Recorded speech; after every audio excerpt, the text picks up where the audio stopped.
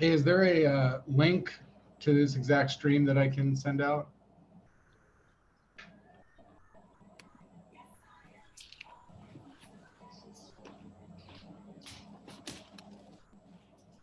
There it is.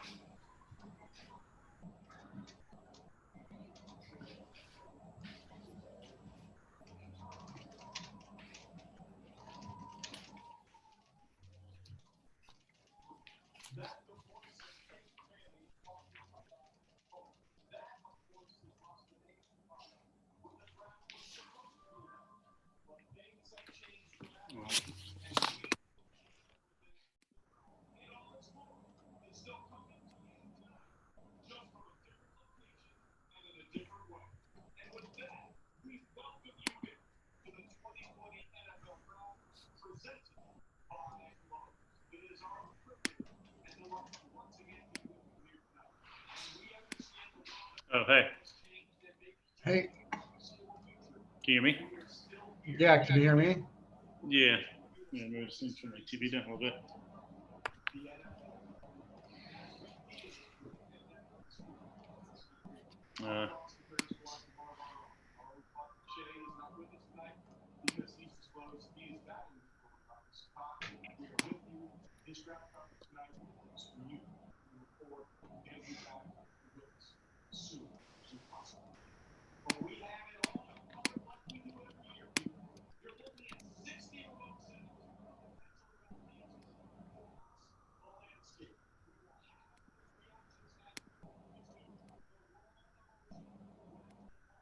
I think we're streaming. I think we're live right now. Sounds like it. Oh, yeah, we're live. Yeah, it looks like it.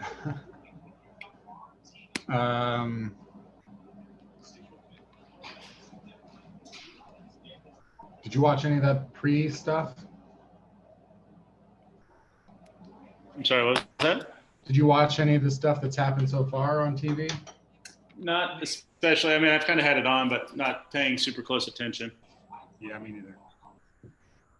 Getting a good look at Roger Goodell's home. Yeah. Long been curious.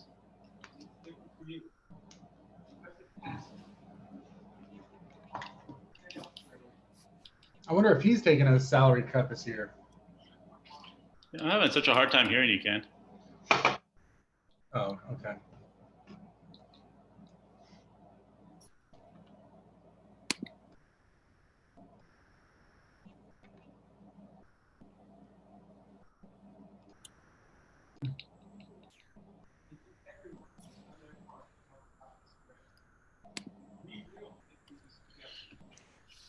Ken, I haven't actually had a chance to really look at your mock yet. Well, Goodell does all the thing. Can you hear me better at all? No? Not especially. I mean, I can hear you just real soft. That's weird. 1 second.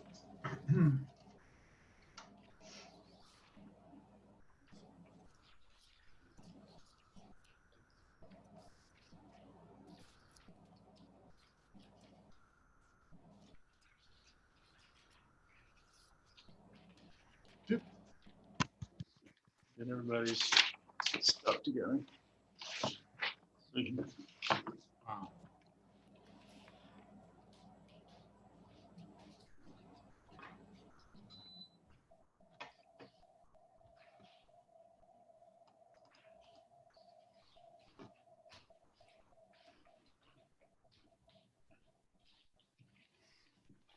Let's see, any shockers in anyone's drafts? Any blockbusters? Let's see. Let's look at Greg's. Okay, so now that everyone's, I'm of the, I don't care about Harry Connick Jr. I'm of the opinion, and we'll soon find out, that all of this talk about teams wanting to trade up to 3 for a tackle has been smokescreen, and that I think Tua is going to go third. Yeah. That could. I think once I started hearing that Jacksonville was working hard to trade up to 3 to get a tackle, I was like, I don't buy it. I don't buy Jacksonville going all the way up to 3 for a tackle. Yeah, it seems. Hey guys. I'll just say, James. yeah. Hey, James. I'd say for sure, but yeah, I mean, I guess to play devil's advocate, I'm sure. Do you think that sometimes stuff in the draft happens that you wouldn't have bought? Ken, I'm so sorry, man. Okay, let me see if I can get something going. I'm still trying to figure out how I can watch it. ESPN Plus isn't showing it. ESPN Plus is bullshit. Don't ever do it. It's fucking garbage. You get to watch like 3 30 for 30s, and that's about it. So how much is it? Like $5 a month. I was just telling Ken Jake that all this talk about like teams trading up to 3 for a tackle, I think is bullshit. And I do too. I think Miami's trading up for the 3 for Tua. Same. I think everyone's been overthinking it too much. Did you see my prediction? That was exactly my prediction in my mock draft, was that Miami trades up to 3 to draft Tua. Yeah, I think, James, we might have the same top 7. Because I'm with you, man. I agree. I totally think that it's bullshit.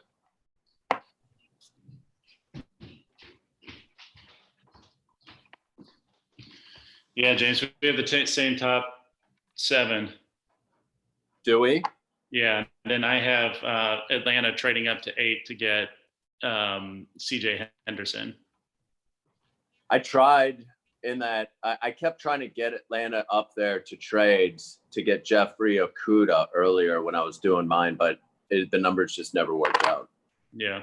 My big trade that I've got on here is Philadelphia trading up to 13 for CeeDee Lamb.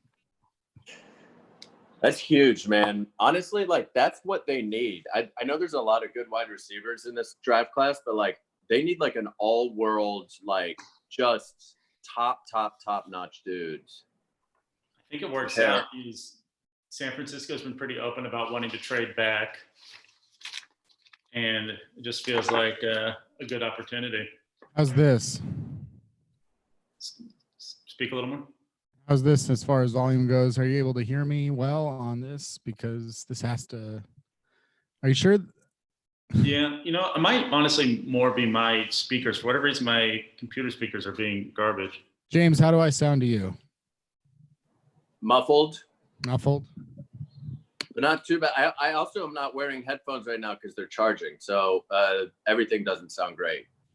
I'll say that James doesn't sound particularly loud to me also. So here, I'm going to mute and just check my speakers. And that's because I don't have my AirPods in yet. That's why. You sound good to me, James. Oh.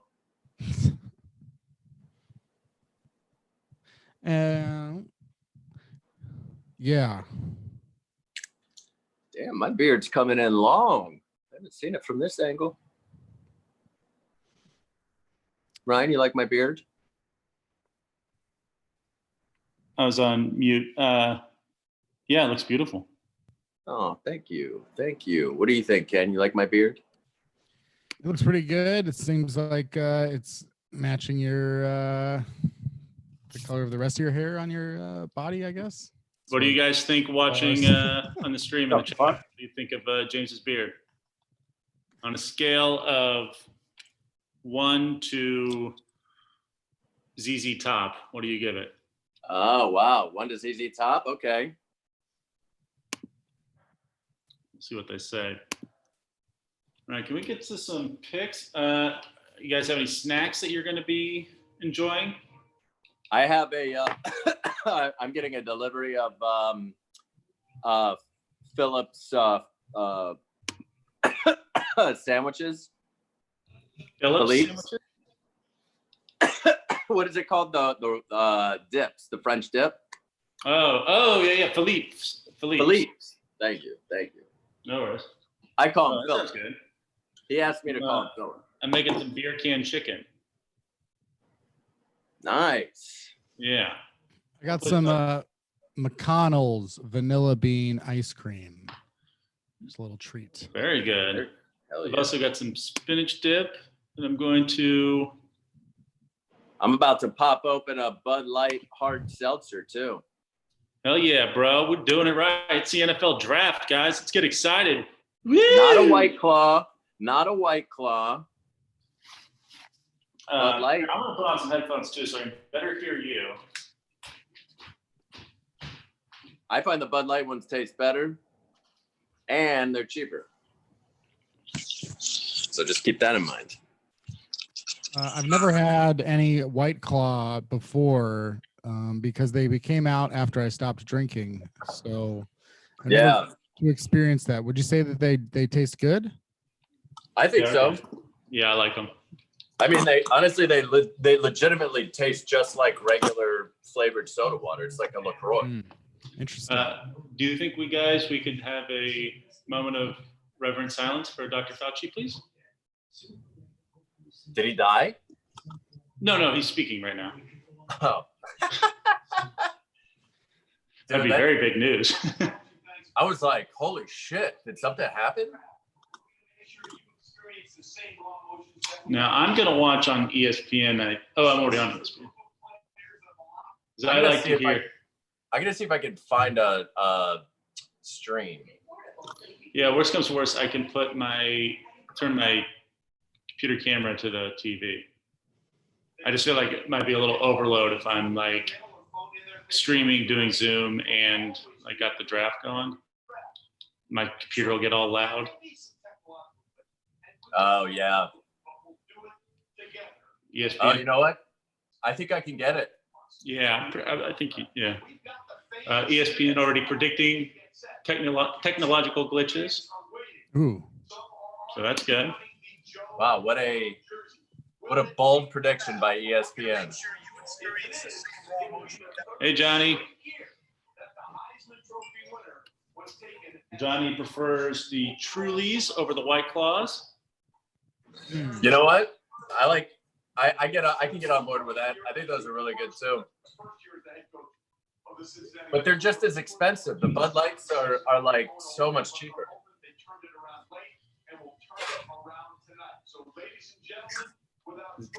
I read this thing today about Jerry Jones is alone, and he makes the final call for the picks, and that it could be a disaster. I can't wait. I thought they were saying that Jerry Jones and Stephen Jones would be in the same place because they were family. No, I read otherwise. Oh, you're probably right. I'm sure my thing was. And they were sort of joking about it. Did you see that thing too, James? Yeah, he's doing it alone, which is hilarious. Bud Light is less calories and sugar. I've had the Corona ones, and I like them a lot. They are booing Roger Goodell. Woo! He did a little live. They went live to the fans so that they could boo him.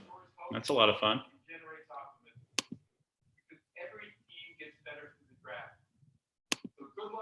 Yeah, I figured. Thought they might do like mean tweets or something like that, some way to boo him. Yeah. Is Greg Gallant not coming? No, I said he can't. It's fun to see, even when he's trying to have a sense of humor about himself, Goodell is completely humorless and unlikable. Yeah. Yeah.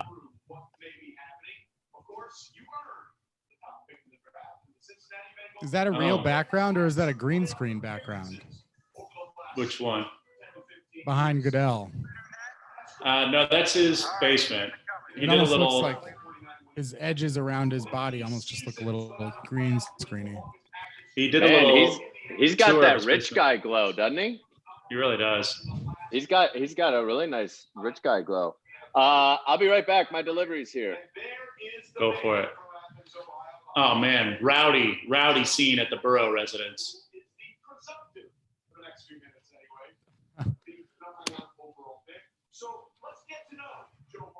Where would you, Ryan, in terms of Joe Burrow, number one picks, quarterbacks, do you have a sense now of where Joe Burrow would rank for you in terms of number one picks, in terms of how strong he seems as a number one pick, how like solid Kind of a of. quarterback, like where would you rank him?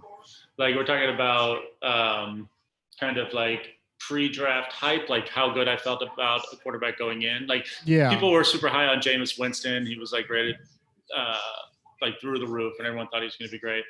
I would say Burrow, I think probably the best since Luck. His stats this past year were insane. Watching him, he was great. He just pops. He's so fun. I think he's going to be really good.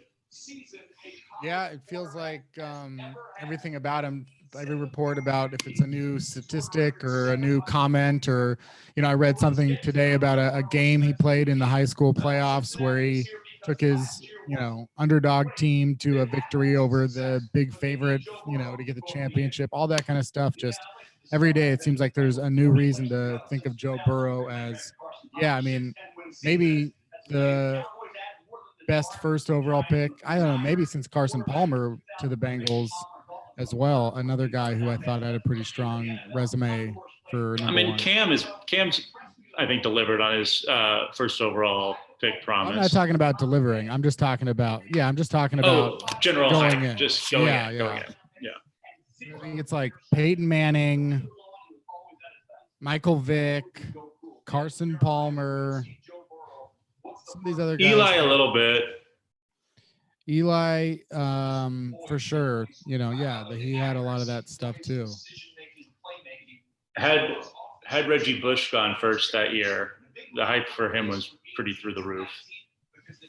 But that's why I think it's like, I was thinking about Reggie Bush today too, because it's like there's no talk about a team passing up on either Joe Burrow or Chase Young, because I don't think they want to take the risk of being wrong. You would rather take the pick and have him be a bust than pass on a guy like that and then see him do well. And I think that the Texans took that chance with Reggie Bush, and obviously it worked out for them. It didn't come back to burn them. Like if you were saying about Jameis Winston, if they had gone with maybe not Marcus Mariota, but someone else, it's just.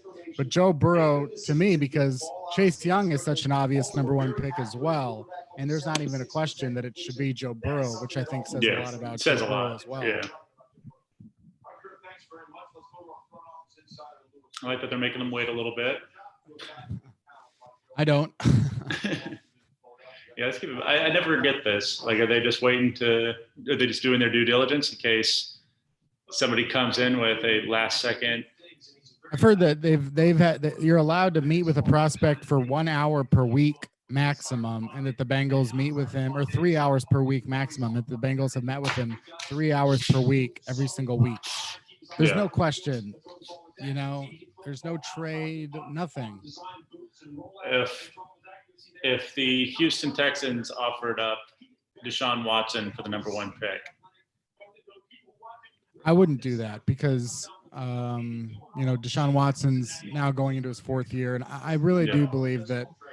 And there's risks in both Joe Burrow and Deshaun Watson, so I would rather just have the younger, cheaper guy. Sure. What about Mahomes? I would never trade Patrick Mahomes. Yeah, okay. Are you worried about his contract situation? I mean, it comes with the territory of having the best player in football. Sure. I mean, but what it is. I think they'll make it work. They've got guys locked up for a while, at least for the next couple of years. I wouldn't be shocked if Chris Jones gets traded today. It's gotta be. I predict Yannick Ngakoue. I predict Joe Thuney today. I think Trent Williams could go today. I think Trent Williams will go tomorrow, or at least maybe later today after all the tackles are off the board. But Yeah, he won't go for a first rounder, but yeah, he'll be a second round pick. I think Ngakoue could be a high second, late first. yeah. I think Chris Jones, he's better than DeForest Buckner, but that was a hell of a deal for Indianapolis, I think. Or Yeah, San Francisco. So I wouldn't be shocked if I think there is the thought that they want to run it back next year, and they'll keep Jones around for another year, and then try to trade him next year. I really just make the pick. Oh yeah. And last thing we need is Booker McFarland, man. Wait, if they decide if he's going to be in the Monday Night Football booth next year? I think no, I don't think so. You got to get that situated, man. I can't do another year of Joe Tessitore. It seems like it's a bit of a it's a dark period of the Monday Night Football broadcast. That used to be such a coveted position, and I don't think that those people in the booth are notable. Ken, I hate to interrupt you, but the pick is in. Good. But we're getting a little recap of Burrow's Heisman Trophy winning speech. So finish your thoughts. That's I'm definitely, I think, a few moments behind you in watching it, but and would you like me to withhold the pick until you see it live? Let me see if I can get a earlier feed. But I forget what I was talking about. We were talking about the Monday Night Football. Yeah, none of those guys are notable. I think even NFL fans couldn't name who is in Monday Night Football, and the way it used to be such a coveted position. Yeah. They wanted Romo really bad, and then they went after someone else super hard. I can't remember who. Oh, they're going after Breeze. They want Breeze starting next year. Oh yeah. He signed like a big contract or whatever. And that's like, I wonder if they've tested him, because they clearly didn't test Witten. They just they saw Romo's success and gave him the job right out of the gate, and that was a disaster. Okay, so across the board, you, me, Greg, and James all picked Burrow, obviously. Yeah. So, what did you? What? Go ahead. We also all went Chase Young at 2. What was your question? Ken? I know that I have picks in my mock draft that I sent to you. I did different mock drafts, but the one that I'm sending in for this, which nobody that's watching this, there's 13 or 14 people watching it. Nobody knows probably what we're talking about. Some of them might, but talking about a mock draft, we're going to have a point system based on how accurate your mock draft is. Me, Ryan, James, and Greg all did one, and basically that's what I'm discussing right now. But I know that in my mock drafts, and the one that I sent in, probably some unusual picks compared to what some are used to. But I don't think anything too wild. I mean, you have Tua falling out of the top 10, going to the Dolphins at 13 via trade. Right. Josh Jones, you got pretty high. You've got Clyde Edwards-Helaire going in the first round, which I don't think is insane. Robert Hunt, you got pretty high, I think higher than most. Yeah, I'm going higher on interior linemen and offensive linemen in general. I believe will be higher. Clyde Edwards-Helaire is the number 1 running back in the class, I think, for some teams.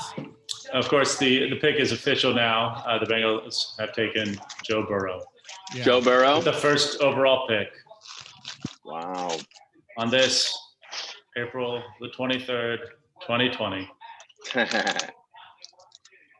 Joe Burrow is going to Cincinnati. First moment of ever. silence. A moment of silence for Joe Burrow. The right way. Is Joe Burrow good enough to be able to save the Bengals from themselves? Are the Bengals too much of a mess for even a talent like Joe Burrow? I think that, there's a lot of good things happening for the Bengals already without Joe Burrow in getting their first round pick last year, Jonah Williams back, and getting AJ Green back, presumably. So I do think that Joe Burrow is going into a decent situation. It's just a matter of if Zach Taylor is a good coach or, proves to be a good coach for that team at that time with that player. Yeah. Tricky situation. I mean, I think the most optimistic outlook is 50-50. And, it's like maybe I like a lot about Joe Burrow. And I think that the Bengals, I think that James can attest to two things as a Steelers fan, which is that the Bengals suck ass in the playoffs, but have, they did have a run even under Marvin Lewis of getting to the playoffs pretty consistently. So there's something there. And Carson Palmer was good, and they kind of ruined the Carson Palmer situation, or, the Steelers had a part in that as well. But like overall, I think it's possible. Yeah. Throws a beautiful ball. You got to give him that. Here, I'm going to grab a beer and a pen to start scoring. So because we got that pick right, player and team, no trade, we each got 100 points on that. But I'll be right back. The team from Washington's pick is in. So by the time I get back, that should be announced. Everyone anticipates it to be Chase Young. We shall see. Yeah. Maybe they get nuts and take Brandon Ayuk. I don't know. That would be so nuts. We'll find out shortly. Give me 1 second. I'll be right back. James, this is a big pick for Washington on a number of factors because they do get Chase Young, presumably. Right. They do not have a second-round pick. So when this pick is over, so the nice thing is that you get Chase Young, but the challenge is like the most like guaranteed thing in the draft. Yeah. However, I mean, it's the question, I guess, James. Would you rather have picks 2 and 66 in the top? Let's say here 2 and 66 in the top 100 picks. So 2 picks in the top 100 picks. You get Chase Young, and you're at the top of the third round at 66. Or, we could talk about a couple of teams, but for example, the Oakland Raiders have picks 12, 19. They don't have a second round pick, but they have 80, 81, and 91.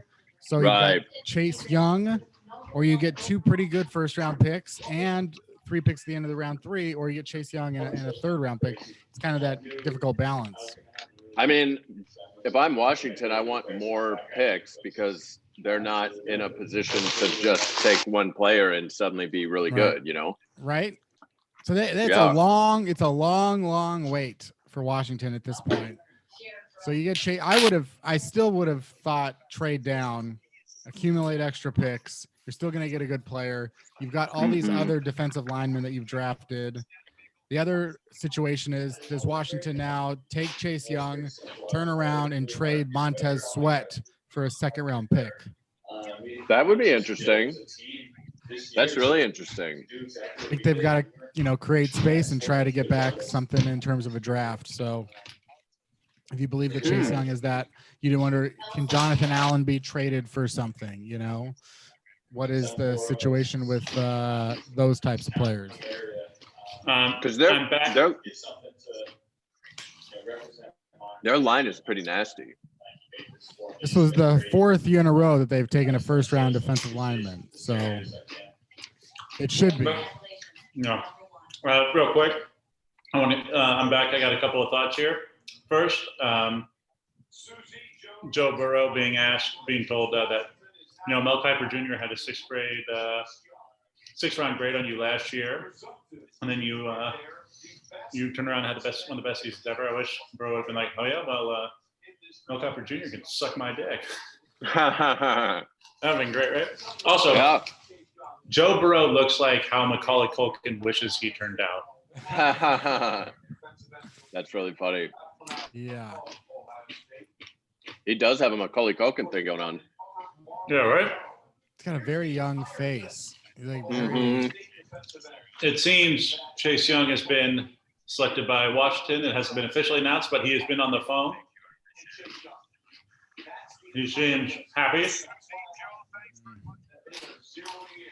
Or at least he's pretending to be happy that he's going to play for the Redskins. Yeah. So what are the 4 different or sometimes same choices here at number 3 in our mock drafts? I've got the Miami Dolphins trading up to number 3 and selecting Me too. tackle Andrew Thomas, which is unpopular, I think, in terms of the mocks. And then James, you say you're traded up to 3, and the player that you've traded up for at 3 is Tua Tagovailoa, which you've said. Yep. Same. Ryan did the same. And then Greg has them picking Jeff Okudah. So there you see Chase, a very, very happy young man. The team captain. I like Greg's, very straightforward and simple. I like your But they already guys'. have. He's two simple-minded. really good. But the Dolphins have 2 really great cornerbacks. No, he's got Detroit taking Okudah. Oh, my bad. He has Detroit staying put. I forgot to get a pen. So one of the main things I got up to get. Hold on one second.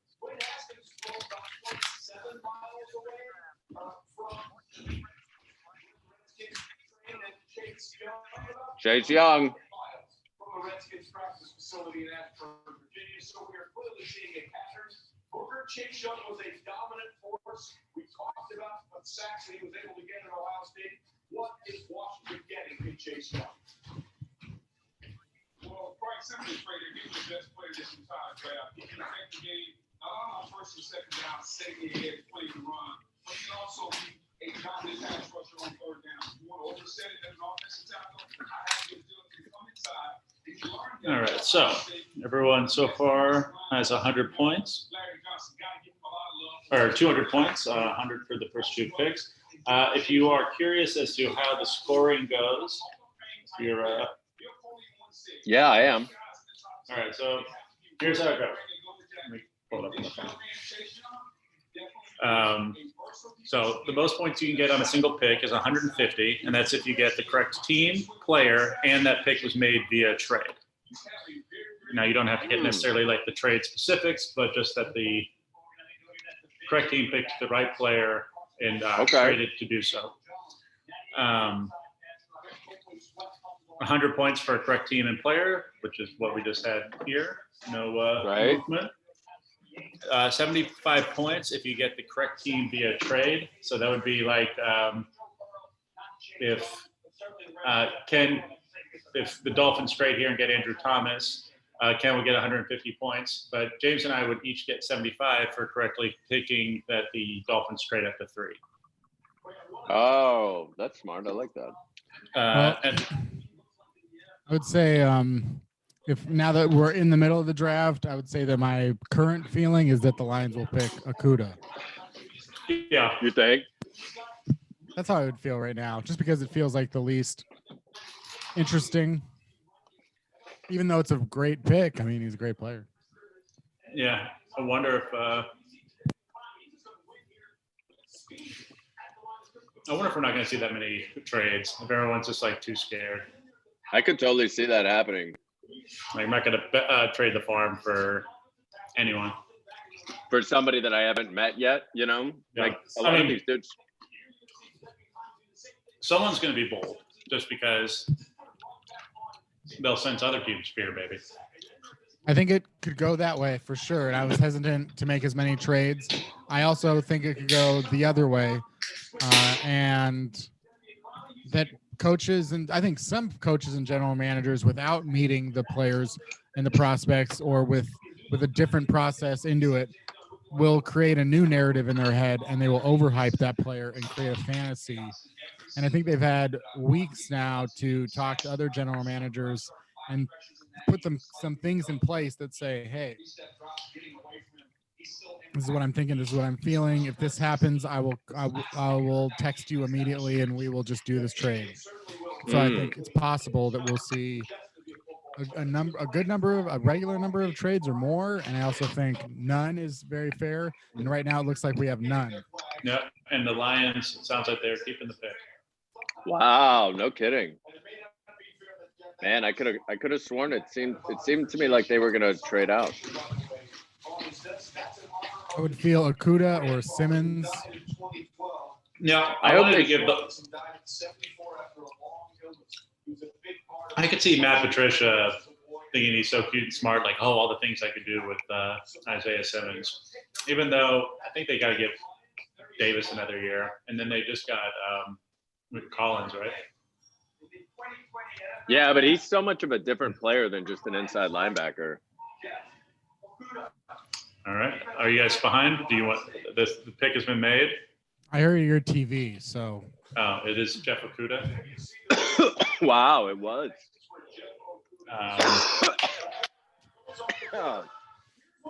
Sorry, I'm smoking weeds.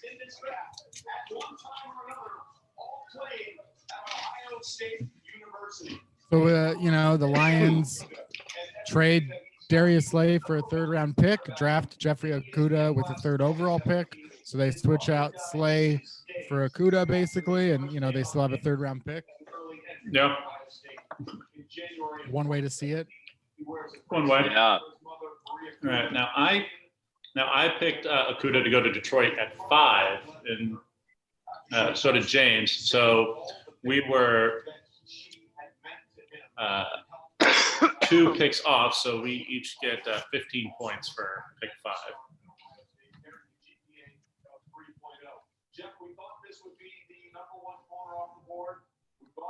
Even though we got the team right, it has to be the right pick too. Yeah, that I was wondering. It's like, oh, we picked the team and player, just at a different number. But I'm not going to change the rules now. So now, even though we got team and player correct at the wrong number, that's fine. I was just curious. No. I'll follow your definitely- rules. I just wanted to understand them. Oh yeah, no, it's definitely a flaw. It's a flaw, and I'm mortified.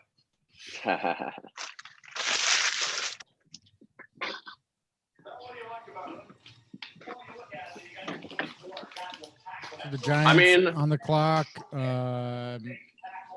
What were you gonna say, James? But let's be honest. Like, I like Jeff Okudah a lot, but like, are the Lions? What are the Lions doing overall? Like, what's the plan? Yeah, they still feel. I mean, they got rid of Darius Slay and replaced him with Jeff Okudah. They're pretty much an 8-8 team. What are they doing to not be an 8-8 team? Yeah, you're picking 3rd. Like, does this pick prevent you from picking 3rd next year? Like, yeah, like to me, I feel like with that pick, you try to either get more picks. Like you trade down and you try to accumulate picks, maybe go for CJ Henderson later, or you get somebody like an Isaiah Simmons who's like really going to transform your whole team. I mean, if Okudah is a generational shutdowns half the field, Jalen Ramsey's, Colin Gilmore type. I mean, I get it, sure.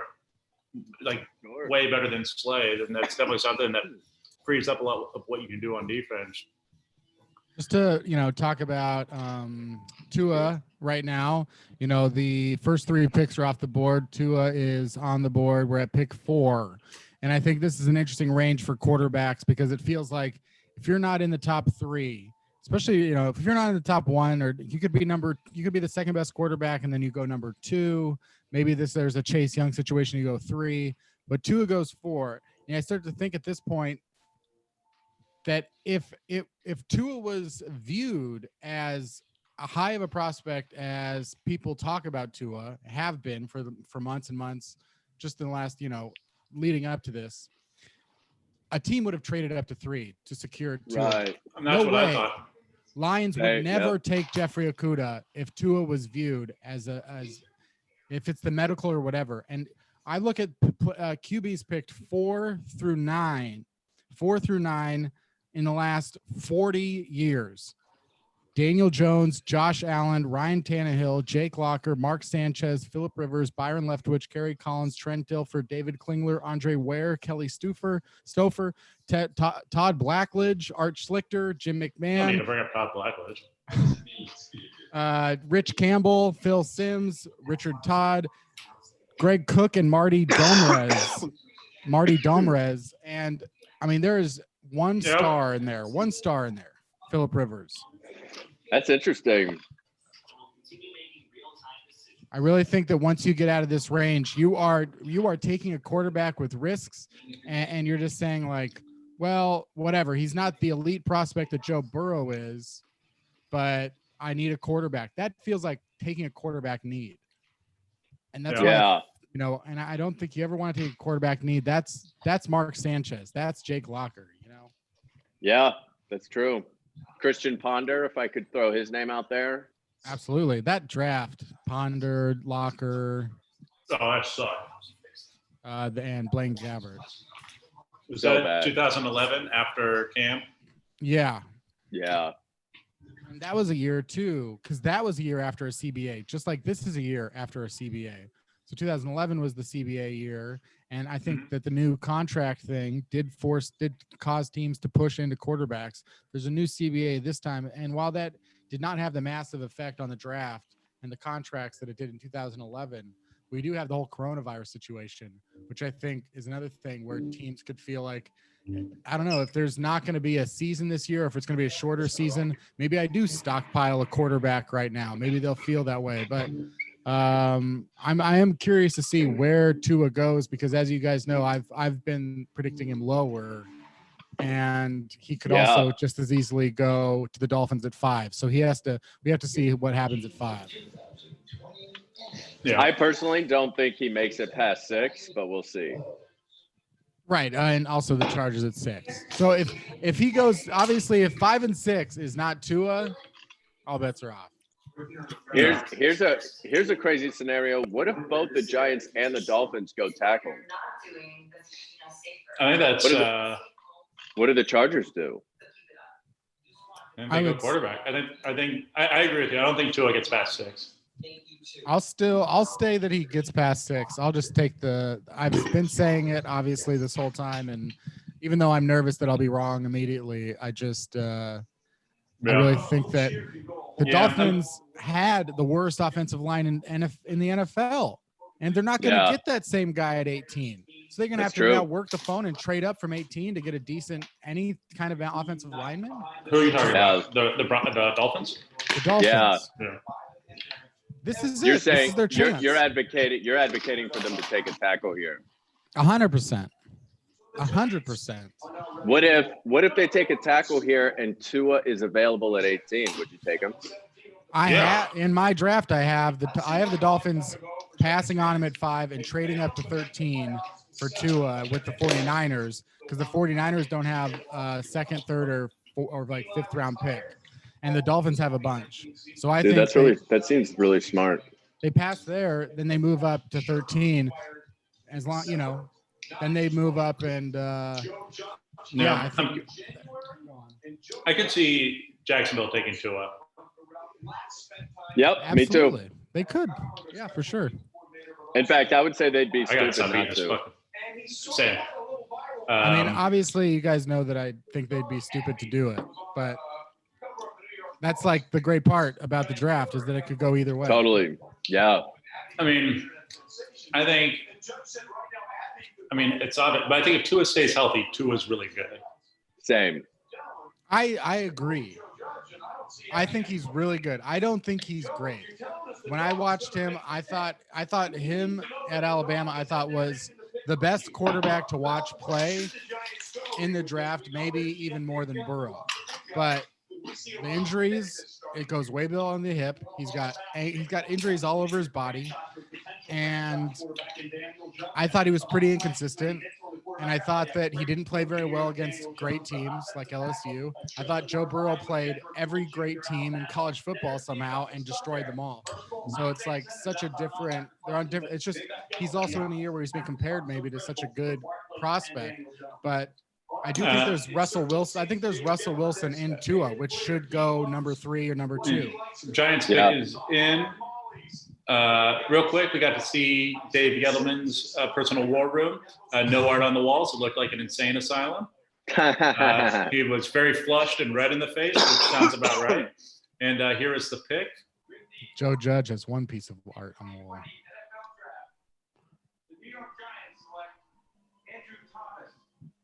Andrew Thomas.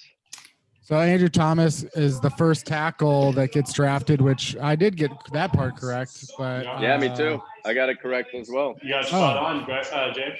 James with the spot on. Very nice. And I was one off on Akuda.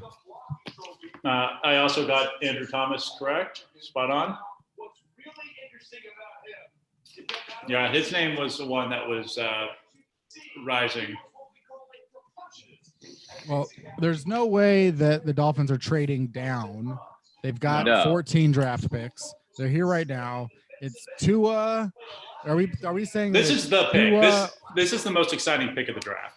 are we Yeah. saying that it's Tua or like Mekhi Becton or Tristan I think it's either Tua or worse. Wirfs? And Or I think Or it's Herbert. Tua. I think it's either Tua, Herbert, or Jedrick Willis.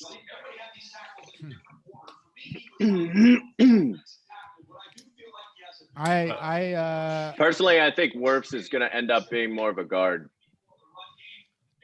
well, then that's the nice thing too. I think this year, I think It's a little that versatility. I think that's good. I think that's I think that's an improvement. I would want that.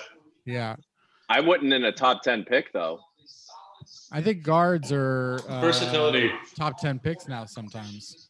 That's true. Like, Yeah, I- actually, not you're in right. the sen- If, yeah. You're right. If he's like a Zach Martin or Yeah. that type, Quentin yeah, Nelson. that's true. Quentin Nelson Quentin changed Nelson. everything. Hold on one second. I gotta move. I got this artichoke and jalapeno dip. I just gotta get it like away from me. Like I'm gonna keep eating it. Send it this way, dude. Oh, we could do one of those viral videos where I like hand it to you to the camera and then you take it and then you hand it to like another person. Oh, That'd be yeah. fun. That'd be fun for everyone. Uh-huh. Yeah, And then haven't we seen just, it yet. We just see the dip slowly getting rancid. I Give would. it- Damn, I'm watching these highlight clips of Andrew Thomas. He is a monster. Yeah, he's good. Well, as the whole process, he went from like the number 1 to the number 4, back to the number 1 among those tackles, and I had no real reason to put him up in my number 1 other than just it felt that way as we got closer to the draft. And Mekhi Becton is now talked about as the number 4 as we've gone closer to the draft. I had read that the reason for that is because this year particularly teams seem to be more conservative and want higher floors over higher ceilings. It makes sense. And I think Andrew Thomas comes in and is like immediately able to be a starting left tackle, where Mekhi Becton might need to be a right tackle for a while. He might need to kind of grow into that giant body of his. Yeah, I mean, another thought that I just had. Every year, there's picks where a team takes a player that they were in no way connected to, that it feels like the right range, but you're like, but they already have 2 starting of those. Do you see anything on the board here coming up? We got Dolphins, Chargers, Panthers, Cardinals, Jaguars, Browns. Do you see anything on the board here that you would think I could see this team maybe making a surprise pick in this with this player? I could see it would be crazy if maybe if they were off the board. I could weirdly see the Browns doing something interesting. Trading out. No, not trading up. Maybe getting some sort of like another cornerback or like a playmaker of some sort. Like the Browns taking CeeDee Lamb and then having Yeah. CeeDee Lamb, Jarvis Landry, and Odell Beckham. Because they're. I also don't. I'm not fully. I don't fully believe that Beckham is going to be on that team this year. Right. That's another speculation. I think they should trade Jarvis Landry, is my opinion. I would rather trade Jarvis Landry. I mean, how do you keep two players on your team that both went to other teams asking for them to come and get them? Yeah. I would say last year you chalk it up to Kitchens being a fucking disaster. And, Yeah, that's true. And you do the smart thing. You get the best tackle available because your offensive line, you need it because you need it. It's the biggest position to need. And it's a strong class for tackles. You're going to be able to get a good one where you're picking. Just do that. Just bring some sanity to your team a little bit. Just like have everyone take a deep breath and let's just see if the talent is there. It should be. I agree with you completely. I think that's what they should do. But it's the Browns. It's the Browns. But also, what if the tackles aren't there? Where do they go?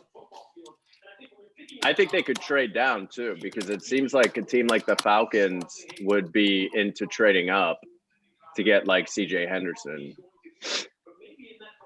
Yeah. I mean, we know the Browns want a pass rusher. They weren't happy with Olivier Vernon.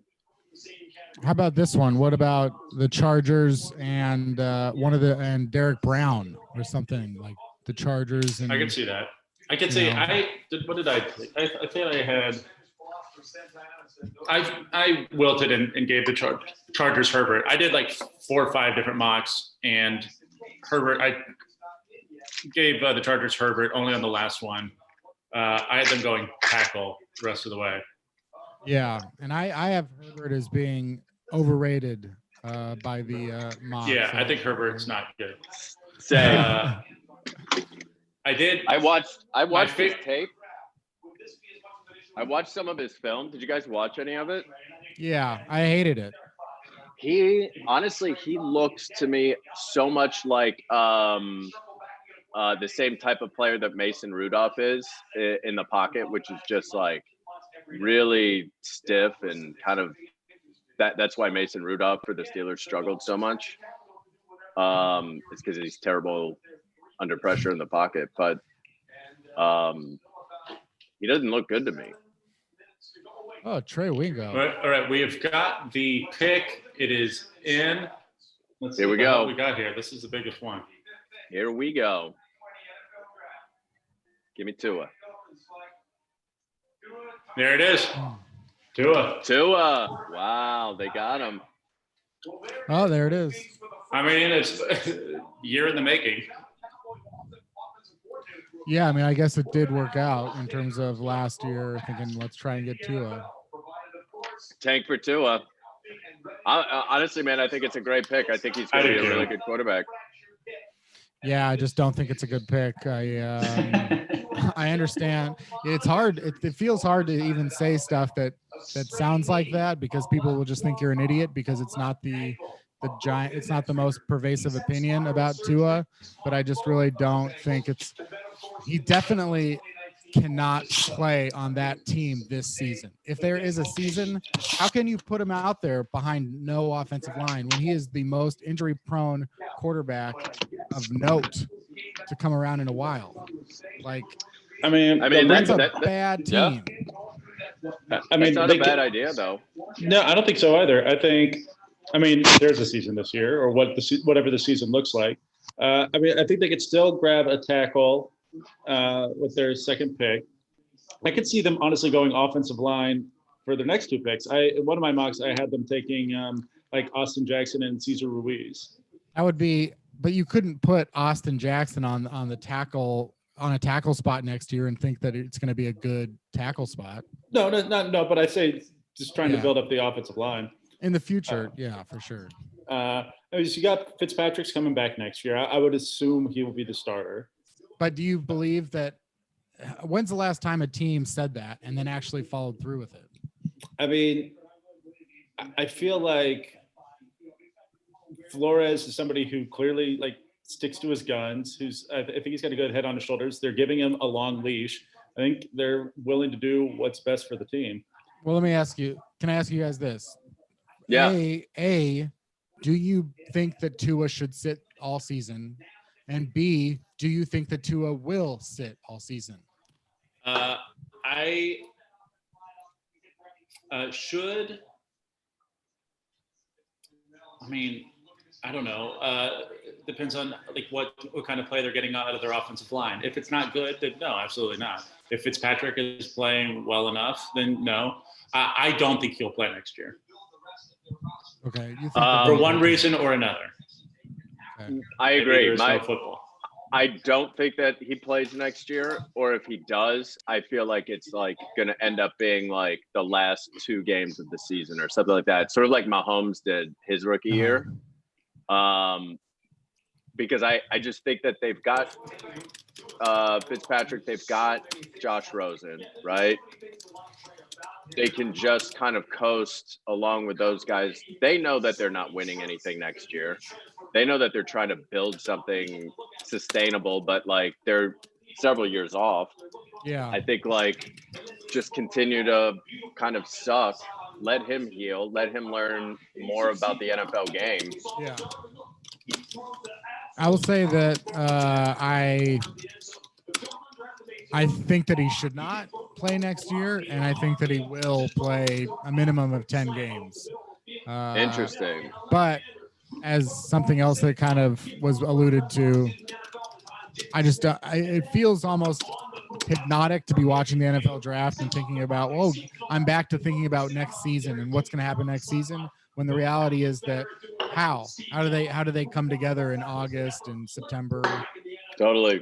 It's going to be weird. All the more reason that if there is a season or an abbreviated season, I don't think they'll throw Tua out there, and I think they'll get a pass. I think everyone, like a lot of younger coaches, younger teams with younger quarterbacks are going to get a pass this year.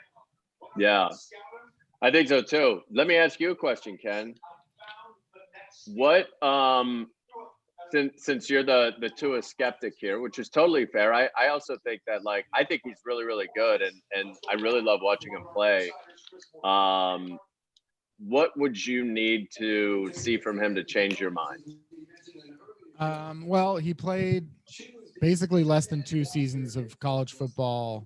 You know, he played. I would say if let me just quickly pull up the total numbers just so that I am not telling tales out of school. I just want to have a good reference here, but I would just say that what I would like to have seen is more games against good colleges and better performances against good colleges. And he, came up with. So he played in 32. He played in 32 career games, but I'm not going to count the first. So he played in basically these 2 seasons. Wait, you're not going to count his first game? What do you mean? I'm not going to count the first. I was just saying he played in 32 games, but the first 5 he just came in as a backup for a few throws. Gotcha. But in terms of as a starter, the regular guy towards the end of his 2017 season, once he had that good game against Georgia in the national championship game and became Tua, a lot of his stuff that happened. And so like he got up a lot of hype over the first 8 games of 2018 when he threw 26 touchdowns, 25 touchdowns, no interceptions. He didn't play a single, good defense during that whole stretch, like talking about Louisville, Arkansas State, Mississippi, Louisiana. It's just a lot of the negative schools. And then when he played against LSU, his numbers were the worst of the season. And then the next week against Mississippi State. But anyway, he just played poorly against those schools, and Joe Burrow didn't. I'm just saying I would have almost liked to have seen him instead of playing at Alabama with 4 first-round receivers and all these great offensive linemen, which is not his fault. Joe Burrow also had a talented team around him. I almost would have rather have seen him at like in Justin Herbert's situation or in just even like a fine school, USC, something, or even like if it does go to a situation like he plays at Boston College, I would have liked to have seen him almost, with not so much of an advantage, and then just didn't play that like a Joe Burrow. He didn't elevate his game against those better defenses. So that's my very long-winded answer. Are you taking into account that Tua's dad will beat him with a belt if he throws an interception? No, that's actually. So if you didn't take that that's into good. account, I think you need to rethink your whole thought process here, buddy, because Yeah. it's a thick belt. You've heard about that, right? I just read about it today. Yeah. It's wild. All right. Pick us in for the Chargers. Yeah, it made me uncomfortable. That's Justin crazy. Herbert goes to the Chargers. That's crazy. Wow. Harry, I think you and I so far are completely correct. Not completely. We've missed on. I mean, honestly, we've got every player going to the correct team. We just the wrong number. Yeah. And weirdly enough, Greg is in the lead. Because he's had 5 of the 6 spot on. Well, it's ridiculous. I mean, like, your fucking rules are ridiculous, dude. I know this is flawed. I thought about it today earlier. I was like, oh, what if the team gets the right player just at a different spot? And I would say that should be 75. I agree. 15 seems low. Well, 15 is just that was how many picks off for where the player was ultimately picked. Yeah, Or it could be it's 100. Smokes weed. It's 100 points minus 5 for every pick you were off. So like it would be 100 points minus 10 because it was 2 picks off, so 90 something. Gotcha. I like making things as needlessly complicated as possible. Yeah. I'd say maybe 10 points. So, I mean, to me, if I'm Carolina, man, like, I could not be happier about drafting Isaiah Simmons, but who else could they want here? I mean, Derek What's Brown. What's their tackle situation? Is it still Jordan Gross? I don't know. they got Taylor Moton. This feels Took like Greg Little in the second round last year, and he was pretty bad. Yeah. Yeah. I could see this maybe potentially being a spot that Atlanta tries to trade into. But no. Well, the other thing too is like, so you want to set Teddy Bridgewater up, right? Like you want to set him up to succeed his first year. A defense is definitely a good thing, but is a tackle a better choice? Well, they've got Russell Okung and Taylor Moton. Greg Little. They could definitely use help on the defensive line. I mean, cornerback, if they wanted to go to CJ Henderson, I think is possible. Their defense definitely needs some work, especially losing Luke Kuechly. I would say it's got to be. I still think it's Simmons or Brown. Yeah, and for me, it would be Simmons over Brown. Same. I actually would. I don't know. How do you guys? I know that my takes are off the center here, but how do you guys feel about? Here we go. Javon Kinlaw as a better pick than Derek Brown. You know, I'm there softened. with you, man.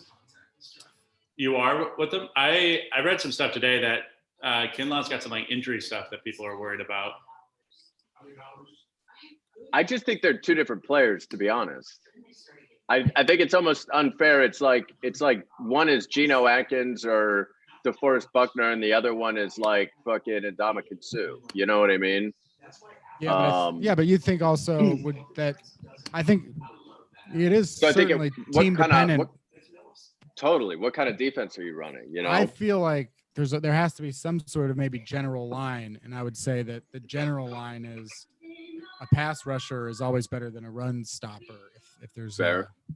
that's where Yeah. that's kind of where I make my I guess my choices a little bit in that area. but I would say like take a team like the Steelers, right? Like the Steelers right now have two really dominant pass rushing defensive linemen in Stephon Tuitt and Cameron Hayward. And they really need help with the running game up the middle.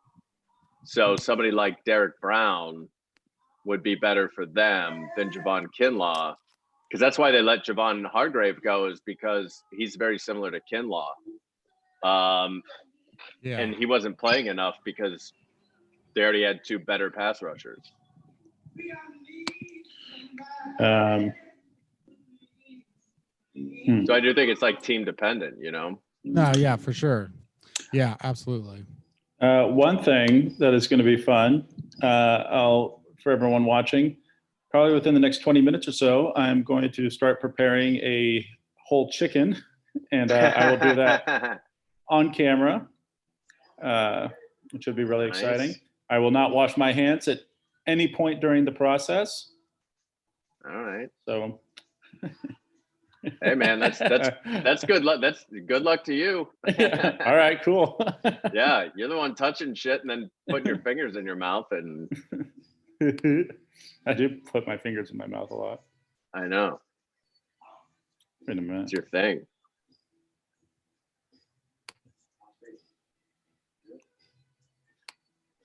Panthers pick is in.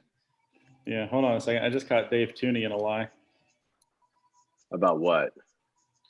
I mean, nothing big, but a little weird.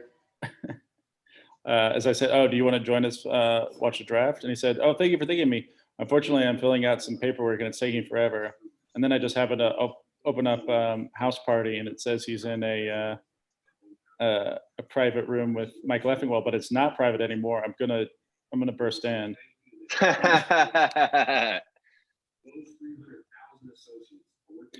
Oh, hey, this is some weird paperwork I'm seeing you fill out.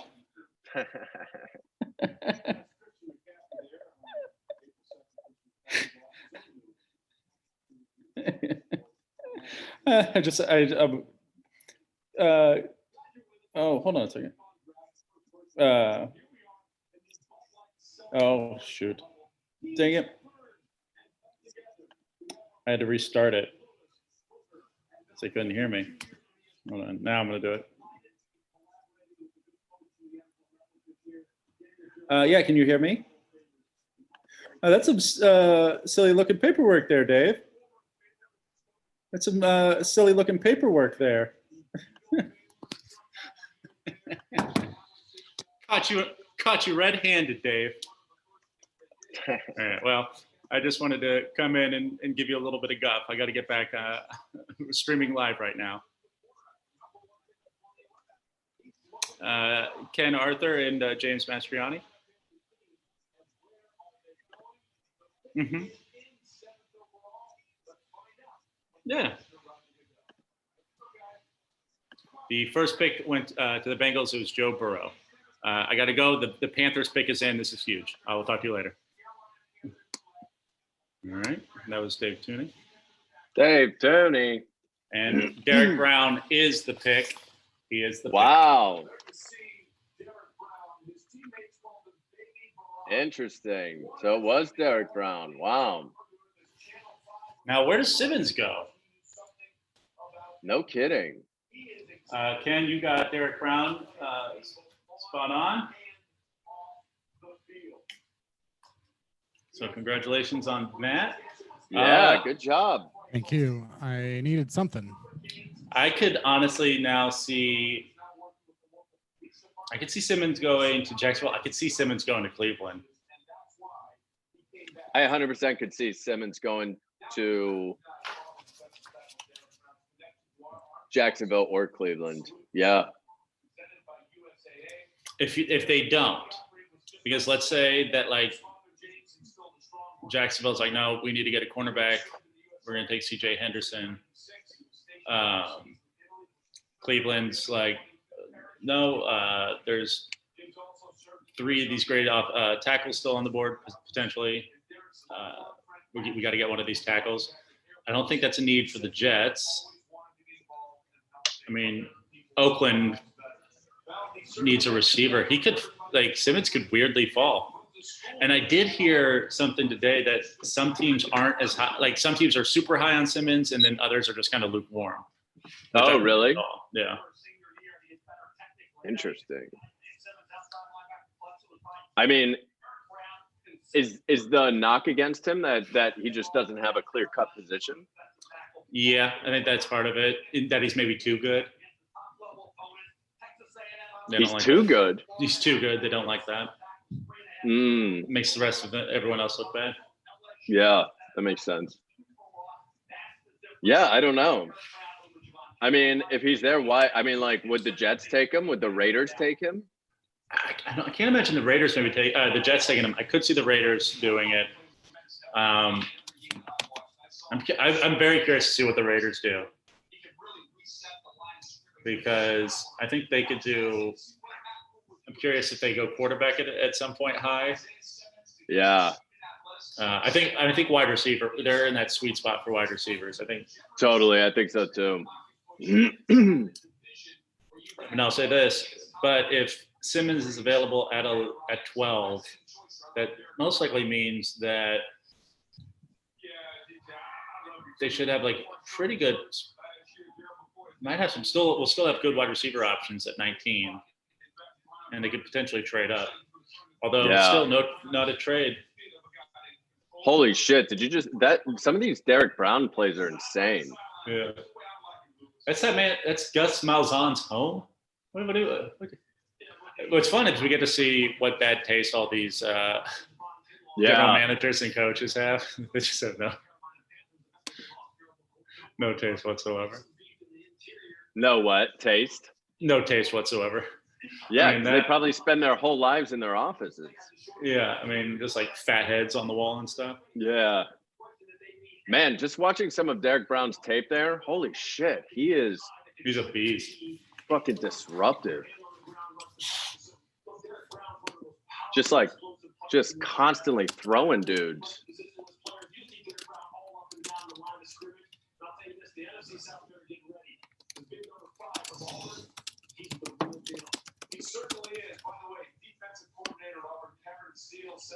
Cliff Kingsbury's got a nice ass house. God damn, look at that. Whereas Steve Kine, I think I'm a little behind on my stream. I'm gonna spoil it. Steve Kine's house is rad. All right, the Cardinal selection is in. I will not spoil. Is that? Oh, could you hear? Again, it? we can still hear it. Isaiah Simmons. Yeah. Wow, holy shit! So they got him. Yeah. Honestly, I mean, Hassan Reddick is kind of a been a bust. bit of a bust, a mess.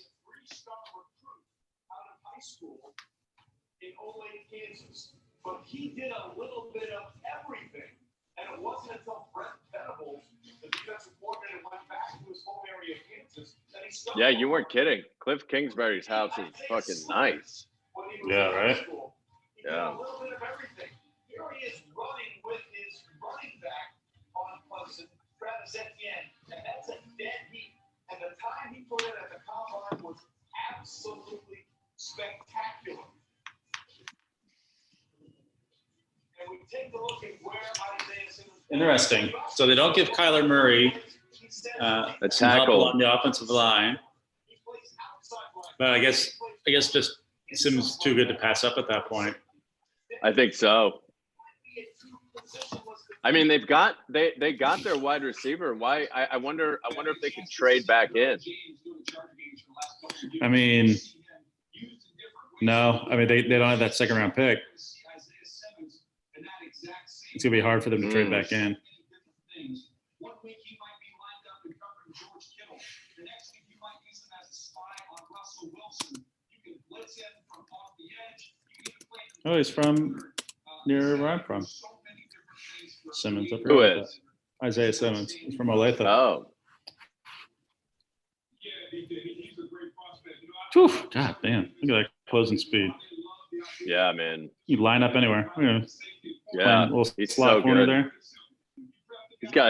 He's got like some Troy Polamalu in him. He's gonna be great.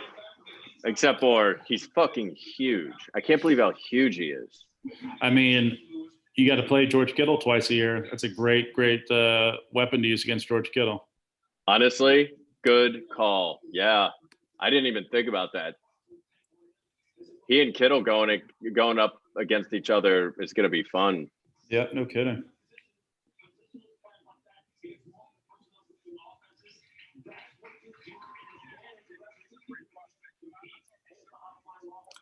All right, so now we got Jacksonville.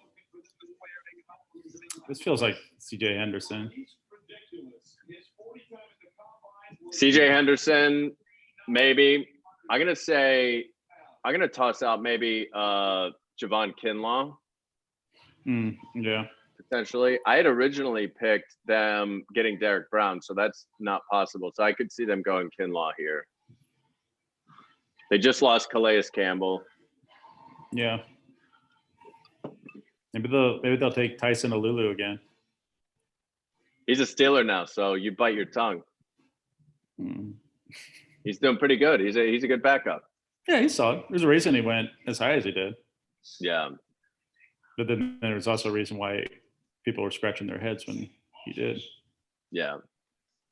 I mean, there's a reason he filled in for Stephon Tuitt, but Tuitt was on his way to having a pretty insane year, so it's not the same thing. All right. So who is of these teams? I mean, we don't have that full draft picture yet, but who has crushed it with their first pick? I mean, say the Bengals, but as far as like value, a guy kind of falling into their lap. I think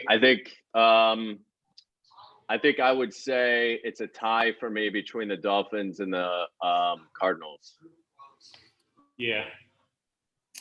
Yeah. Sorry, I like I know you'll disagree, Ken, but I think that like the fact that the Dolphins didn't have to tank all the way to get to the first pick to get the player that they wanted.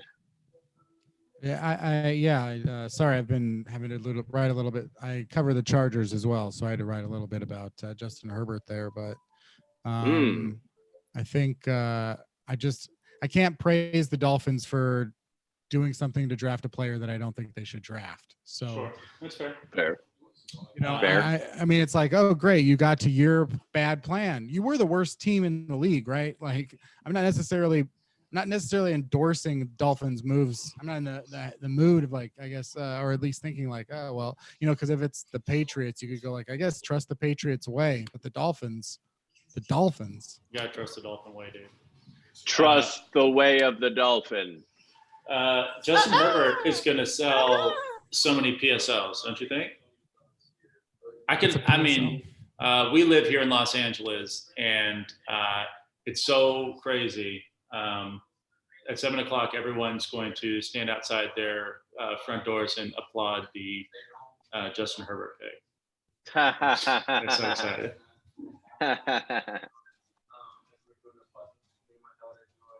Yeah, LA is a Herbert town.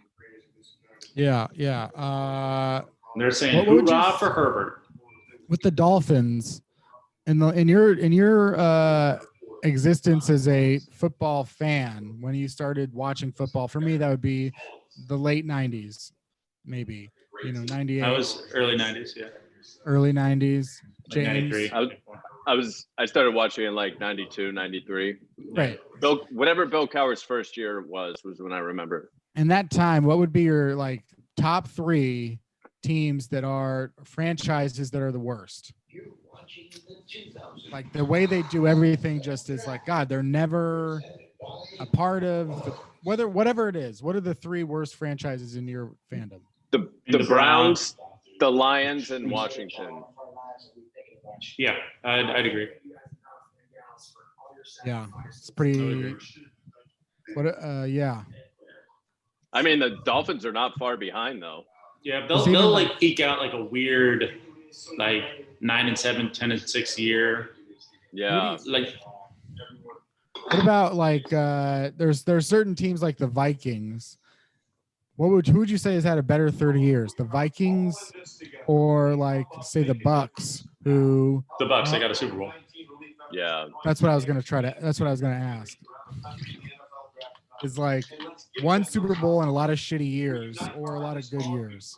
I think a Super Bowl trumps it, honestly. And like that was a pretty good run with Warren Sapp and Derek Brooks. Yeah. Worked on and Mike It's Allstott. good, They had a good like 4 or 5 years.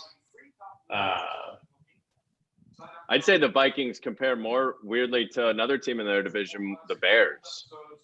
Like the Vikings have had better overall seasons, but the Bears have won one Super Bowl and they've had a couple like Well, pretty dominant seasons. But I mean, if we're saying last 30 years, they won one in '85. They've been to one, but I would take over the past 30 years. I'd rather be a Vikings fan than a Bears fan, yeah, me too. even though they won a conference championship. But What if about only the just to last- be the Minneapolis Miracle. All right, I will turn the volume down. The selection is in. Plus, you've got Randy Moss. I mean, you've got Chris Carter. You've got All right, the pick is Dante in. The Culpepper. Jaguars have made their selection. You guys will see it shortly. I already know, so I hold all the power right now. Well, I was gonna say, James, do you want to try and guess who the pick is based on Ryan's facial reaction to a pick? I'm gonna guess it's C.J. Henderson. You would be correct. Really? Mm-hmm. Wow. It is C.J. Henderson. The cornerback from Florida is off the board. He goes to the Jacksonville Jaguars. And just for our viewers, I still have not gotten. Just so you can see, I still have not received the news yet. So Yeah, that was a complete guess. that's dope. Was that in your mock, James? Nope. I I had them taking Derek Brown.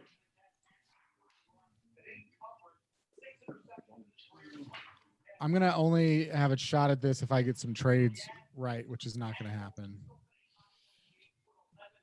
Yeah, it's becoming pretty obvious that I don't think we're going to see a lot of trades. The Browns pick is already in. Oh wow.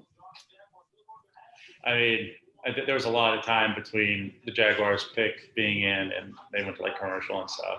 So only What do one you think, tack- Mekhi Becton? I mean, only one tackle is off the board, so it's going to get real interesting. I think Wirfs here. That's what I picked in my mock, and I'm very clairvoyant. I'll go with Jedrick. I picked Mekhi Becton. I think the Browns are the type of team that likes to draft high ceiling guys. It's why Justin Gilbert didn't work out. Yeah. This is a new GM. Let's see if he does a new thing or if it's just going to be Yeah. the same old story. Somebody's celebrating for the Browns. That doesn't. Oh no, that's C.J. Henderson. Sorry, it's. Wow, CJ Henderson goes twice. I hated it when they would used to spoil the picks. Uh, You know, where they I'm would so show, glad like, they don't do that anymore. Yeah, it sucked. Like, yeah, I mean, technically, if anyone's watching this, I guess, yeah, we could be spoiling it for. But I think that most people are probably well, caught they up should be. Yeah, they should be ahead of us. ahead of us. Yeah. Yeah, they probably hate this live stream. No, they're getting. All right, we got a kid here to announce the Browns pick. And Mahari, I don't mind you telling us who it is personally, unless Ken is against it. I'm so far behind. My live stream is like a minute behind you guys. I will turn it down, and I will provide more drama than Roger Goodell. How's that? You can be the Roger Perfect. Goodell of this stream. Perfect. That's exciting for me. All right. I'd rather hear it from you. Oh, weird little technical glitch there. Yes. Goodell does not know he's on camera. Now he does. I can still hear it. I'm turning it He down. didn't know that everybody was watching him wag his dick. Yeah. He His has little dick wag. Yeah, he jacks off between each pick. It is just kind of a regular draft so far. There hasn't been Here we go. anything of note The because of Cleveland coaching Browns, changes. with the 10th pick in the 2020 NFL Draft, select Jedrick Wills Jr., the offensive tackle from Alabama. Hey, I got it right in the this moment, but not overall. Oh wow.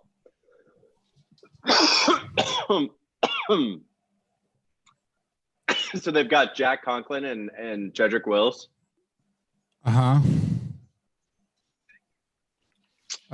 So Pretty Greg good. had Mekhi Becton. Excuse me. James had Mekhi Becton. Greg had Andrew Thomas. Ryan had Tristan Wirfs, Mhm. and I had Tristan Wirfs as well. So we all got it wrong. Yeah, I was one off though, so I get 25 points.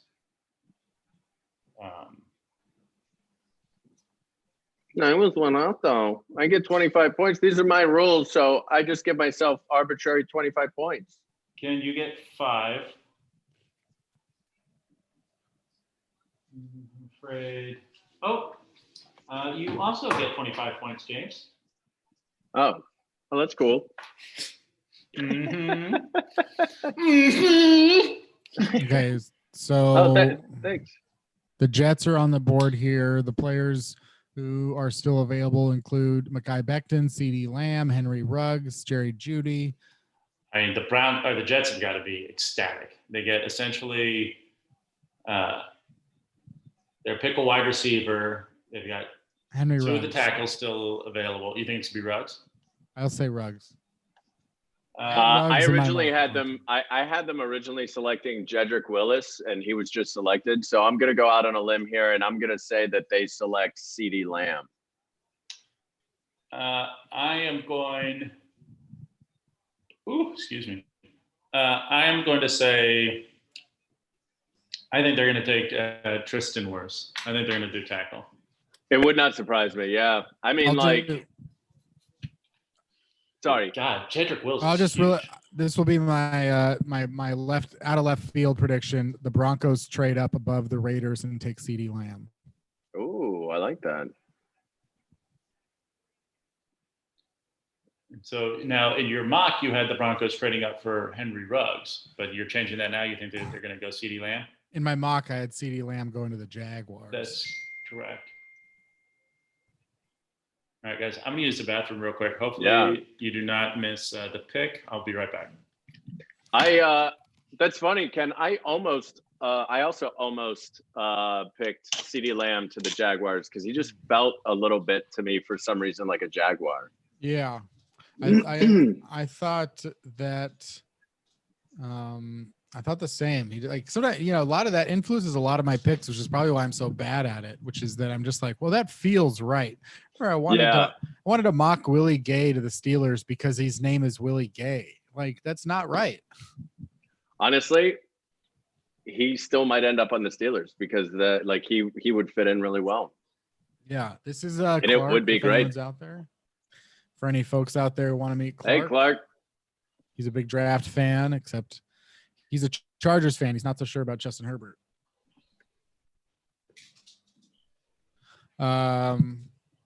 Yeah, I thought that. And I also just think like the Jacksonville Jaguars, we're talking about who gets a pass this upcoming year. I mean, I don't know that Doug Marrone and Dave Caldwell should be getting a pass if the Jaguars suck again. So I just felt like they had to get players that can help right away. Yeah, for sure. Their first pick was who? They took hold on, it's coming up. CJ Henderson. CJ Henderson. CJ Henderson, yeah. So the cornerback situation. They traded away Jalen Ramsey. They get a cornerback.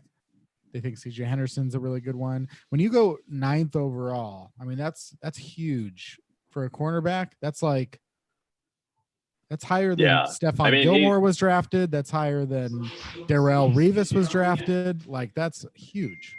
It's huge. But there's also, I feel like there's not a lot of like top flight corners in this draft. So it is kind of like, there's 2 of them probably. But they did pass on some really top flight prospects at other positions. you know. It's So true. that's- Yeah. So that's certainly it's like it's a talented overall class, but certainly it feels like Jacksonville's saying, They have Yeah. enough holes in enough areas where they could have like yeah, done themselves a favor and gotten like a great yeah. wide receiver or tackle or I would say that it feels correct that the Jaguars or that it feels correct that teams are too hesitant to trade down because or to make trades up or any sort of trades because this draft had trades written all over it. Like I felt like there's going to be so many teams in positions where it's like, can't you get that guy or a comparable guy 5 picks later? And can't this other team want this other guy? And that's why I Right. had several trades, but I really felt like Jacksonville. Ryan, I was just talking about how, you know, CJ Henderson is the 9th overall pick. That's a like elite territory for a cornerback. Do you think? Do you have a feeling about CJ Henderson as a cornerback? I haven't actually watched much of his video, but I know people have been hyping him up lately. And so, in that, like, I mean, I was hearing some people say that he could go before Okuda, and they wouldn't be surprised. So, I mean, saying something.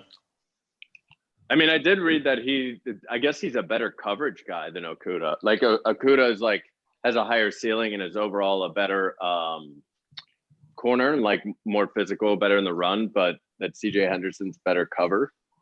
Or he's a better love maker too. God. I don't know. It's gonna be pretty tough to beat old Okuda In the love making category. in the bedroom.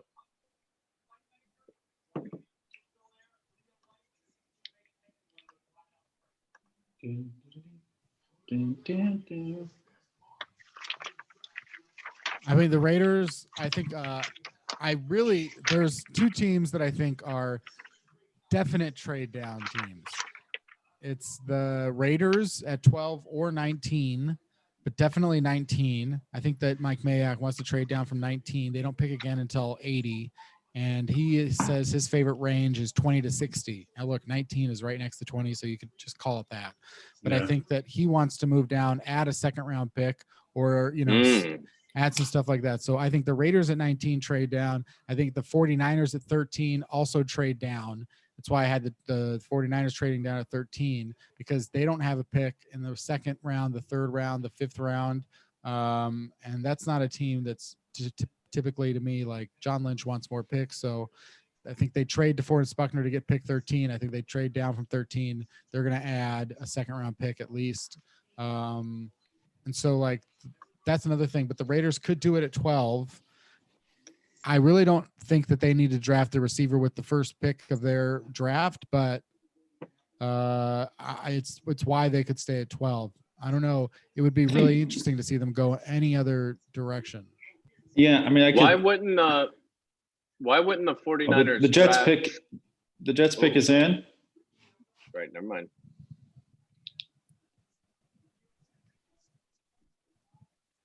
With the 11th pick in the 2020 NFL Draft, the New York Jets select Mekhi Becton, offensive tackle from Louisville. Wow.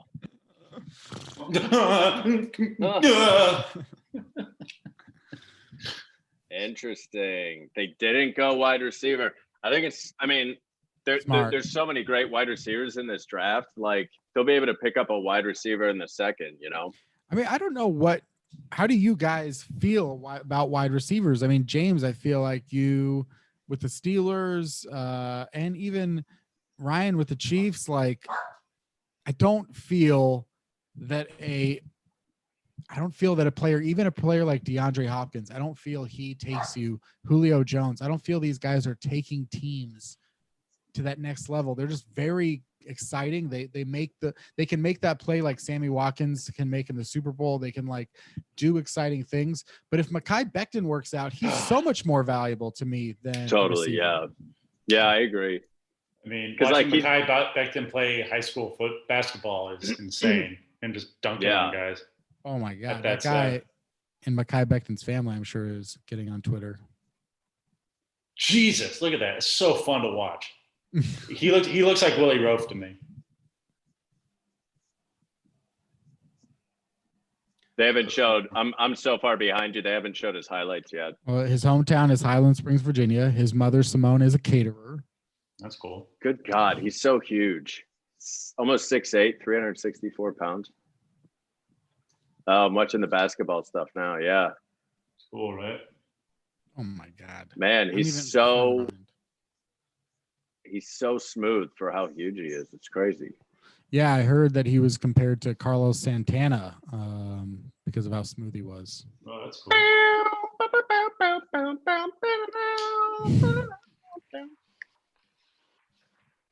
All right, so no trade still, which is pretty. I mean, I'll say this: things haven't deviated that much from your typical mock draft, really. Honestly, it's been pretty tight. Yeah. Fortunately, yeah, it goes against everything I've been saying. Fuck. Not a good day for me. Yeah, man, he looks unbelievable. Like his highlights are really fun.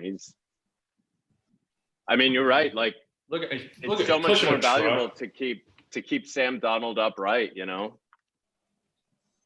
Yeah, I mean, I heard Eminem say that he's no Mekhi Phifer.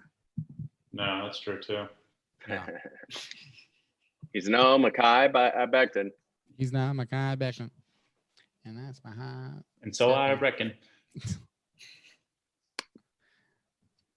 Yeah, if he's 6'7.5", 6'8", look at how tall his family is. He is not.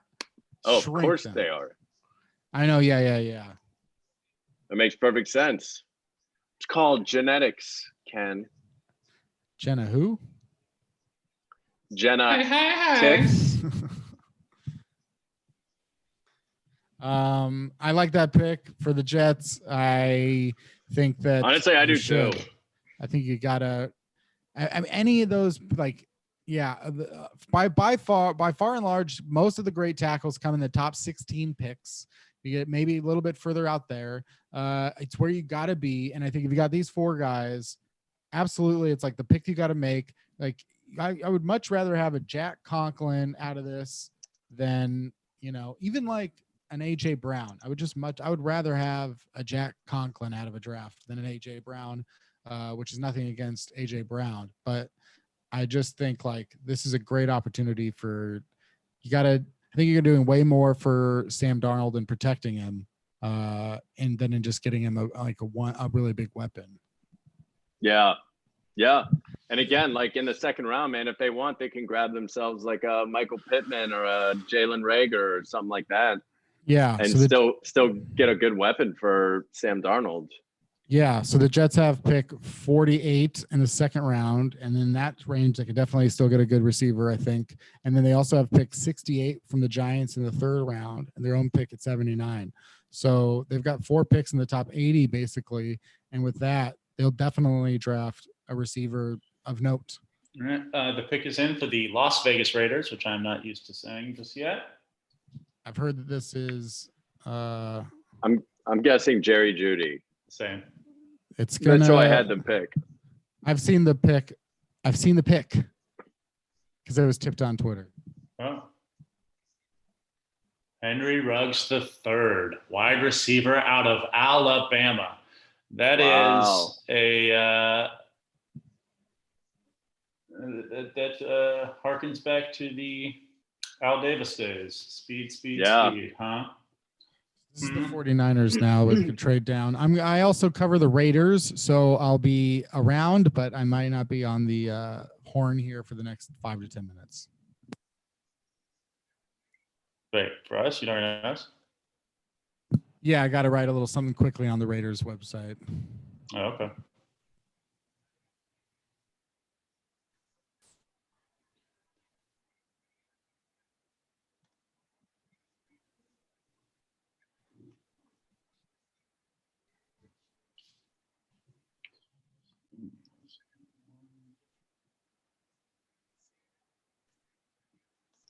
So, wow, Ruggs is the first wide receiver taken, huh?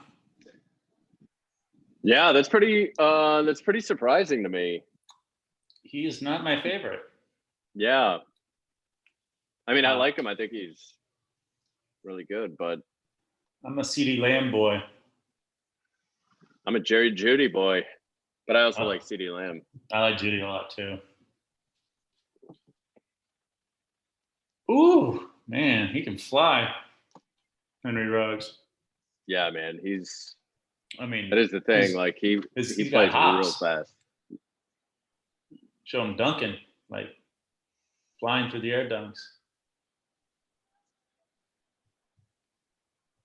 Who's your guys' favorite Henry Ruggs like receiver? The speed guy in the draft that like was just like this guy's really, really fast, because a lot of those guys, you know, Darius Hayward Bay, or not to harken back to the other Raiders picks of note that were not so good, but around the Darius Hayward Bays, but like Tavon Austin, like a lot of them, John Ross, don't work out. Do you guys remember someone that like really worked out? Obviously, Tyreek Hill for you, Ryan, is someone that I'm sure comes to mind, but I mean, I don't know what the hype was like around Tyreek Hill when he was drafted. If you really, really thought that he could be a first-round pick, I mean, he was a fifth rounder.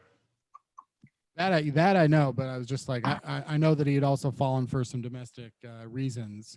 So I was just wondering if there are picks in the past that make you guys, not just your own teams, but like that guy was so exciting and he was good, like Percy Harvin or something. And yeah, I guess, I mean, not really. I know it's kind of hard to. Yeah, that's why I don't love this pick. I mean, I love it for the Raiders. I feel like a lot of like just I don't know enough about Henry Ruggs to know like how polished he is at getting open, but other than just his speed. But I feel like that's the issue with. I mean, Mike Wallace played for the Steelers for years, and he was one of the most frustrating players to watch because, like, other than just absolute, blistering speed, he really couldn't get open that well. It should be noted that Henry Ruggs III went to Robert E. Lee High School. Why is that? It's very funny. There's a Robert E. Lee High School. That it exists. Yeah.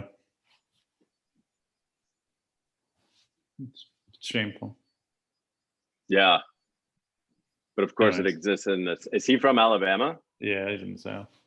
Of course it's in Alabama. No, weirdly enough, it's in New York City. Robert E. Lee High School. He's wearing a robe? He's wearing like a terry cloth robe. That's cool. He's lounging. I think the 49ers go CeeDee Lamb or Jerry Judy here. Watching this video of Henry Ruggs in either high school or college. He's also playing basketball, but he's just doing a slam dunk contest stuff on his own, and it's pretty insane. Yeah, he's an athlete for sure.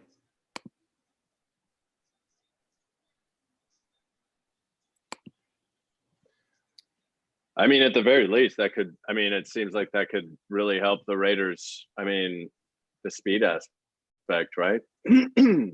Yeah. Speed helps. You got a cannon for an arm like Derek Carr. Does he? Derek Carr? I don't think so. No, not really. I'm being sarcastic. I don't really know. Yeah, I was going to ask. Is that I wasn't sure if you were sarcastic or not because I really don't know if he's known to have a strong arm. I never think of him as being like a big armed quarterback. I think of him as being on the ground crying. How do you, like, in an NFL locker room, how do you come back from that picture? What was he on the ground crying for again? I Like forget. he got like hurt a little bit. I mean, and he is like full blown tears, like bawling. Like that picture is mortifying. That's funny. I can't remember. I can't remember exactly what the situation was. Here, I'll pull it up and share my screen.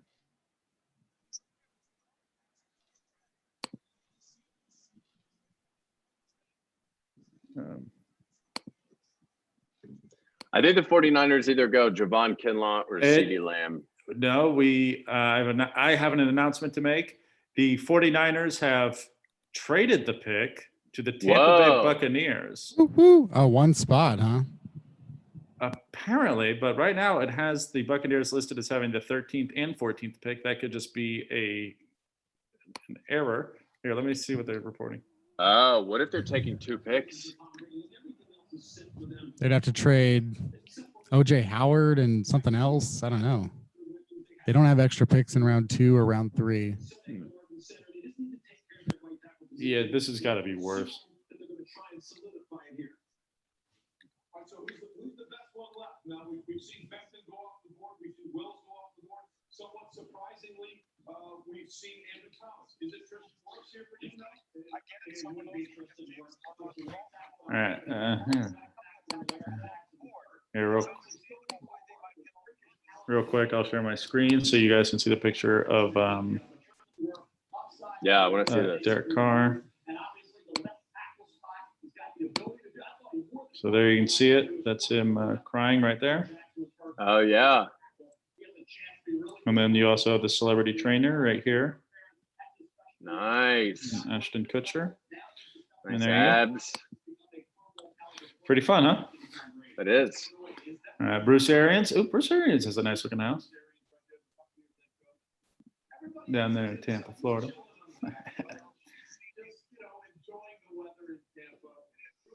Yes. Okay. So the Buccaneers have moved up 1 spot ahead of San Francisco. Switching places with San Francisco. That means they were most likely.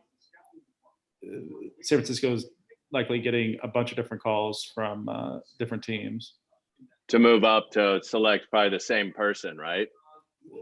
Presumably, yeah.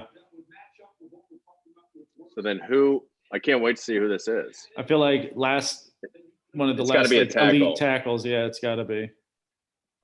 It's got to be Tristan Wirfs. Yeah, I'm under the opinion that yes, it'll be Tristan Wirfs.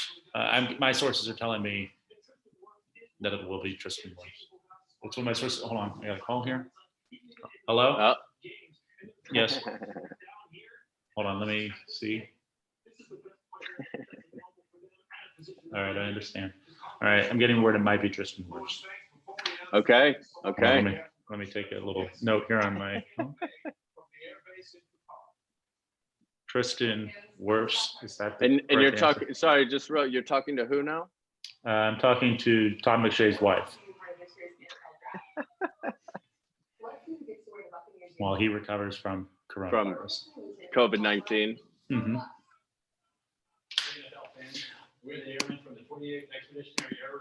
Guys who are watching this stream, I'm going to go ahead and say the 3 of us are crushing it. This has got to be the best draft show on right now. Yeah. I mean, all the feedback and analysis that we're giving, and you can't get it anywhere else. Some fucking insightful shit. All right, we got the selection. Here we go. I will announce it momentarily. I like having this power. It's got to be Tristan Wirfs.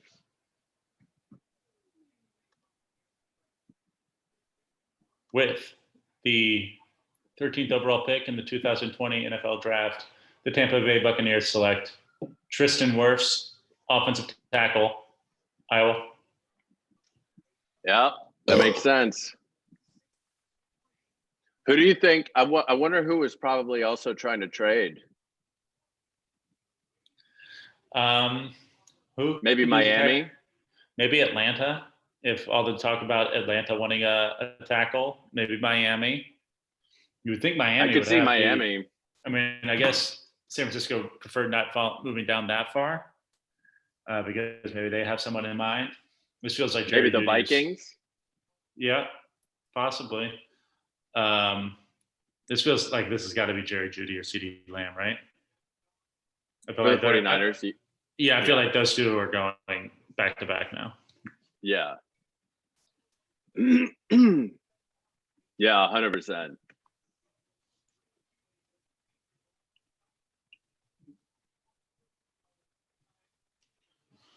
Worse. Worse is a 0 for Greg.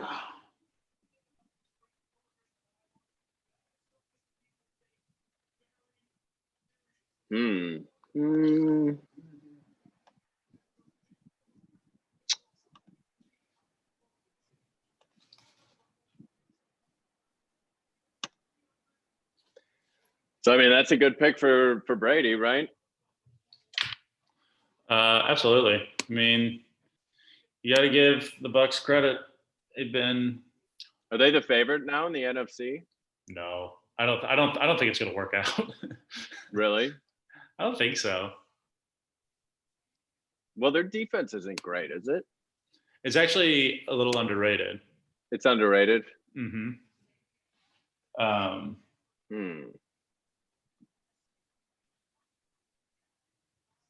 I mean, I don't know what wouldn't work out about their offense. They've got weapons. They've got, who's their running back? I'm sorry, the Buccaneers. I mean, that's an area that they could do better. They got Ronald Jones. Oh, that's right. He's been a massive disappointment. Yeah. He was like a late first rounder, right? All right, so with Herbert to the Buccaneers, with Herbert to the Chargers, Tua to the Dolphins, where does Cam Newton play football next year? I mean, is it New England? I mean, he's got to start somewhere. I think it seems pretty clear. New England would make a lot of sense. How wild is that? Yeah. I mean, I wonder how much he's willing to play for. What do you mean? Like how much money? Yeah. No. It's a good question.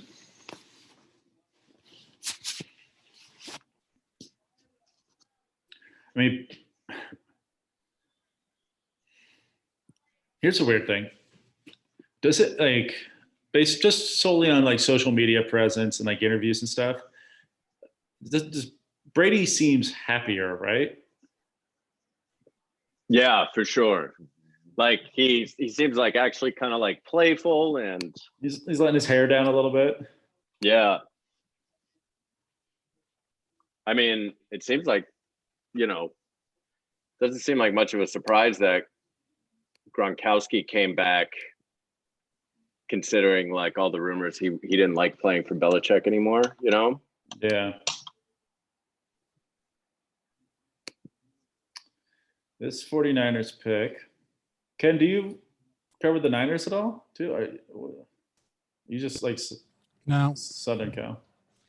Yeah, and then Vegas, they keep in California's home of blogs despite the move to Las Vegas. But Niners Nation is well covered at this time. So I'm sort of mostly cover the Rams and then helping out at the Chargers and Raiders.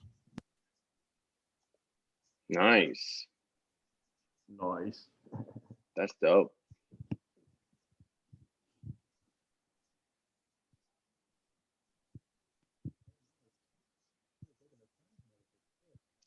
I might have to go down to the corner store and get another hard seltzer.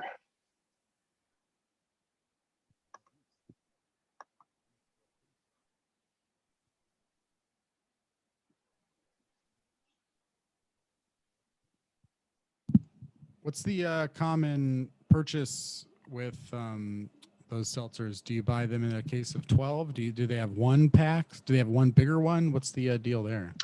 They have some bigger ones. The place where I go, you can buy 2 big ones, which are like 4 regular ones for $5. I know this lady that has 2 big ones. No, you don't. Yeah, that's true. Yeah, you don't know no women. That's true. I like getting the variety packs. I like mixing it up. Yeah, the variety packs are. Do you have a favorite flavor, James? I'm real simple with it. I really like lemon lime. Really? That's my least favorite. Yeah, I know a lot of people. I also like mango. Mango I like a lot. Boy, oh boy, do I like that mango. I like black cherry too. Black cherry is good. I like raspberry. I got, which ones did we get the other day? I tried Ruby grapefruit. Ruby grapefruit's my favorite. Is your what? It's my favorite. I like it. What? Tried a different brand, and they had some crazy ones, like a pear elderflower. You were telling me about that. Now the 49ers, as we all remember, lost in the Super Bowl this past year to my beloved Kansas City Chiefs. They blew a 10-point lead late in the fourth quarter. Just thought it's worth bringing up. Yeah. There's any 49ers fans tuning in? I would like to be reminded by a Chiefs fan of what happened in the Super Bowl. I think CeeDee Lamb would be such a great pick here. If they get CeeDee Lamb, I mean, CeeDee Lamb, George Kittle, and Deebo Samuel, the yards after catch is going to be so crazy. It's going to help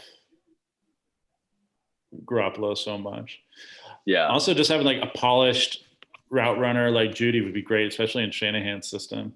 But CeeDee Lamb is, I think, such a beast. I think he'd be great. His yard after catch is disgusting. I mean, it's so impressive. I think both these guys are going to be really good. And yeah, I really don't want Jerry Jeudy to go to the fucking Broncos. I hope they fuck it up. Yeah, that sucks. That would suck to have them go to a rival.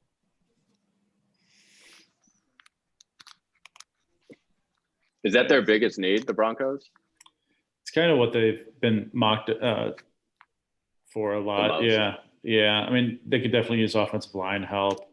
I think they got AJ Bouye. They could definitely use help at defense, especially kind of like in the middle of the field.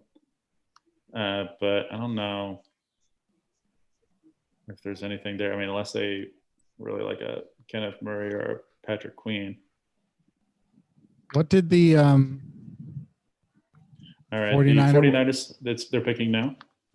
What did the 49ers add in the trade? I'm quite sure. The 49ers select Javon Kinlaw, defensive tackle from South Carolina. Wow. I mean, I guess you got to replace DeForest Buckner. Yeah.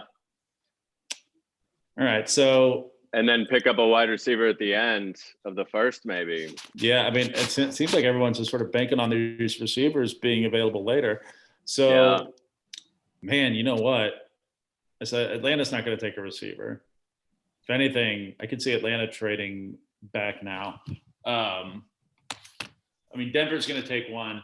If Dallas somehow winds up with Amari Cooper and a Jerry Jeudy or a CeeDee Lamb, I'd say that's a pretty big win for them.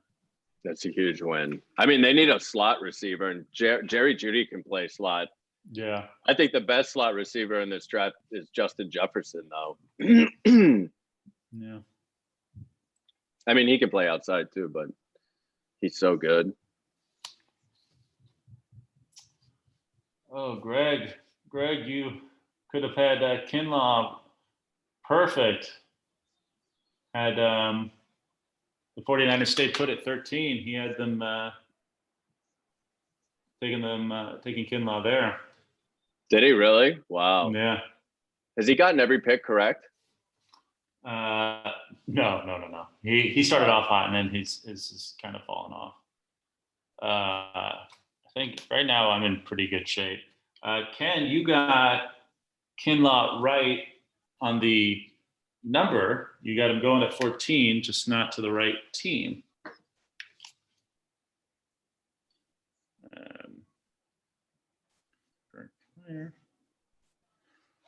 Correct team, so that's good. 50 points right there for you, Ken. Nice, Ken. No, James, you were 2 off.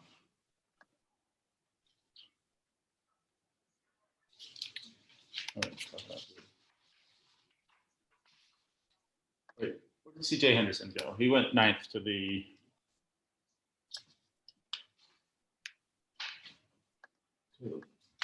Jaguars.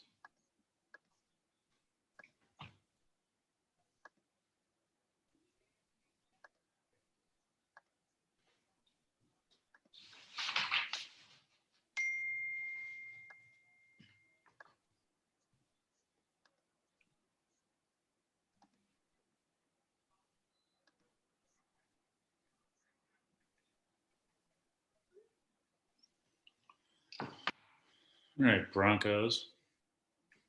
I fucking hate the Broncos so much. I love the Chiefs. James, you and I were at the last game the Broncos beat the Chiefs. Oh, really? Yep. I remember that game. Uh, Big fumble.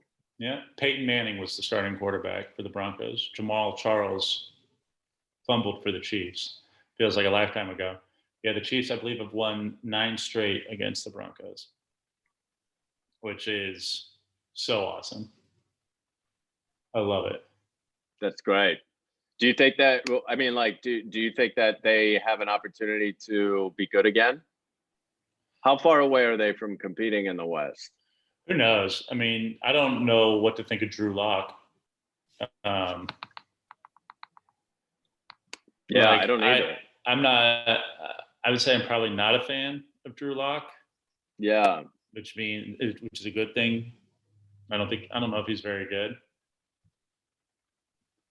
I would say, okay, so Justin Herbert joins the AFC West. So the apparent long-term quarterbacks for the AFC West are Patrick Mahomes for the Chiefs, Derek Carr for the Raiders, Justin Herbert for the Chargers, and Drew Lock for the Broncos. Chiefs obviously number 1 quarterback situation. I guess Raiders 2. Who would you rather have right now, Justin Herbert or Drew Lock? Drew Lock. Yeah. Drew Lock. Yeah. At least right now. I mean, Herbert, I think, is going to a better situation. He's going to have like good weapons around him. He's got Keenan Allen. He's got Mike Williams, Henry. Oh God, look at John Elway is so bizarre looking. I can't stand him. Just a weird head, weird face. I watched this awful video of him like and he's got his Super Bowl trophies all displayed. Fuck you.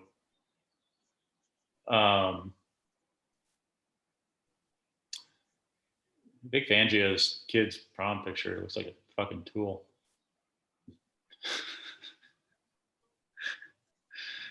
All right, the pick is in. Let's see what the jerk off Broncos do. Who's the person you hate the most in the Elway. It's Elway. The Broncos select Jerry Jeudy, wide receiver from Alabama. That blows. I mean, man, he's going to be so good. Is this crazy about CeeDee Lamb? Yeah. It is pretty crazy. By the way, in case you guys were wondering, today Donald Trump suggested I heard about this. that maybe if we started injecting people with Lysol or disinfectant, it would keep them from getting COVID-19. Yeah. Oh boy. All right, guys, I'm so happy the draft is on. Oh my God. Who's up right now? Because I might leave for Falcons. The Falcons. You got a minute. Falcons, Cowboys, Dolphins, Raiders. All right. I'm going to leave. I'll be back in 10 minutes. I'm going to go get some more alcohol. Okay. Hurry back because I got to start on that chicken and give everyone You hurry back. I'll be right here. Ryan, is there any spot in the draft that you're like that you do feel is the worst? Like what you would have done as a GM is so far from different from what the team did? I'm sorry. So what, like I disagree greatly with what the team did? Yeah. I mean, I think everything makes sense. I mean, the 49ers pick, it feels like you could do make a splashy move there, like do a CeeDee Lamb or a Jerry Jeudy to maybe, I don't know, keep things interesting and take a big swing. But Kinlaw could be great. Yeah, I mean, it does feel like, in a way, it's almost perfect for the 49ers to continue doing what they want to do on defense. And so it does feel like kind of perfect for them. If every year they can trade a great player just as that he's about to get expensive and then trade him for a pick that they use to draft his replacement, the 49ers will never stop being good. Yeah. If they, so if you can trade, this year they lost, they retained Eric Armstead. Trade DeForest Buckner. Traded DeForest Buckner and they got Kinlaw. If next year they traded Richard Sherman and got like a pick where they could draft a cornerback, because they're not going to trade much for Richard Sherman. But I'm sorry. Elway, like sitting back in his office chair, all smug and pleased with himself. I want to fucking punch him in the face. What was the? Yeah, the Chiefs were doing that for a little bit, where they would essentially draft the replacement for the guy they were letting go the following year, or potentially. So let's see, like 2000. Yeah, 2014. 2013, they drafted Fisher to eventually replace Brandon Albert. I think the plan was in 2014 for Dee Ford to replace Justin Houston, but then Houston kind of was amazing. Marcus Peters, I believe, was kind of selected to replace, I believe, Sean Smith. I think Brandon Flowers was gone by then. Then in 16, we kind of pulled away from that for a bit, and then Mahomes in 2017. So yeah, I think it's a good strategy to have. I mean, it's a good situation for Kinlaw, For sure. I thought it was interesting that apparently there's a lot of 49ers players on the trading block, like Dee Ford, and a year after trading for him. I mean, were you surprised were you at all surprised that Dee Ford got the draft pick compensation that he did, or that he got paid? Like, did you think that was smart of the 49ers to acquire Dee Ford, or did you think, oh, good, take him? I didn't have a problem with the trade. I like Dee Ford, but I was like, okay, I could see us wanting to move on from him. I thought we probably could have gotten a little bit more. We gave up a first rounder for Frank Clark. Felt like we should have at least gotten a higher second round pick. Yeah, it was a much better return on Frank Clark than it was for Dee Ford. Yeah, at least, their seasons kind of swapped. I think Dee Ford started off a lot better than Clark did, and then Clark finished way stronger. But Dee Ford was hurt a bit, which is kind of always the knock. I'm going to turn on a lamp real quick. Give me 1 second.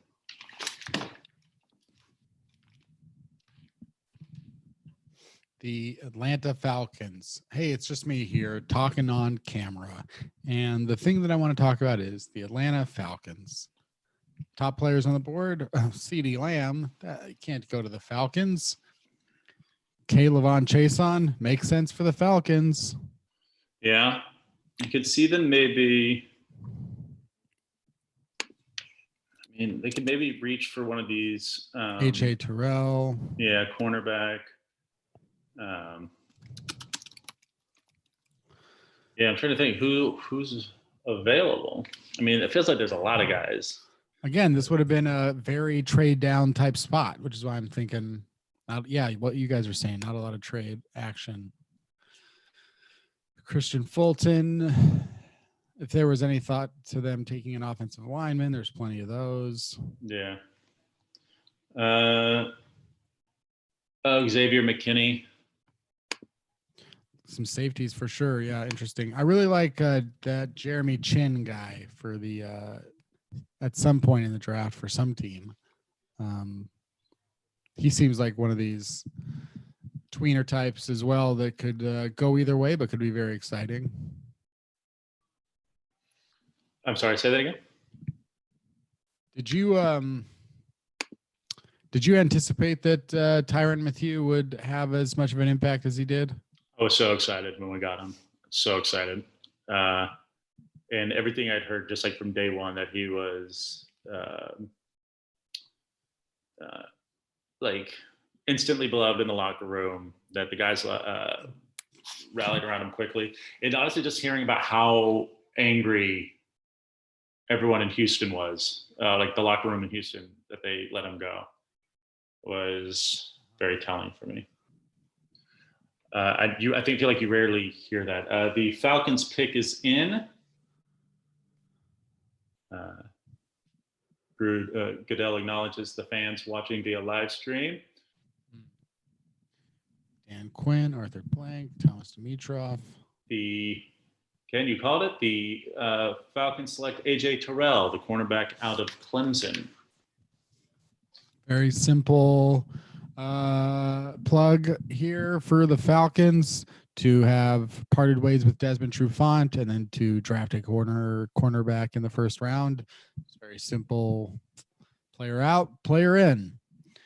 The cornerback class had some differing opinions as to who was a first round pick and what order they would go. And now we have Okudah, CJ Henderson, and now AJ Terrell, leaving, a number of guys on the board here, including Christian Fulton, Jalen Johnson, Jeff Gladney, Trayvon Diggs, and Noah Igbenigany for now. Yeah. All right. I know you don't want to make a big deal about it, but as we're kind of getting closer to our respective teams' picks, and you can, let's see here. What LA teams or teams do you cover that have picks still? The Raiders at 19. Who would you like to see the Raiders pick if you? Like to see the Raiders trade down, but that's probably not what you want to hear. I would like to see them trade down, but who's the guy on the board that you think that's still available that you would like to see them nab? CeeDee Lamb. I mean, yeah, but to go with Ruggs, go just ahead. Do it. I mean, I'll say this: if Dallas for whatever reason passes on CeeDee Lamb and Miami is able to grab him, it's pretty impressive for them to walk away with Tua and CeeDee. Despite whatever you think about Tua. I mean, and I do. Again, I think Tua is a good player. Yeah. Certainly could become a great NFL player. He could become a Hall of Famer. I don't believe that he is worth the pick that he was used on, but I do think that, if he becomes a Hall of Famer, will it have been worth it? Not quite. If he leads Miami to a couple of Super Bowl victories, will it have been worth it? Did they have tough opponents in the Super Bowl, or was it kind of a Chicago Bears 2006 situation? I think that, yes.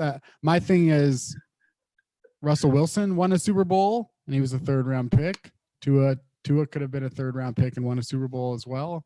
But, yeah, that's the thing. When you go fifth overall, don't you have to win a Super Bowl? Like, isn't that the idea here? Yeah, I agree. So, yeah, if they came away with CeeDee Lamb at pick 18, I don't think anybody. I mean, I'll say this: was Phillip Rivers worth the 4th overall pick for the Chargers? Well, technically, he was the first, and then they got him and a few other things. So there was that nice thing of it. But was Phillip Rivers worth the 4th pick? What you're saying. Yes, I think I think that's fine. But I think people do expect when you draft, I think that Phillip Rivers has to be seen as a disappointment for a number of Chargers. Oh yeah. I mean, especially when you add Drew Brees. Trying to think, the Chiefs haven't had very many franchise quarterbacks. No, we've had one prior to our current one. Now, real briefly, is there somebody on the board still that you're hoping will still be there for the Seahawks? Real briefly. Well, I don't think that, the Seahawks will be picking at 27. Sure. The players that I think would help the Seahawks, a team that I have no affiliation with whatsoever and I have no feelings for, and know nothing. I am a Rams fan, so Right. That's right. I would like to say that for that the Rams opponent, Sea Hags, I hope that they get nobody. But If they had to get somebody, and if you were by chance, a if Seahawks fan. unfortunately they improved their team, on the board, I would have to say like Caleb on Chase on, but I don't think that would be a surprise for him to not to be on the board. I mean, at this rate, I don't think it's too far fetched for him to be there. And I think that they would like to see more tackles fall, like Josh Jones. And I think they would like to, nobody's really falling in terms of that, but like, I think they would just like to see Ezra Cleveland on the board. I think they'd like to see Isaiah Wilson on the board. I think they'd like to see Yetur Gross-Matos on the board. I think they'd like to see Cesar Ruiz on the board. Yeah. But I definitely think that they will be picking in the second round but then they will not pick in the first round. I mean, maybe. Yeah, there's a lot of guys falling. The last time the Seahawks picked in the first round with the pick that they were awarded was 2011. So yeah, it's just a very consistent thing they do. I mean, I think a lot of the teams that are sort of picking in that cluster, including the Chiefs, would like to trade down. I mean, I think only so many are going to be able to, Everybody, I think every year now that 28 to 32 spot is hot because teams fifth want round option. The fifth round option. But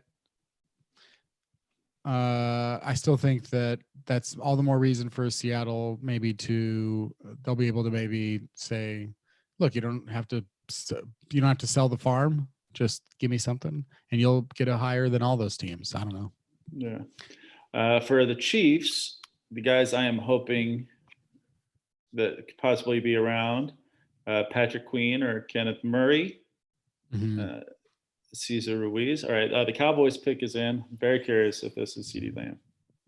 I would say that for my team, the Rams, all the linemen. I hate to interrupt you real quick, but the Dallas Cowboys have selected CeeDee Lamb, the wide receiver from Oklahoma.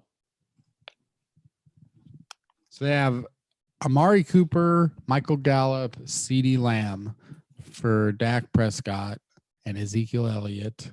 And they've got Zach Martin and Tyron Smith. Pretty good offense. Yeah.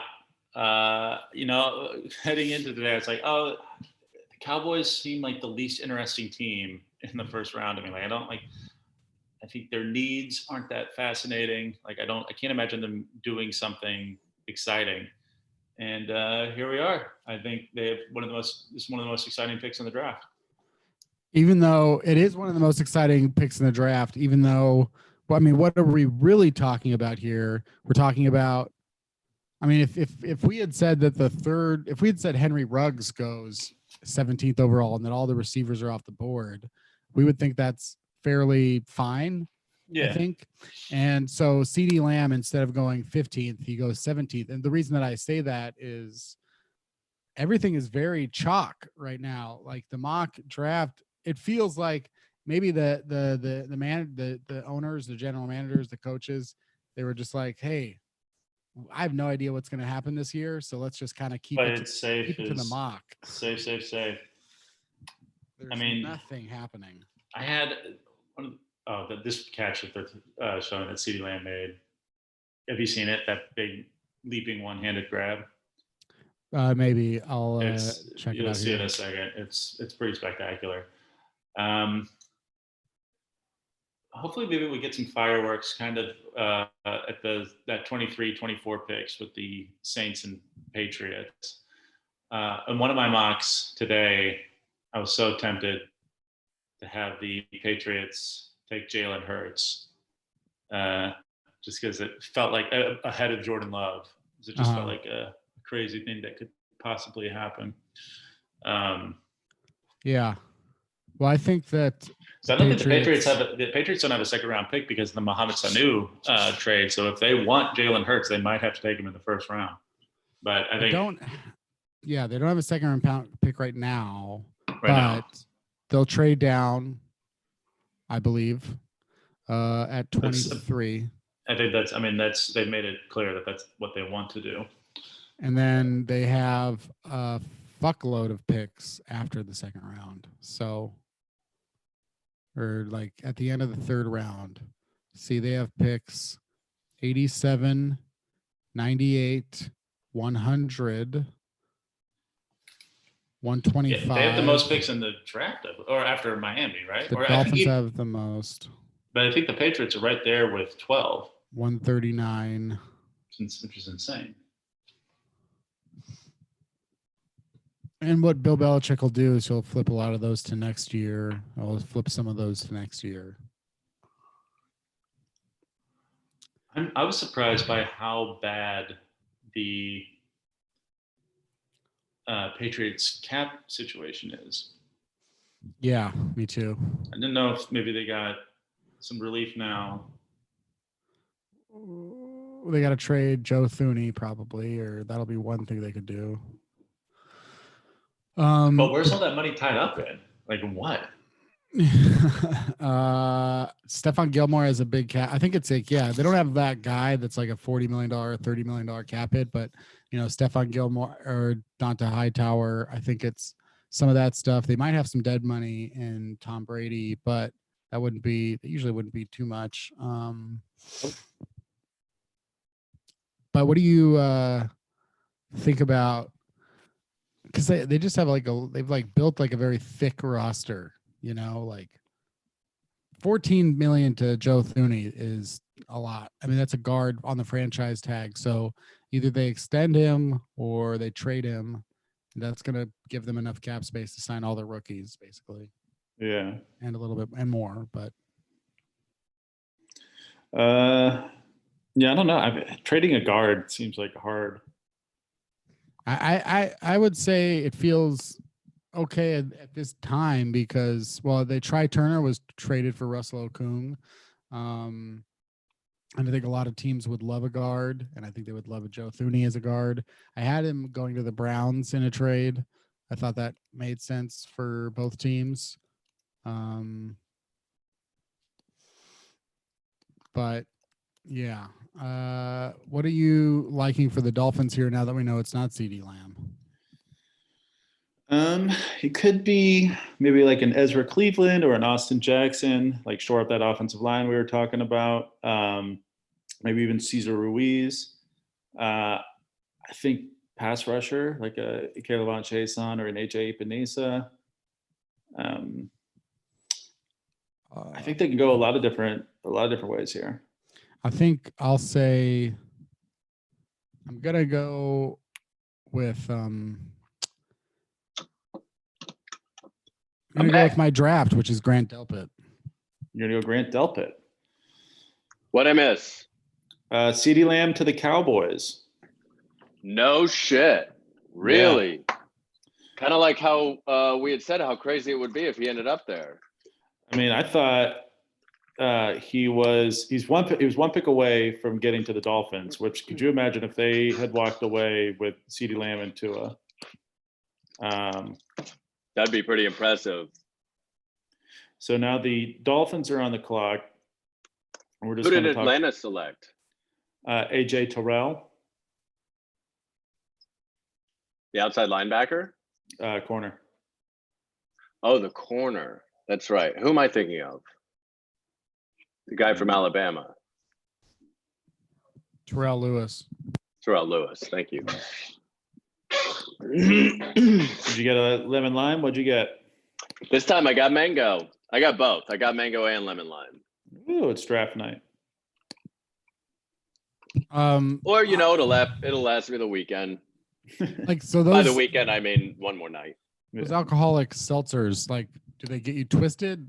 Are they like really high? You have to drink a lot of them. Nah. They're 5%, so they're like like a beer. Yeah, it's like an average kind of like alcohol percentage of a beer. And low calories. Almost no sugar. No carbs. I have to start drinking. It's way better for you than beer is. So good for you. Yeah, it's like really, really good for you. I heard Trump said to inject it in your veins. Yep. It's true. Maybe it'll cure COVID-19. Isn't it He's crazy? president. Hydrochloroquine. Isn't it crazy that it Hydroxychloroquine. feels like that is a less insane thing than what he actually said? Yeah. What did he actually say? Doing you saying that he said to inject Clorox or whatever it was. Bleach. Is that what he said? That's what you No, saw. wait. Yeah, the Lysol. Oh yeah, Lysol like disinfect. Yeah, Lysol disinfectant spray. Which sounds worse than seltzer. Yeah. It does Really sound good. worse than seltzer.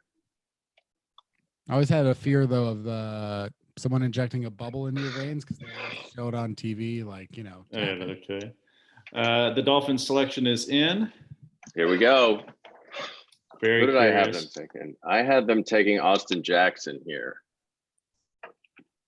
And you would be 100% correct, James. You nailed it. No Austin Jackson, the way. offensive tackle from USC, is the Okay. pick here for the Miami Dolphins. Okay. I also chose Austin Jackson for the Dolphins. So we get 100 points there. Greg picked Austin Jackson for the Dolphins. Did he really? He certainly did. Great. Holy guacamole! That's exciting. That's Man, a good call. yeah. You know, James, you and I had a lot of the same picks. We also have Kenneth Murray going to the Vikings here on this pick. Actually, we all have Kenneth Murray going to the Vikings, or The Raiders. being picked here. Ken has Kenneth Murray going to the Vikings. Greg has him going to Baltimore, and then you and I, James, have the Raiders selecting him. Interesting. Okay. We're liking Kenneth Murray here. I mean, what's the other option here? Like AJS Epinesa maybe, or Jordan Love? I mean, I think or- they've got Cleveland Farrell and what's his face, Max Crosby. So I don't know if edge rusher is what they're looking for. I think someone in the middle of the defense or cornerback. I think they're What definitely. about Patrick Queen? I mean, I hope I'm got my fingers crossed that Queen makes it to 32. I think, yeah, I think for sure anybody could be on the board for me. Any of these people could necessarily be the pick because like I said, I do think the Raiders are trying to trade down. And yeah, Well, we know they're not. Sorry, go ahead. Oh no, and I just picked the Vikings because they have enough. They have some draft capital, and I think Murray would be a nice fit for them. So that's the only reason I went that way. Yeah, I like that pick. I do think that the Vikings using 2 first-round picks is smart for them. I do too. You're a team that's kind of knocking on the door as well. Yeah, Yeah. you could really use a boost. Yeah, just want to answer someone. Claire from the chat asked if we're sponsored by White Claw. We are. We're also sponsored by Ballast Point Lager and Frito Scoops. And I am about to start prep on this chicken. Oh yeah, You got the scoop on the chicken. the chicken coop. Yeah. Now, if you're unfamiliar with beer can chicken, what it is you stick 3/4 of a beer up a chicken's butthole, and then you toss it on the grill for a while. Sounds like torture. The beer is dead, James. Oh, in that case. All right, the Raiders pick is in. I will read it. Very curious to see what they go with here. The hated Raiders, who I hate so much. Not as much as the Broncos. I hate the Broncos way, way more. If every member of the Broncos organization found out that their parents didn't love them, I'd be okay with that. I thought you were gonna do something much darker. I was going to, and I was like, now's not the time. Read the room. Yeah. Is this a good idea? No, it's something intense in its own way. It doesn't need to be, oh, they're dead. Yeah. I'm wishing death. They have coronavirus. Yeah, nah, it's a little too crass. I'd rather that they just find out their parents don't love them. Yeah. Never did. It's worse in some ways. It's fate worse than death. It's what we all fear. The Raiders. Yeah. Good old hyping the Las Vegas Raiders in the Allegiant Stadium, the Death Star, which gotta say, it looks fucking cool. It really does. It does feel like if you're the Miami Dolphins, you draft Tua with the 5th overall pick, and you draft Austin Jackson with the 18th overall pick. It definitely feels like a team that is saying, we're not here to compete next season. We're going to let these guys develop, come back, and we'll be a team. And the year following, once we'll have another high draft pick. But at this point, there's no way that you can put Tua and Austin Jackson out there and expect to improve. The Raiders have made their pick. I just want to interrupt you there for a second. The Raiders have selected Damon Arnett, the cornerback from Ohio State. That's not going to go over well. Nope. Not at all. That is such a Raiders pick. I love it. They couldn't help themselves.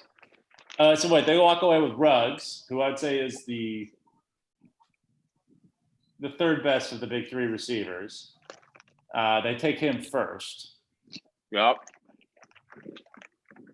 That's pretty funny. That's funny, man. That's pretty fucking funny. I mean, is that guy not going to be around later? I feel like he wasn't on a lot of teams' radars that high. Yeah, I saw him on a couple of mocks, maybe higher, like second round or something like that, early second round. This definitely feels. I know that Raiders fans are gonna lose their shit. Yeah. I love it. I love Raiders fans. Or Raiders fans they can be pretty dumb and like talk themselves into anything. Yeah. You kind of have Raiders to. Fans might be the dumbest fans in football, and if there are any joining us, accept it. It's true. Who? Raiders fans might be the dumbest in football. Hmm. Who are the dumbest fans? That's a good question. Dumbest in terms of their knowledge of the game? Yeah. I almost want to say maybe like Dolphins fans. Yeah. Or maybe like Chargers don't have that many fans, so yeah, I'd say the Chargers fans that still exist are just loyal, I suppose. yeah. That's a good question. Oh, Bills fans, for sure. No, Bills fans are great. No, I'm kidding. I love them. I love Bills fans with my whole heart. I really do. Can't get enough of the Bills fans. They throw themselves on the tables. Oh, that's the best.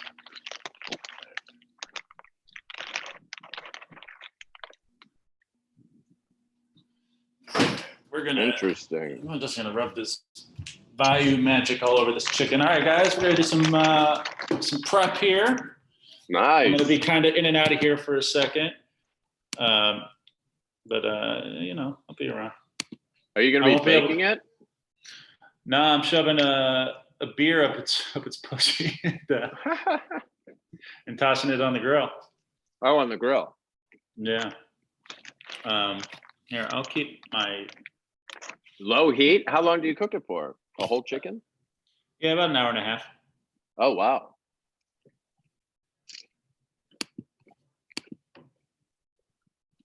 Oh, one of those. Let's see.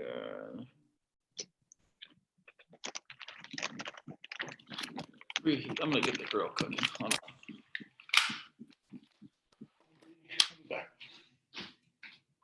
Yeah, I got to do a quick little bit of writing here about Damon Arnett, I think. Okay, cool.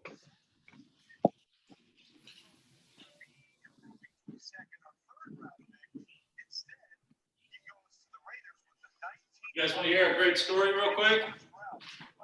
Absolutely. Great story. I was grilling when the Chiefs drafted Patrick Mahomes. Oh, Isn't that a great story?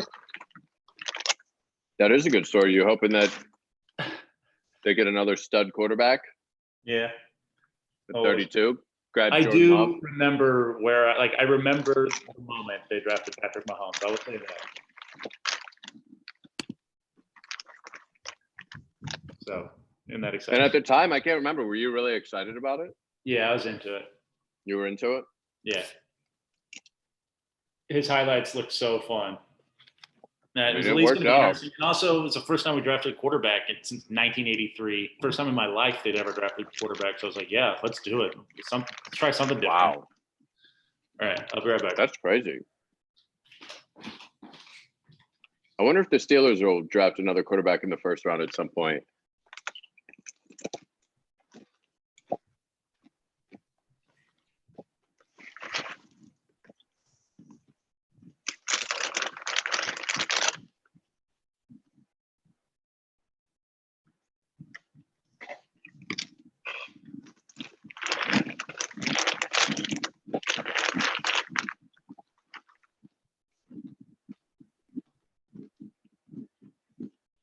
I always love to show the players crying.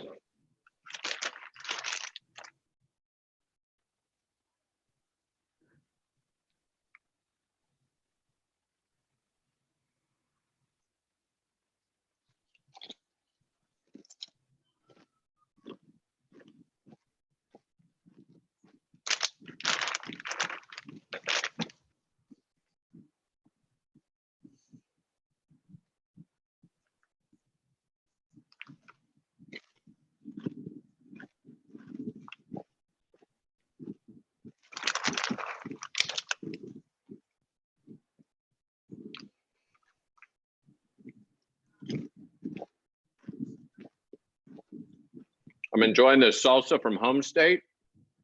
Very good salsa verdes. Yeah, it Got sounds nice- like it. It's got a nice kick to it. Hmm. What's your take on salsa verde? No thanks. Really?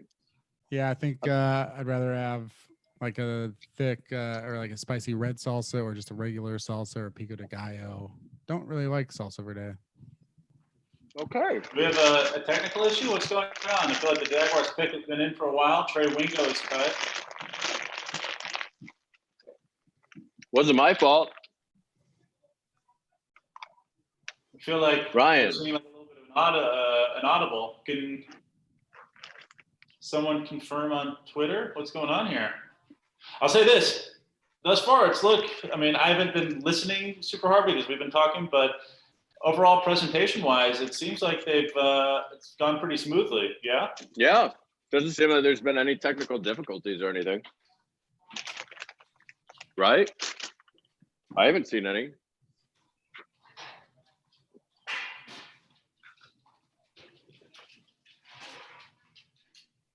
I'll say this. Oh, here we go. The Jaguars select Clavon Chason. Ah, Sorry, that's Ken. where he goes. What'd you say?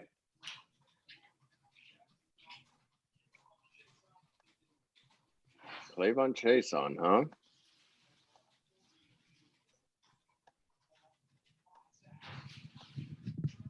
So yeah, Clavon Chason for the Jacksonville Jaguars at Fucking hog of a chicken here. seems like a pretty good deal for them. Any thoughts, you guys, in terms of potential landing spots for Yannick Ngakoue, or how good you think Yannick Ngakoue would be? I mean, I heard a rumor recently of Seattle Seahawks trading a second round pick for him. Oh, did you feel about that, Ken? Good God, chicken's fucking huge. You know, I don't know. That team I don't care about at all. So they can do what they want. But I think Ngakoue in general, you know, he's not even 25 years old yet. So he seems like a pretty good acquisition for a team. Look at this chicken. Holy shit. That is a big chicken. Okay. Get out of here, Chief. The dog's thinking he's gonna eat some of this chicken. Hell you are, motherfucker. Fucking dog. He thinks he's gonna eat my chicken. This is human Come on, food. Chief. This is human food, motherfucker. That's funny. You got to admit that's funny. Guys, I love the draft so much. Get out of here. Are we still straight? Are people still watching this? Yeah. People are They hanging in actually there. are for some reason. I feel like, yeah, there are. Hell yeah. Clavon Chasen, to me, I feel like after Barkevius Mingo, I just don't trust LSU pass rushers for some reason.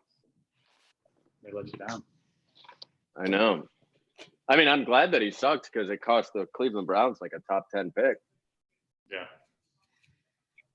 Do you guys remember when the Dolphins traded up to get Deion Jordan and that shit didn't work out?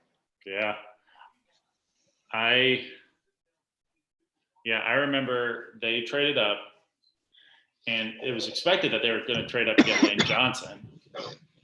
And because the Chiefs took Eric Fisher, I was hoping that they would maybe be able to swing Brandon Albert to the Dolphins for a second-round pick. And I was so fucking bummed when they announced that the Dolphins had traded up to 3. Oh. And then they didn't take Lane Johnson. They took Deion Jordan. And then the Chiefs still didn't trade him to the Dolphins. It didn't work out anyway. Because Lane Johnson would have been a way better pick than Deion Jordan. Yeah, no kidding. Get a starting left tackle for years. Oh, the Eagles pick is in. This has to be a wide receiver, right? Yeah, I'm going to go. I think I had them trading up to get CeeDee Lamb, but I'm going to say this is Mims. I had them getting T. Higgins here. Yeah, I can see that. Wait, so the Jags just went and they just got Clavon Chasen, right? Yes. And then in the first round they got. And earlier at 9 they got CJ Henderson. So they're going all in on defense. Not really. Wow. I mean, I guess they like. This could be Justin. This looks like it might be Justin Jefferson. Oh, if it's Justin Jefferson, that's such a good pick. I think this guy's going to be amazing. Better than me. Think he'd be a better wide receiver than me in the NFL? Yeah. I think anybody that's being drafted today will be a better wide receiver than you. I like that, dude. Stop being a bad friend. Stop being a bad friend. Let me go out and try out for the NFL. Oh, no, Full I contact. want you to. I'm on board. I want you to. Stop being such a bad friend. Man, I don't know if I'm going to be able to keep this chicken upright on a beer can. The whole idea is that it's not about the beer so much as it's just the position in which you're cooking the chicken. It's kind of standing it upright, but this chicken might be too fucking big, this motherfucker. Which means what? I don't know. Like that I might have to like prop it up in a weird way. Luckily I've got like this little back burner thing. But, do you pour the beer in there or let it evaporate? No, you stick it up its pussy, and what it does is it sucks it up. It sucks it up? Yeah. Actually, I don't think it really does anything per se. Just like adds a little weight. Some people say it makes the chicken a little more moist and tender. Who knows if that's real? All right, Well, there's got to be some reason. There's got to be some reason why people do it. Well, so they say it's just because the way it holds the chicken up, the position it's in, that it cooks kind of evenly because it's standing straight up. Oh, I see. That's the whole purpose of it. Yeah. Oh, got you.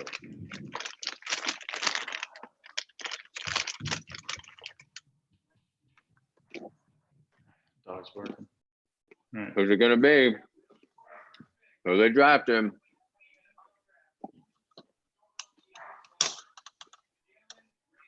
Jalen Rager. Wow, really? Some people love him. Some people love him. I'm gonna go check on this grill, how hot it is. Interesting. I mean, he reminds me of Steve Smith.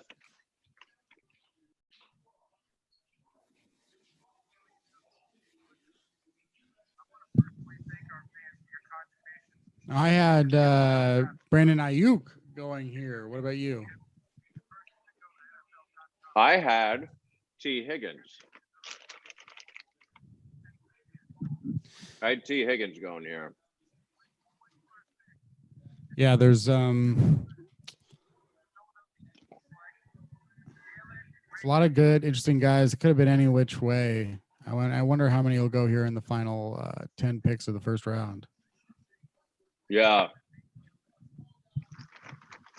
You watched a lot of these guys. If the Steelers were in a position to draft a receiver at 49, who would you like for them? I mean, realistically, or like,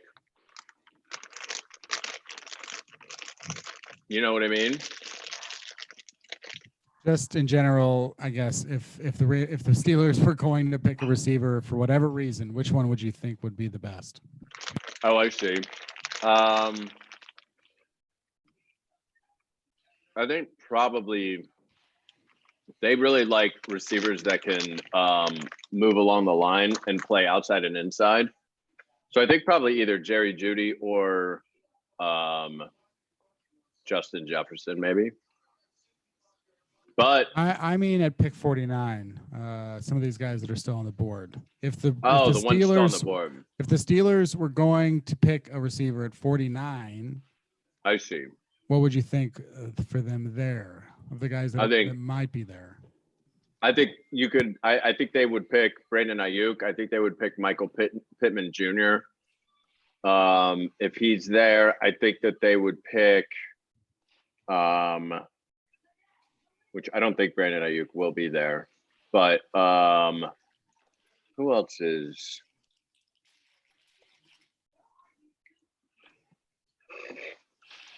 There was somebody else that they really liked at wide receiver as well.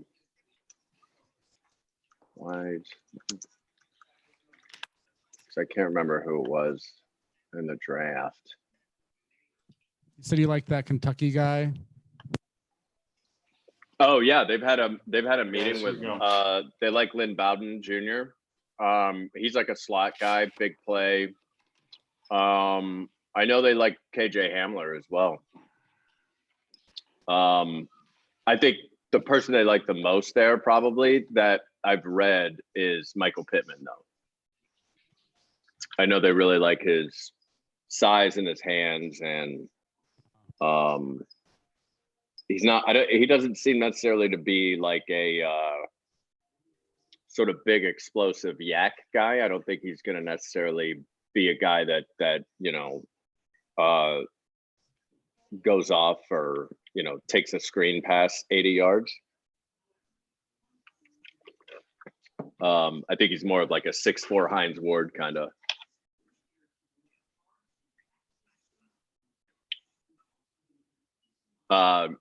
The Seahawks are set at wide receiver though, right? I don't know that much about that team, nor do I care for them, but I think that the Seahawks have, two guys that they'll definitely feel comfortable with for the next 2 seasons, but not much else beyond that. And I think would definitely entertain receivers and at the end of the second round. Right. Oh, interesting. End of the second round, huh? What about the Rams? Do you think the Rams would go after a receiver this year? Absolutely. Cooper Kupp is a free agent. next year. Robert Woods is a free agent the year after that. I think that the trade of Brandon Cooks amplifies the need for a All receiver. right, chicken is on the grill. Nice. I didn't miss any picks, did I? The last one was the Eagles. Rieger. Yeah. so Yeah, no. Jalen Rieger. After this pick, I will go outside and show you the chicken. It was like too tight at first. Like the hole is too tight. The grill hole or the hole where you had to put the beer can The hole that I had to put the beer can. was too tight. Yeah, chicken's too tight. You're disgusting. You're a disgusting human being. I really am.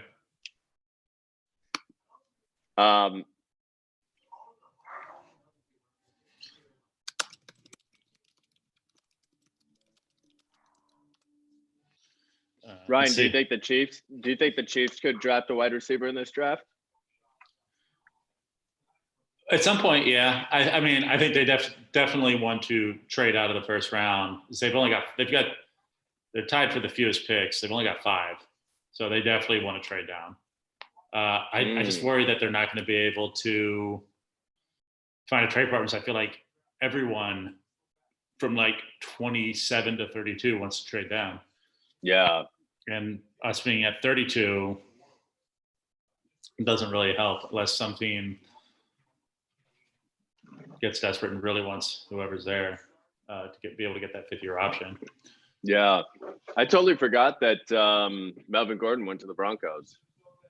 Oh, yeah. Great. I'm not the biggest Melvin Gordon fan. Me neither. Let's see here. So Chason went 20. That's going to be 0 for me. Greg. I had the Chiefs taking him in mind. You did. Yeah. I wouldn't have been too mad at that.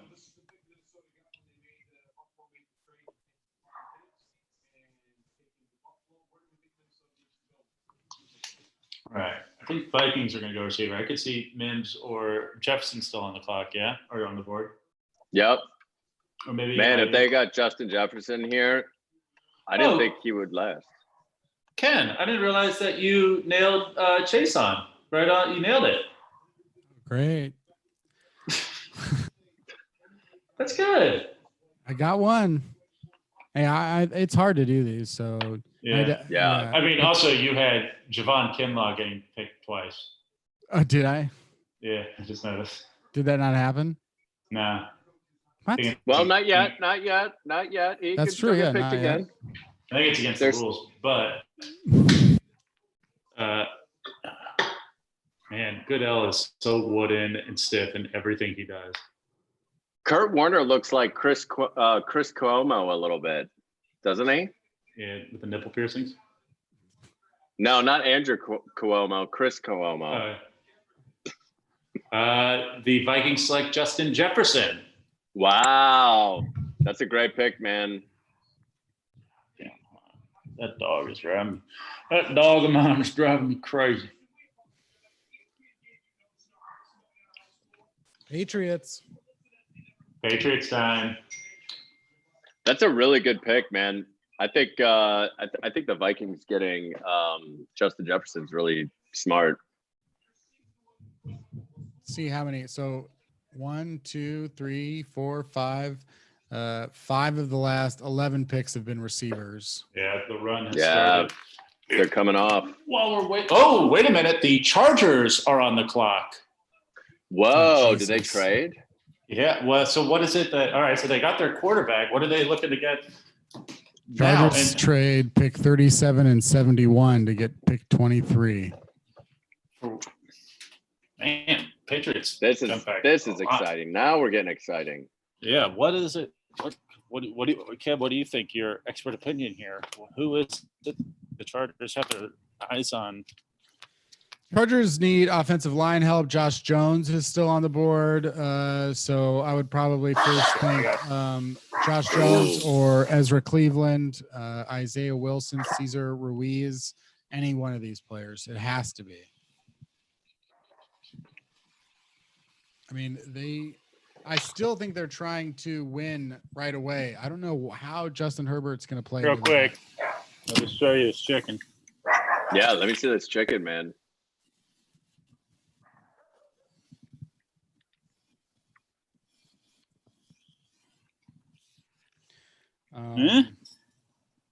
Oh my God, it looks like it's in a jacuzzi.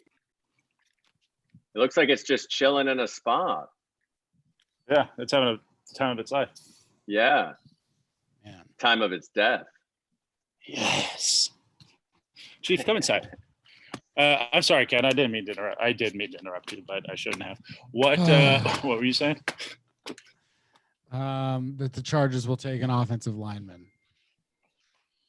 Ruiz? I would think Or Ezra Cleveland?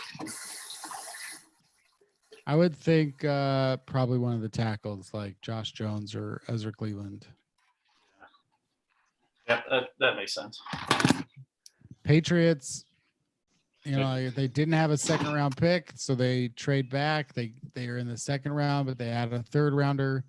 Definitely not. So I had the Patriots trading down, so not at all surprised at that. Although I didn't have such a big jump with the Chargers because this is Tom Telesco's first draft trade since 2015 when he traded up for Melvin Gordon. Yeah. Oh, interesting. I had the Patriots taking Cole Kmet. Oh, really? Interesting. I have a feeling he is not going to get selected in the first round. Yeah, there were No, I don't think rumors so leading either. up to just the start, just up to yesterday that there were some rumors that Cole Kmet could be a first rounder, but Yeah. Hey, hold on. Chief. I know Yeah, that it was- in Mel Kiper's first draft this year, his first mock draft this year, he had Cole Kmet as like the 21st or something like that, 20th overall pick, and then he fell down. I've also heard some teams like Adam Troutman more. Like his upside. Oh, I'm sure, yeah. He was the big athlete for sure at the combine for the tight ends, which was not saying much. No. I'm so curious. Is there any, if they went defense with this, who would it be? Patrick Queen, maybe? Mississippi Queen. I would take Kenneth Murray and just be like, hey, you got the best. That's my favorite guy left, probably. Kenneth Murray. Oh, I forgot he was still on the board. I wonder if it's going to be Kenneth, because who's their current? Well, they don't have that really. They've got this guy Drew Tranquil, Denzel Perryman. It would be a massive. They'd be making Upgrade. massive statements about they'd be making a big statement, and that would be their thing. They're trading their second and their third round pick to get who this guy is. Oh, man, I'm so curious. They did not want to risk the next 14 picks. I would say offensive line has to be the number one consideration, but they signed Brian Bulaga in the offseason, so they could technically try to put him on the left side, and then hope that Ezra Cleveland can develop. What's their secondary situation Kenneth like? Murray was the pick. I'm sorry, I was on mute. Oh, it was Kenneth Murray. Wow. Okay. Yeah, Damn. I think that's better than Justin Herbert. Good call, Ken. Doesn't help Justin Herbert any though. I think I don't know. Hey,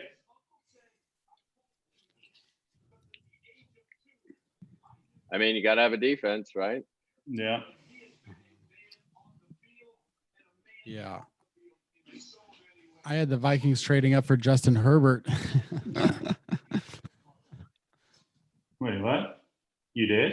Yeah. Oh, I didn't see that. So you think they're over Kirk Cousins? Well, I thought it was a good opportunity for them to get a falling quarterback to put behind Cousins for a year. I feel like that would cause so much discord on the Vikings.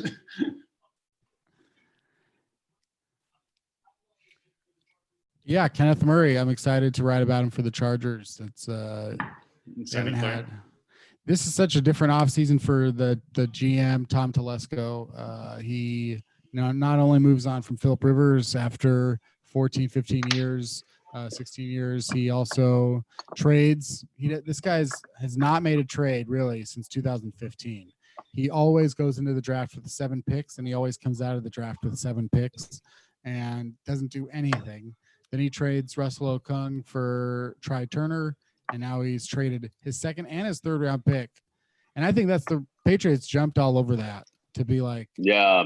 a 2nd and a 3rd. Absolutely. 14 spots. Whoever the Patriots were looking at, there's not a single player here. I mean, Patriots could have a lot of holes, so they can definitely get something in the 2nd round.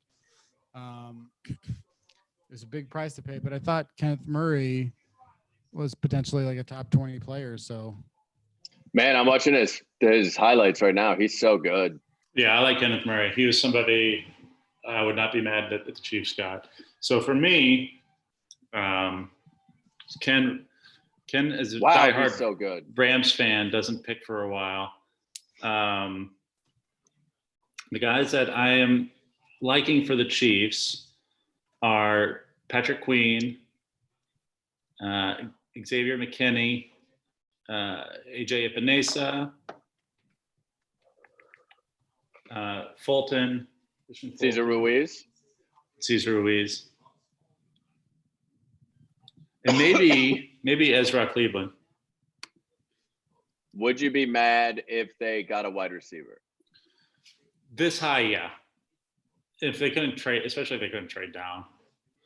I mean, Watkins is gone next year, Demarcus Robinson, but we're returning all of our entire wide receiver core. We brought back Demarcus Robinson on a 1-year deal. We're bringing back Watkins on a restructured deal. And we and he's how many years does he have left? 2? Who? Watkins? 1. Oh, 1 more year. I mean, so it would make sense for you guys because like Hardman and Tyreek Hill are both like speedsters. I guess so is Sammy Watkins and Robinson too. I mean, yeah, I think they'll pick a wide receiver at some point in this draft to, like we were talking before, Ken, just to kind of have that guy ready to go for when we lose Robinson. And You know who might be a good fit, who's a burner, and he also is an amazing punt returner and kick returner as well as Devin DuVernay from Texas. Yeah. He's like really, really good. I know the Steelers like him a lot. And typically good punt returners eventually make good yak receivers. Yeah, I mean, McCall Hardman. He was all-pro. Antonio Brown. Yeah. I like Antonio Holmes. I'm excited for McCall Hardman as like I think the Chiefs could be better next year. I mean, that defense could coalesce a little bit more. I think they can get better stopping the run, especially if they can add like a impact defender here and maybe an offensive lineman in the 2nd round. I definitely think they should go defense at the end of the first, personally. Yeah, I'd love for them to trade down. If they could even trade down like 8 spots, maybe pick up another 3rd or 4th. But if they really like Cesar Ruiz, they could maybe try and get Willie Gay Jr. later. I wouldn't be mad at that. Or Grant Delpit, yeah, who I think is really good. I like McKinney more than Delpit. McKinney seems a bit more versatile.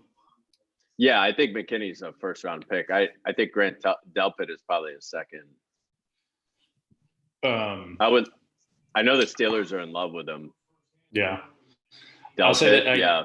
There are a lot of guys that I think Chiefs fans are excited about that they're still on the clock. They're still on the board. God, I keep saying that, on the clock.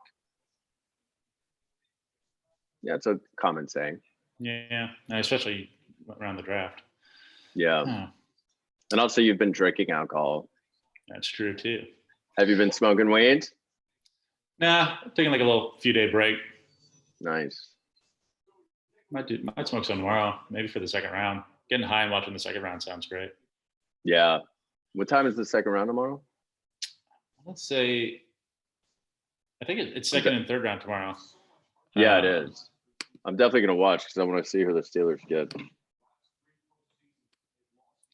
I think we could use a little spice, inject a little life into this thing. What do you say? Oh, that sounds good to me. Is that who I think that is? Is that my man Dave Tooney? Hello. Hey, Dave. Hello, Dave. How you guys doing? Good. How are you? Can't Good, see buddy. you. How you doing? You can't see me? No. Yeah. Turn your Talking camera on. permitted. Oh, here, maybe. Oh, there we go. I'm going to promote you to panelist, I've decided. Oh, that's There we nice. go. You made the panel, Dave. You made the panel. Big Dave, guy real quick. quick. I want to hear who Dave thinks the Saints are going to select. Got to be someone old Kalamazoo, right? Wait a second. Kalamazoo, Okay. The Saints pick is in. Big guy 45, are you still there? You requested Dave to be here. He is here now. Old Kenneth taking a little time to himself, I see. The Saints select Cesar Ruiz, the center. Oh, shit. They got the best center. Yeah. All hail. That's sweet. He's balling. All hail. Caesar. Hail Caesar. I love it when they cry, like in a good way. It's so sweet. They love showing it, man. They love showing when they cried. It makes me tear up. I'm getting choked up now just watching it. Yeah. Well, you get to watch somebody's dream come true. So then you can tell they really, yeah. And it makes you cry because you're in your 30s and your dreams are never coming true. And you realize, God, how great would it be to be 20 years old and have your fucking dreams come true?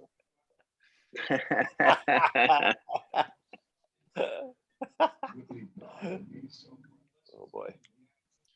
Let's see. Where did I have Ruiz going? Okay, so I get no points for Cesar Ruiz. I had him going to Dallas, which I thought would have been a great pick. But instead, the Cowboys maybe made the best pick of the draft.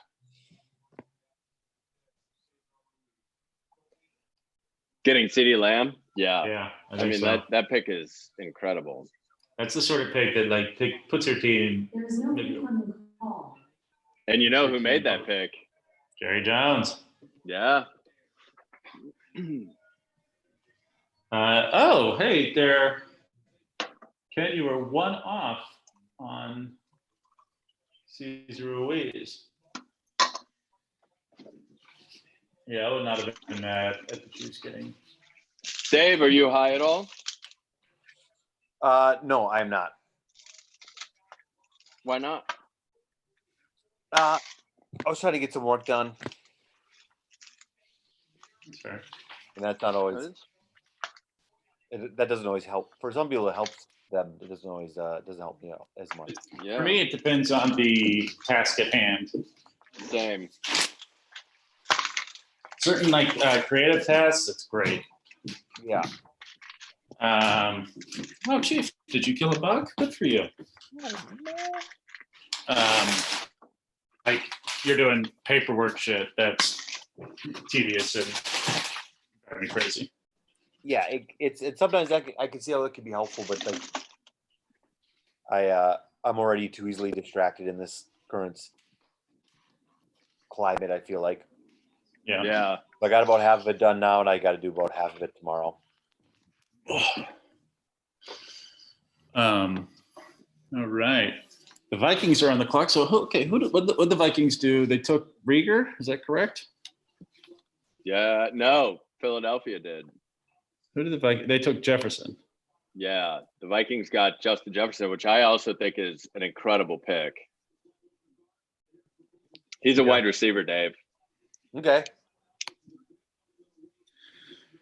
I was going to ask you, James and Dave, how great does it feel to have this right now? Like an event, something to just like that's happening live that feels that you can have opinions and excite. I mean, it's not necessarily true competition per se, but just things are happening that aren't heavy. It's the most, I mean, it's the most like normal feeling thing in our sort of like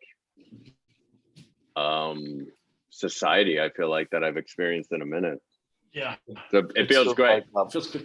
The Vikings. The only thing that would feel better if I could get that fucking stimulus check. You know what I'm saying? Let me get that stimulus check.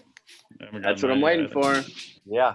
The Vikings have traded the pick to the 49ers, who by all accounts have been wanting to trade down. So it's surprising that they move up. So that means they're moving up to 31. Okay, so the 49ers, I'm not going to listen to Adam Schefter because I want to be surprised. So the 49ers waltz back in the old picture. Hey, Toonie, what a nice surprise. Good to see you, my friend. So, Kenneth, the 49ers have just traded up in the first round to 25 with the Vikings. So the 49ers took Javon Kinlaw earlier. Now, there's tons of wide receivers available, presumably, unless they might be really in love with one at 31. What happened at pick 24 with the Saints? Saints took Cesar Ruiz. Yep. What a yeah. Saints Who's the wide receiver they could really covet here? Is it Brandon Ayuk? Could be Is Brandon it T. Ayuk. Higgins? Could be Mims. Could be Michael Pittman Jr. I feel like it's crazy to me if T. Higgins makes it out of the first round. You love T. Higgins. I think he's so good. Honestly, I don't think I really know anyone. physical. I think you're the most in love with him of anyone.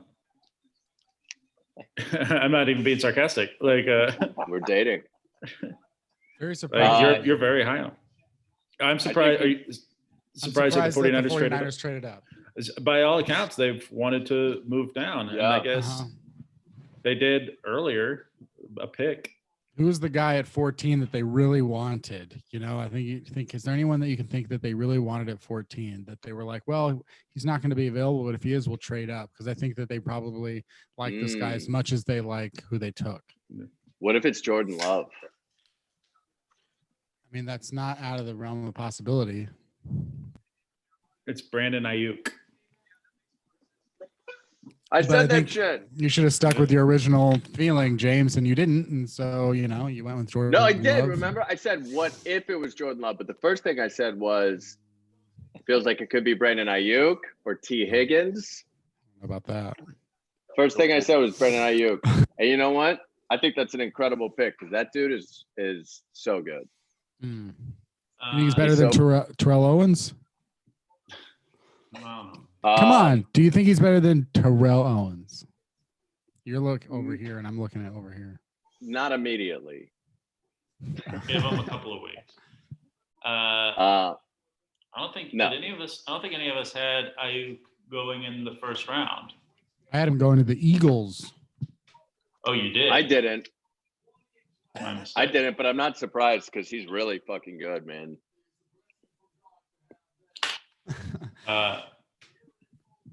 Oh my goodness! Oh my god! But Ryan, you said I'm the only person who likes T. Higgins, right? Clearly not. On the opposite side of that, I feel like I'm the only person that doesn't really like Denzel Mims that much. Oh, that's fair. I don't like him that much as well. I do think he's got some. Is he really going to play that well, or is he just a nice frame, size, and speed? I don't like. That's how I feel, man. I don't like him either. Oh my goodness. Oh my god. But you know, Ryan, you said I'm the only person who likes. Who's got the YouTube going? Whoop. Is that Dave? Huh? I don't like him either.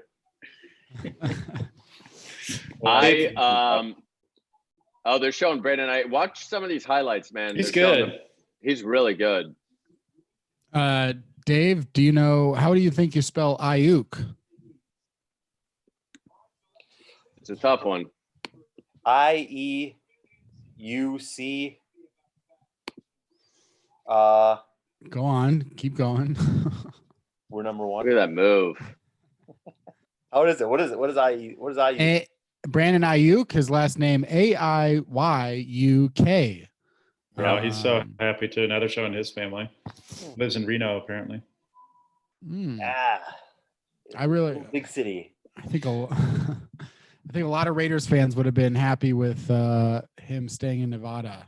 No If they had kidding. gone him at 19 and Man, so I Kinlaw. bet you if the 49ers traded up, I bet you they were expecting either the Packers or the Titans to take Ayuk.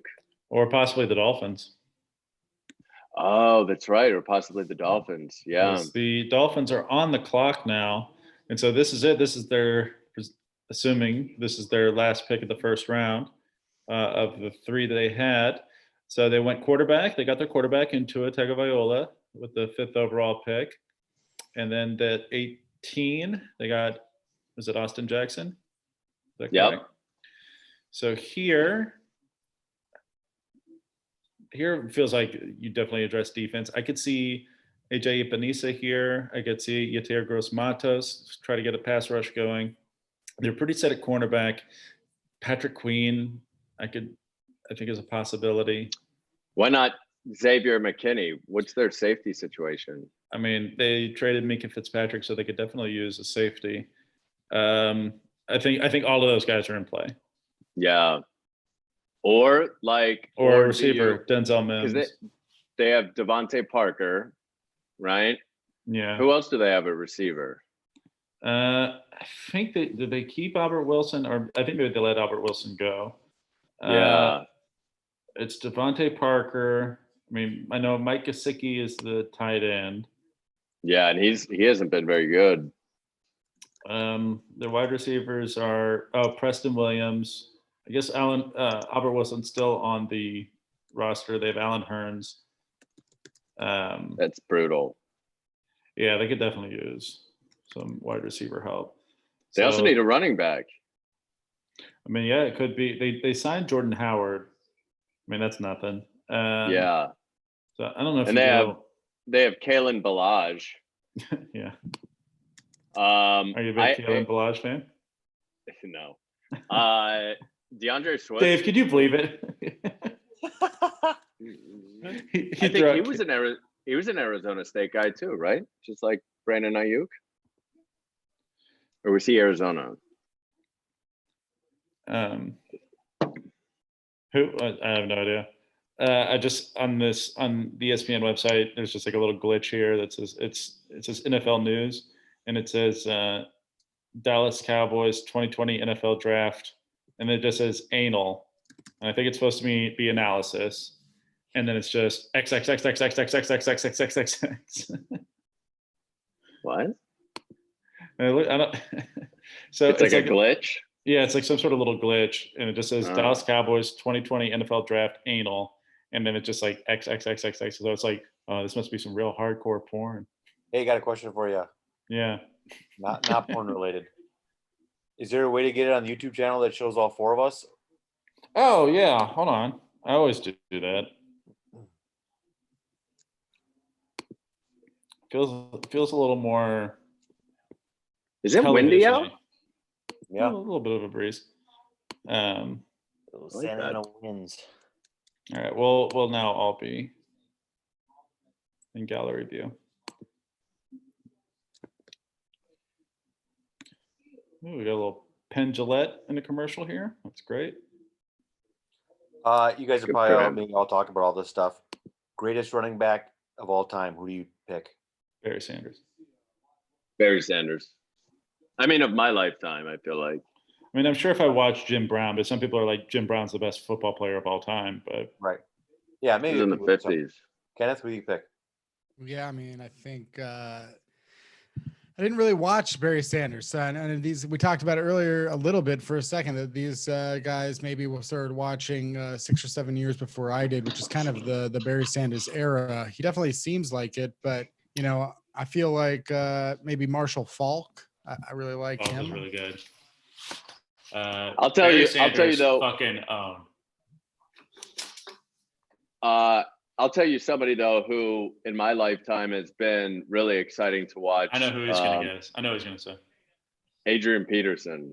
Oh yeah, and that's not who I thought you were gonna say. Who do you think I was gonna say? Curtis Martin? LaDainian Tomlinson.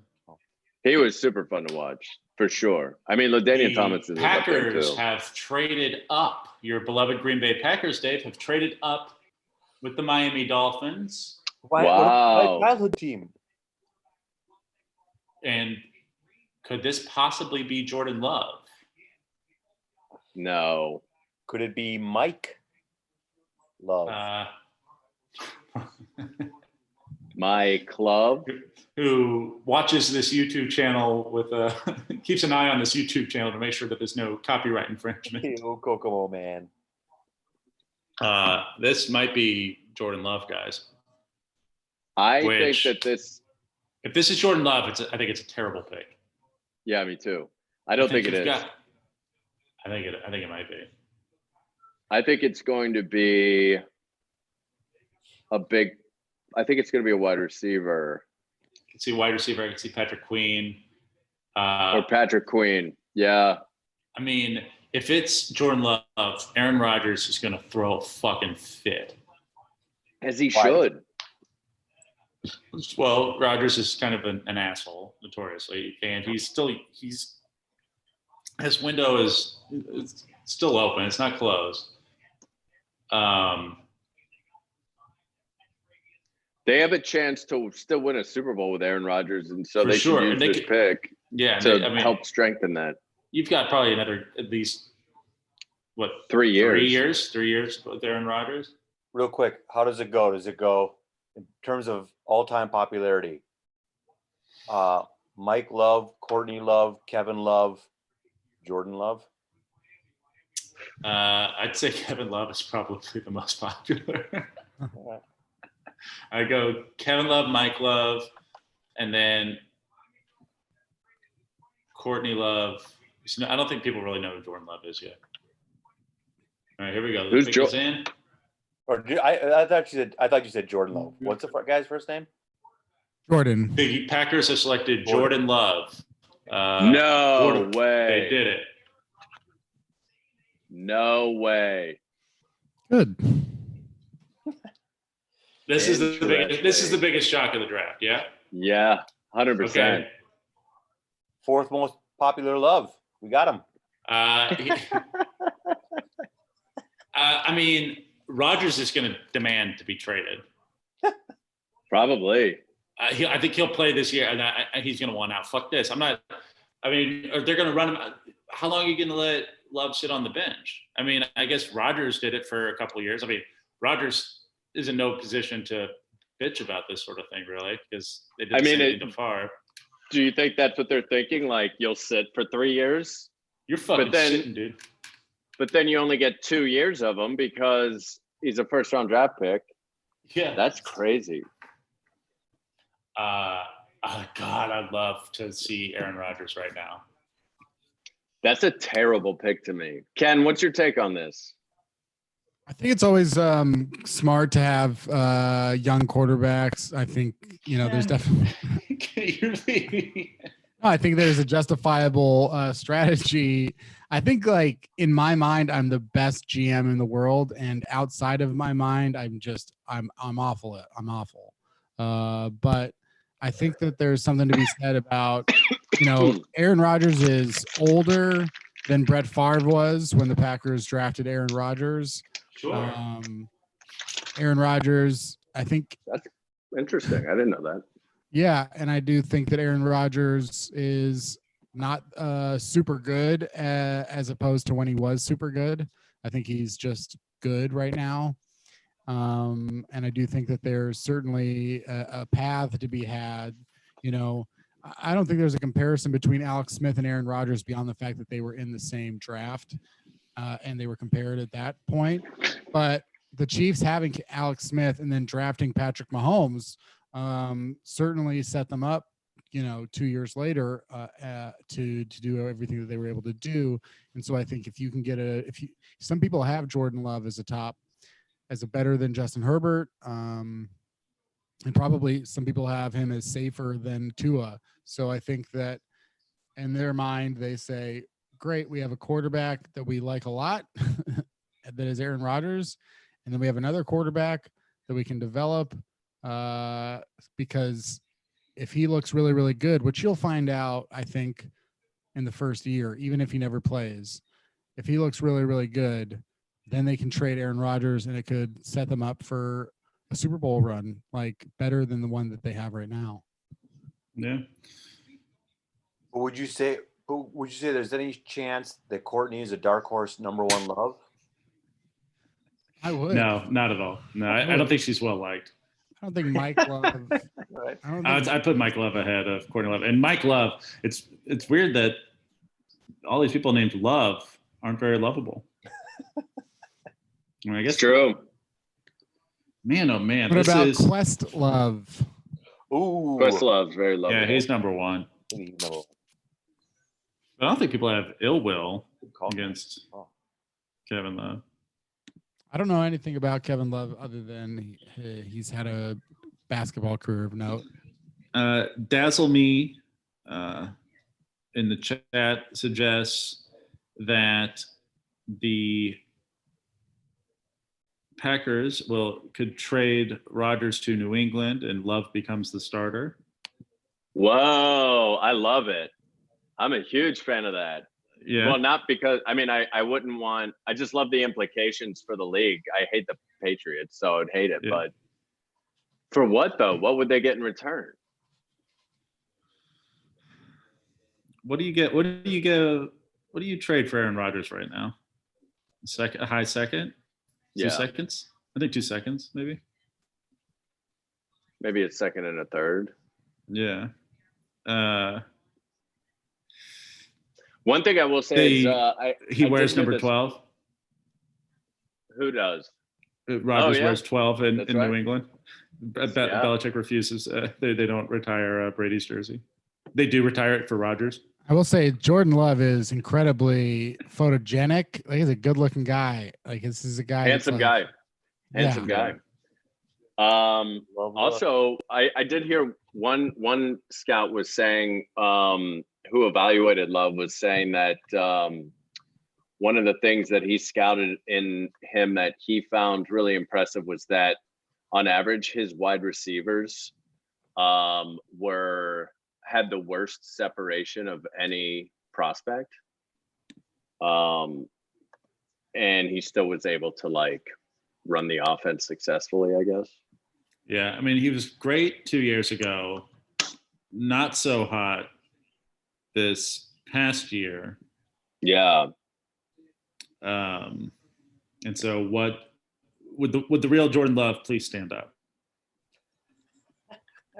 and put one of those fingers on each hand up and be proud to be out of your mind and out of control. And one more time, loud as you can. How does it go? Yes. I'm Jordan Love. Yes, I'm Jordan Love with the real Jordan Love. Please, Jordan Love. Utah State.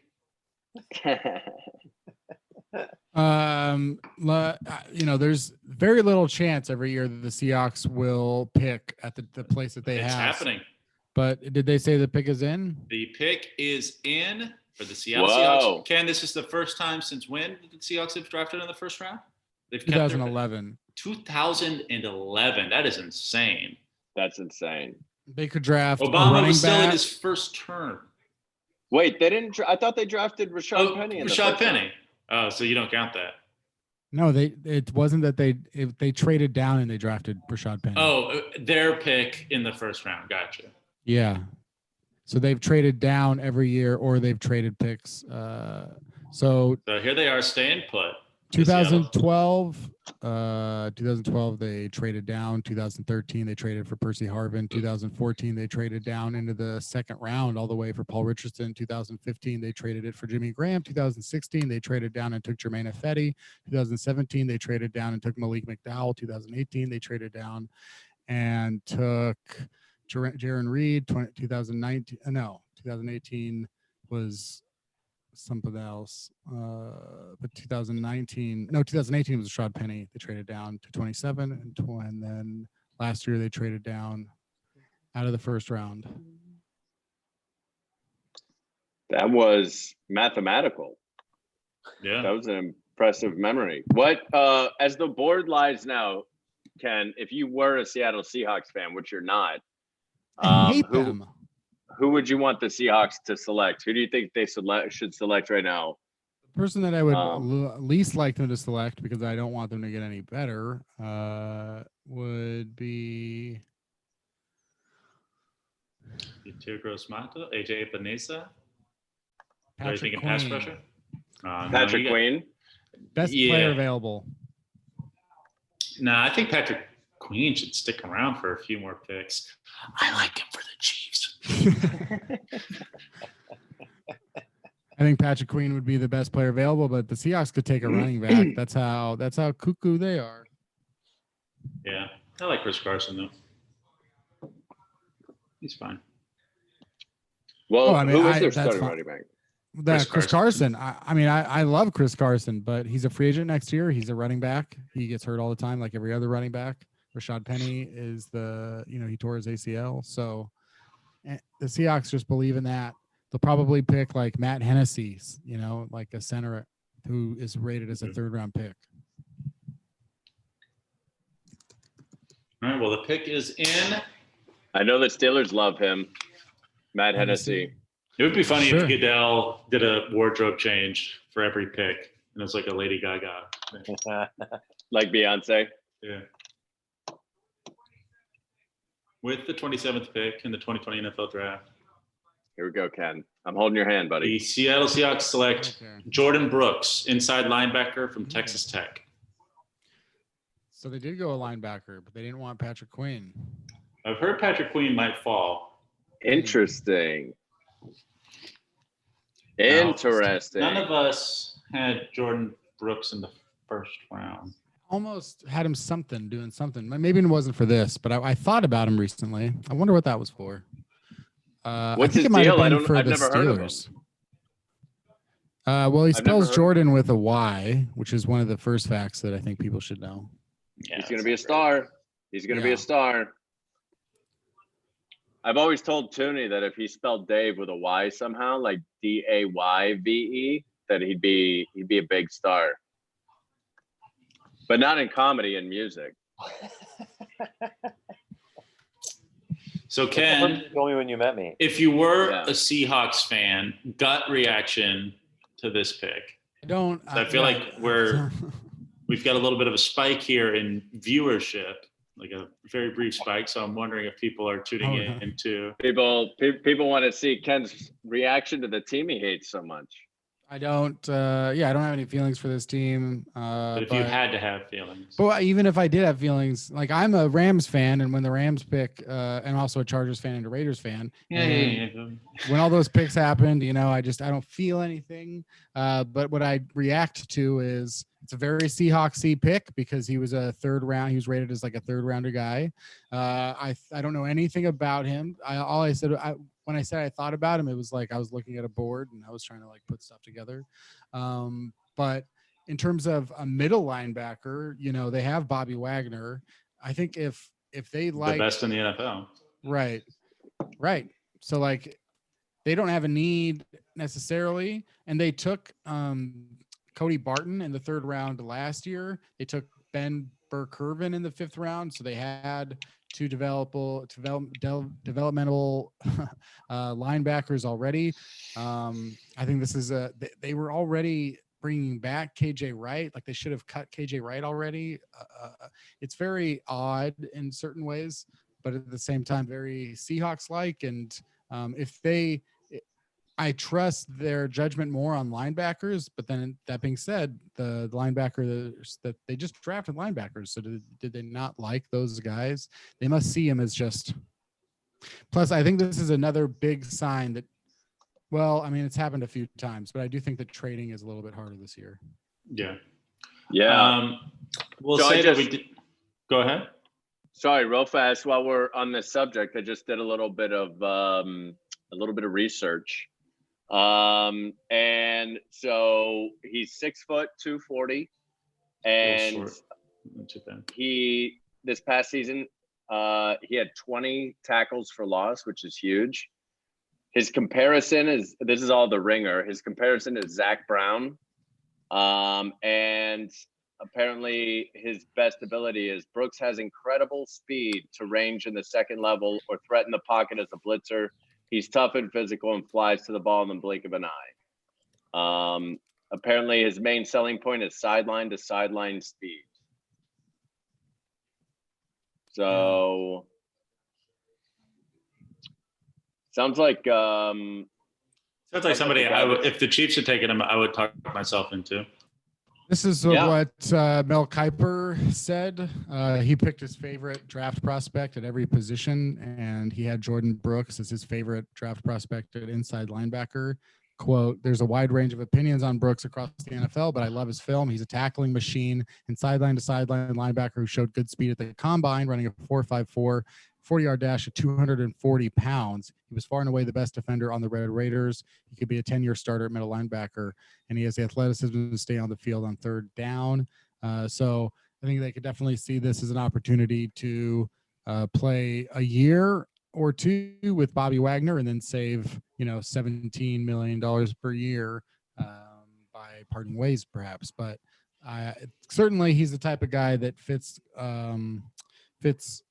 Pete Carroll, and not a surprise, although it's always a surprise.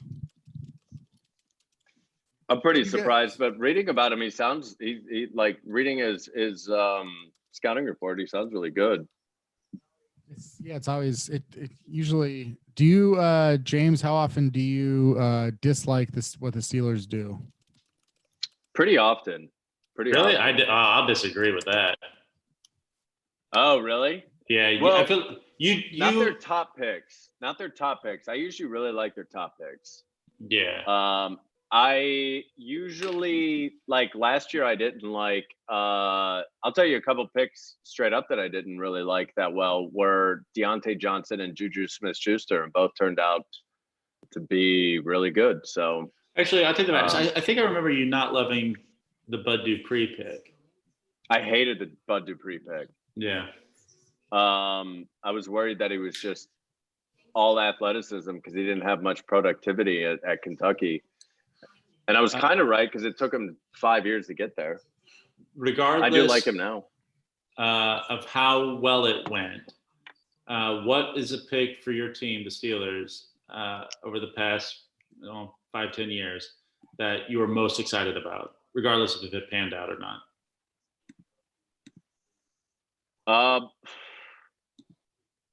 I mean, I was really excited about the TJ Watt pick.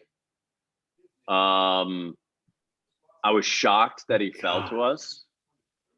So that was a really exciting pick. I was also really excited about Stephon Tuitt in the second round because I had remembered like he was like a top 15 prospect for a lot of people. And then he got injured. I remember loving the Plexico Burress pick, but that was years and years and years ago. Yeah, my favorite pick of all time was Derek Johnson. I was so fucking excited. He was supposed to be like a top 7 pick, and he fell to 15. Yeah, I remember that. And the Chiefs were 1 away from drafting Brady Quinn, and had they drafted Brady Quinn that day, I would have been over the moon excited. Here's one for you. I hated the Le'Veon Bell pick because I wanted the Steelers to draft Eddie Lacy, who is still on the board. And boy, was I wrong about that. I'm kidding. But most of the first round picks. No, that's impossible because Eddie I Lacy was a first round pick and Le'Veon Bell was a second round pick. Was Eddie Lacy a first round pick? Mm-hmm. He's like 30. Oh, The Ravens pick is in, and I'm scared to hear what it is. I have a feeling though. I think it's gonna bum me out here in a second. whose pick? The Ravens. Yeah. Eddie Lacy was a second round pick. Oh, was he really? I thought he went like 30. 61st. Fuck. The Ravens like Patrick Queen. Damn. That Fuck. sucks. That sucks. Damn. That does suck. I fucking hate the Ravens. And he's gonna be good for them. Yeah, you can just see it. You can see Yeah. Queen like in that purple uniform, sideline to sideline, fucking crushing it. Yeah. That's Sorry, real fast, just to validate my feelings that I expressed earlier that Meharry tried to invalidate. Dave, you witnessed it.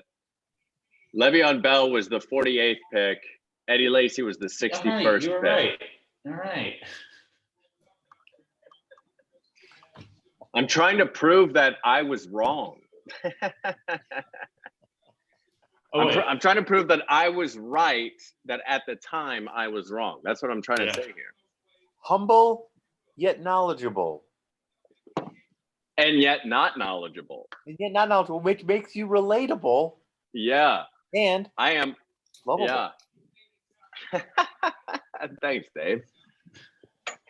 All right, here are who I think the Chiefs will now. All right, so we've got the Chiefs are 3 picks away. Yeah. Who do you before you say who they will pick? As of right now, is the way the board lies. Give me the top 3 players that would make you be able to go to bed tonight and not cry into your Chiefs blanket. AJ Epinesa, number 1. Okay. 2. I think maybe Xavier McKinney because I think he's still available. Yep. I guess Christian Fulton. I don't love. I'll say Christian Fulton, Jeff Gladney, and Antoine Winfield. Now, and Yetur Gross-Matos. Who's the player that if they selected, you'd be upset about? I mean, somebody who I don't know. Like who the fuck is that? Like if it's just rando. I mean, they could go Lloyd Cushenberry. It feels a little high. Yeah. I know the Steelers love that dude. Yeah, I mean, I wouldn't be like furious at it, just maybe value-wise, but you could probably argue that he wouldn't be there when they pick next at like 61 or whatever. I definitely don't think he will be. Yeah. So AJ Epinesa, I don't know if he'll with Tennessee, Miami, and Minnesota coming up. I'd be shocked if he doesn't get. I think Minnesota's gonna. I have Minnesota. I think nabbing that. I think Tennessee's gonna take him right now. Unless they go Gross Matos. Could they go Gross Matos? Nobody knows. Nostos. Maybe Zach Bond. I like Zach Bond. You know what? Apparently, according to Ross Tucker on Twitter, Texas Tech head coach Matt Wells called Jordan Brooks the next Bobby Wagner, which he would know because he coached Bobby Wagner at Utah State. There you go. Wow, interesting. Okay. Well, sounds then like if you were going to be a Seahawks fan, then you're not, but hate that. That might make you happy. It also is pretty interesting. Not a single running back has gone in the first round, huh? Yeah, I thought that might be a surprise this year, and I was wrong. Who did you think would go? Clyde Edwards-Helaire. Man, it's crazy how short he is, right? Yeah, he's so good though.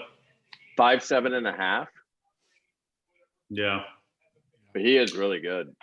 I mean, I think it's not. I think Miami could still go running back.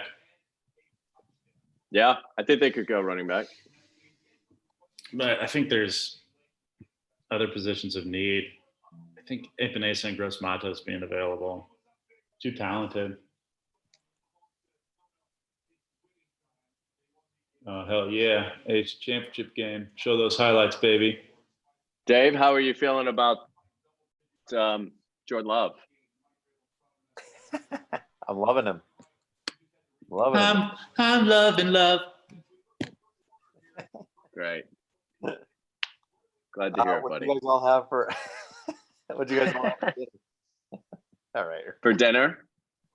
Is that what you said? Yeah, I'm trying not to look at Ryan.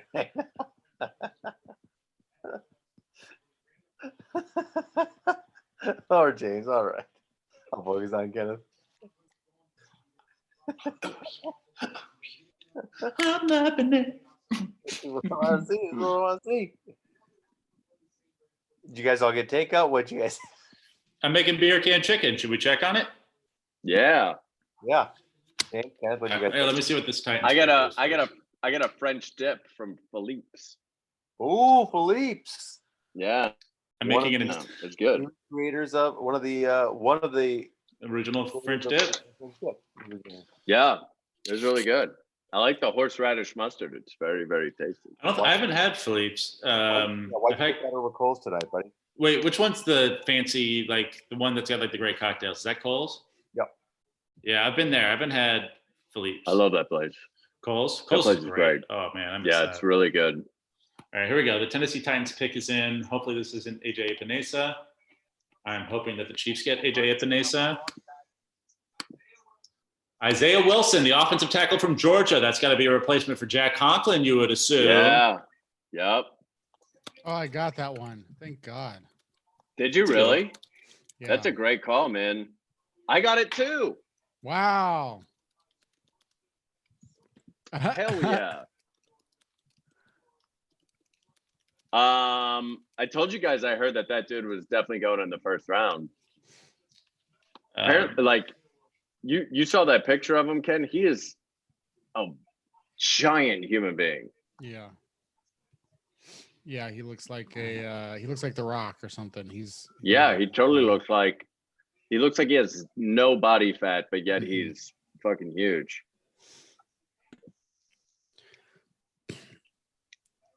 So this is Oh wow, yeah, you guys the Vikings. hit that right on the head. Why not? That Yep. might.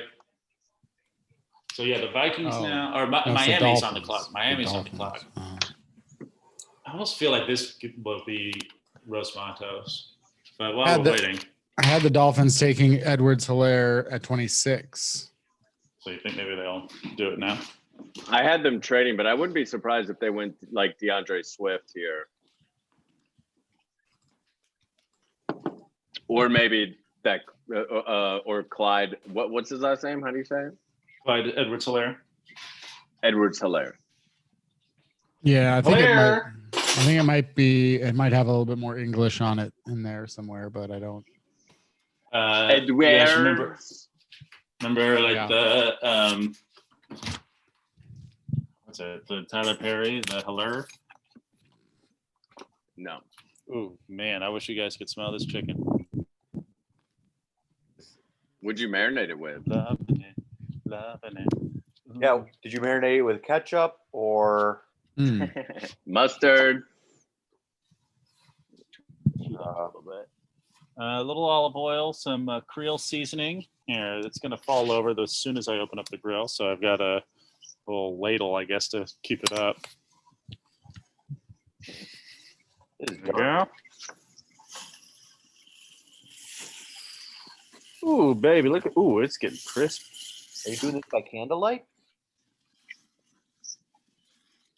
Whoa. Look at that chicken. Look at that bird. That's a big bird. By the way, they just showed Mike Vrabel spitting his fucking tobacco out into a cup on Oh. national television. That's so funny. So fucking gross. I hate him. As I smoke. Oh, gee, go. Man, because if they say like Isaiah Wilson is as good at run blocking as they say he is, which they say he's like can come in and immediately be an incredibly an incredible run blocking right tackle. Derrick Henry is about to have even bigger holes next year. I got a big hole for him. All right. What does that What, mean? like your mouth? Well, it means either your mouth or your butthole is what it means. It means I you're got a either big yapper. I operating- got a big mouth. I'm a big gossip.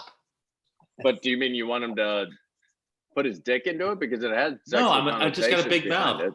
I just got a big mouth. I'm a big gossip. Can't trust me with a secret. Interesting. Dave, what did you take away from that? What did you think he was saying? He knows what I'm saying. I'm a big gossip. Yeah. I've never heard that term for gossip. I have a big hole for him. Oh, yeah. Well, You never heard like I got a big hole. I'm a huge hole. gossip. not that big hole down.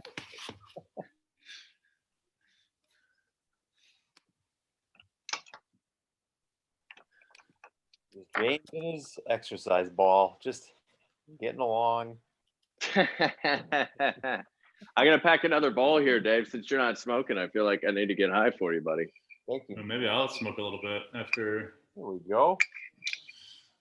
God, I love this so much. This feels so good having the draft. Feels like home. I think I'm coming. we talked I'm about coming. Oh, Mama, I'm coming. Oh. Just you and I, Dave. We now that they're gone, we can rock out to some Ozzy. I'm not gone. I'm still here. I'm coming. Oh. Have you ever seen Ozzy in concert, Dave? I saw No. Sabbath. you did. Yeah, Where? Ozfest. That's cool. Well, that's cool. That's cool because he's close to done. It was raining real hard, and he was mad. He was mad that it was raining because I guess I never knew. I'd never seen a Black Sabbath or an Ozzy show, but I guess there's a real Gallagher vibe to it because he likes to he comes out and sprays the audience with a hose and stuff, and he was mad that everyone was already wet because it's already raining. And he was mad. He goes, "I'll show you. I'll do it too." I don't know why he sounds like an old time, like a mayor. "Yeah, I'll show you too." But he took a bucket of water and dumped it on his head. And I remember watching it, and I was like, "You don't have to do that. You're an older guy. It's cold. You don't need to dump a bucket of water on your head." The Prince of Darkness. He's got to. He is the Prince of Darkness. That's true. Oh yeah, it's the old Prince of Darkness. So, yeah. He's lucky Mel to Kiper get salmonella. Jr.'s Mel Kiper Jr.'s best available at the moment. Xavier McKinney, Antoine Winfield Jr., DeAndre Swift, J.K. Dobbins, Michael Pittman Jr. So wait, have any safeties gone off the board at all? McKinney's the No. top-rated safety, so Unless you count Simmons as a safety. he's just his own thing. Yeah.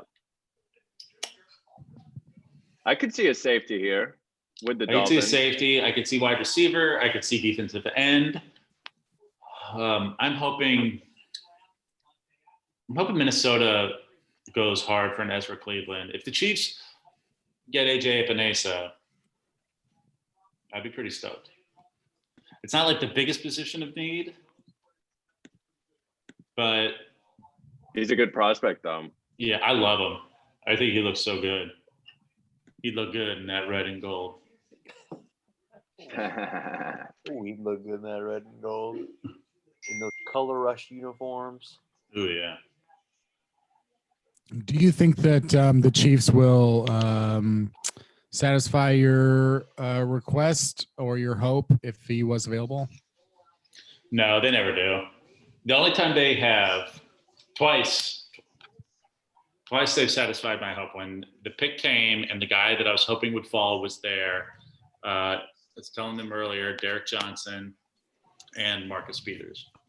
Mm. I think, yeah. Man, I remember I wanted Marcus Peters so bad in that I know. draft. We were talking about it a ton. I was shocked that he fell to the Chiefs. I was very shocked that Derek Johnson fell to the Chiefs that year, back in 2005. In retrospect, we should have taken Aaron Rodgers, but, you know, what are you going to do? Yeah. What are you going to do? What year was Marcus Peters drafted? I'm trying to think of the Steelers drafted. 2015. Oh, man, we got fucking – I think that's when we got Jarvis Jones. Ooh, yeah. That was a bad pick. That happens. How did you feel about Jarvis Jones at the time? I remember just being indifferent about it and just thinking that his production in college was impressive. So I wasn't like, I didn't like it or dislike it. I was super excited about TJ Watt. I mean, mainly because of his bloodline, but Mm-hmm. All right, gentlemen, I'm going to call it a night. Okay. You don't want to Hi, stick around Dave. for the Chiefs pick? That's fine. Can you? I'll fill you in tomorrow. Huh? What's your Right. pick of the Soon. night, Dave? What's your pick of the night, Toonie? What was your favorite pick? Everything that happened tonight. I'll tell you what. When I decided to throw that buffalo chicken wrap into my veggie grill cart, that was my best pick of the night. Good Buffalo pick. chicken. What are you talking about? CHIKN? Yeah, Okay. Just making sure. it was a great pick, I thought. Mm. I didn't think I needed that side because I had a taco salad, but I ended up The digging Dolphins pick is in. I'm Oh. sorry, Dave. We got breaking news. it. Fair enough. The Dolphins select Noah Igbenogene. We're gonna find The out that cornerback? name right now. He just he said it, and he said It's it. like I couldn't. Igbenogene or something. Igbenogene, yeah. Interesting. Wow. They went secondary? They signed Byron Jones in the offseason too, right? Yeah. And they already have Xavier Howard. I mean, you can never have too many corners, I guess. I'm so curious. I don't look at their defense. I feel like there's got to be somebody, like there's got to be so many holes, right?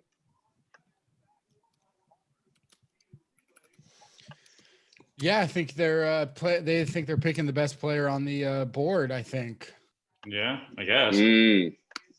because they really, if you're not trying to win next year and you're just thinking about 2 years down the line, you're saying in 2 years this guy's going to be the best corner in the draft. I would think.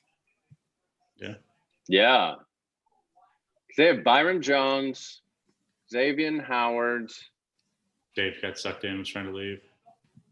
I guess they have Eric Rowe at free safety. Alexa, stop. Hold on one second, will guys. say- I'm gonna check on this chicken.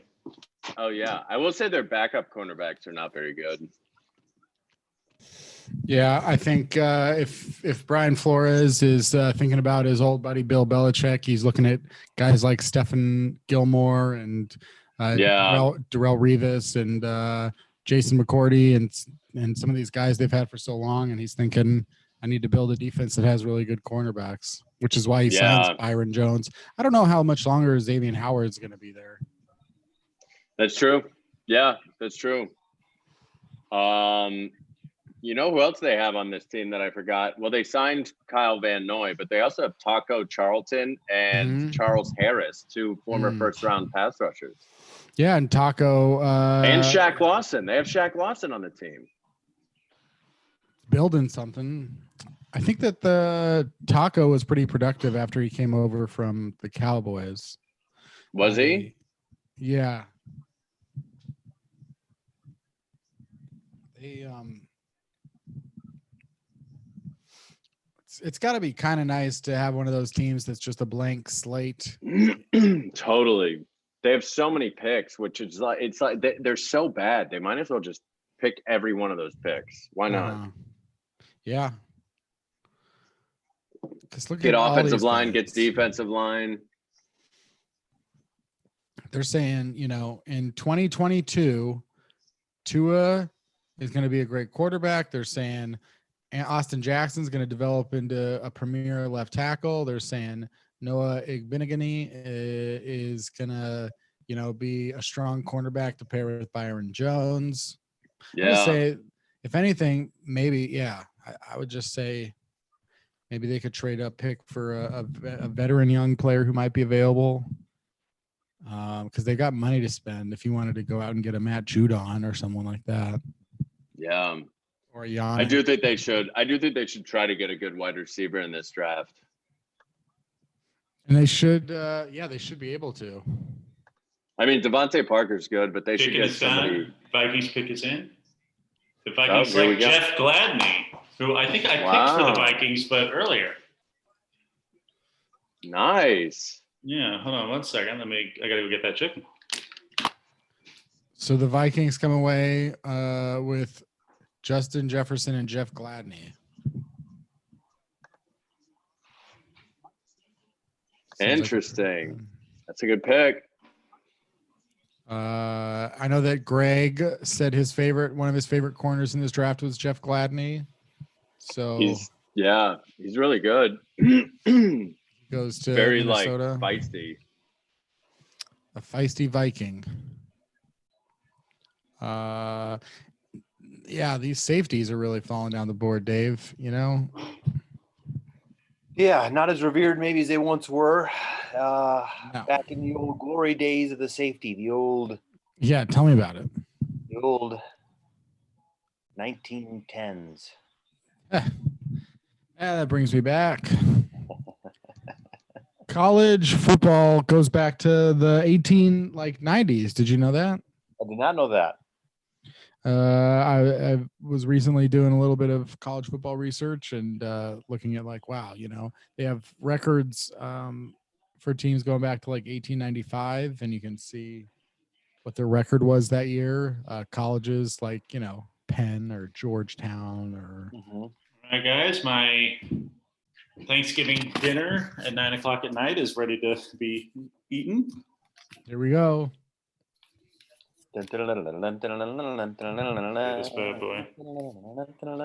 Oh, looks good. Does look good. I just realized I prepared no side dishes whatsoever. Bare hands, no silverware. Yep, man.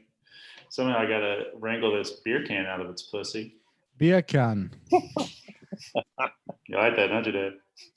I love it. Kenneth, where'd you go to college? Washington State.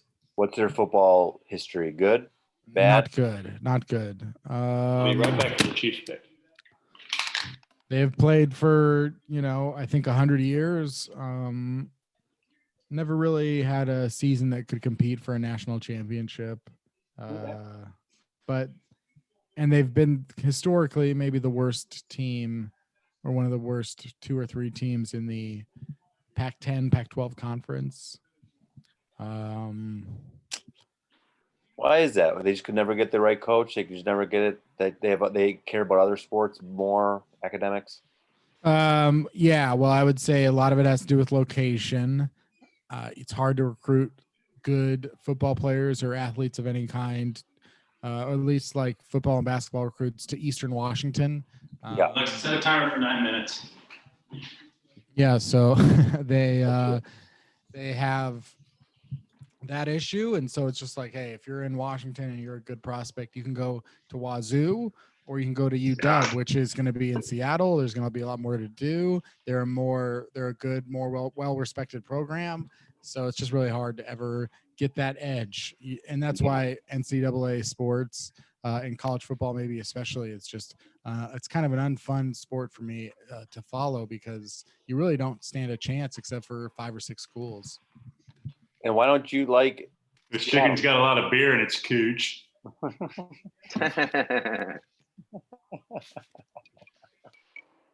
you Kenneth? Are you from Washington? Yeah. Why don't you like the Seahawks then? Well, I used to like the Seahawks, but now I write about the Rams and I like the Rams. So, Because if he were to say that he liked the Seahawks, the people who read him would be very upset. So, Oh, wink, wink. I don't know anything about what you're saying, Ryan, but I appreciate chiming in. Yeah, well, you know, I have had an affiliation there, but I am only a professional. Hey, James, I was curious because I've seen you smoking. Yeah.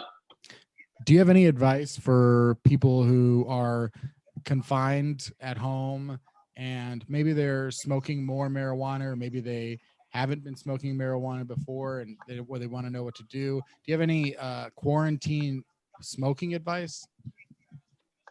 ooh, I like that question. I don't think so. That's a good question. I don't. Has your smoking habits changed at all? Yeah, I'm smoking way more weed. That's good. What'd you say? That's good advice. Yeah, I mean, I would say up your intake by 25%. Maybe try to vaporize a little bit more so you're not smoking in combustible The smoke. Chiefs pick is in. Oh, here we go.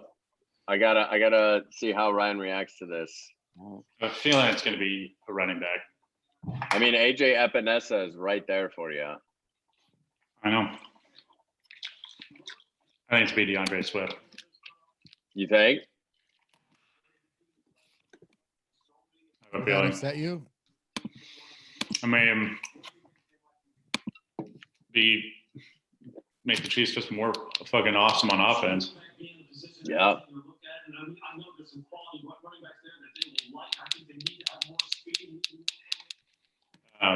But like, let's make that defense better. Damian Williams arguably should have been Super Bowl MVP. He played great down the Totally. stretch. He's great. And I bet you could get another good running back later too. Mm-hmm. Should we, should we give props to the NFL for getting through this whole thing without any real technical glitches? I'm always looking to give the NFL props. Absolutely. Good job, NFL. Good job. It's been Ryan like, it's loves felt upper like, management. Ryan's a big fan of upper management of nearly any organization. All right, this pick is in. Andy's turned around in his office. He's going to watch it on his big screen. He seems Here excited. we go. All right.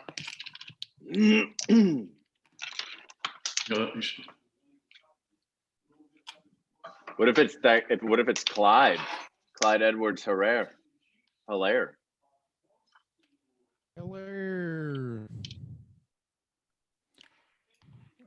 Pick us down. Here we go.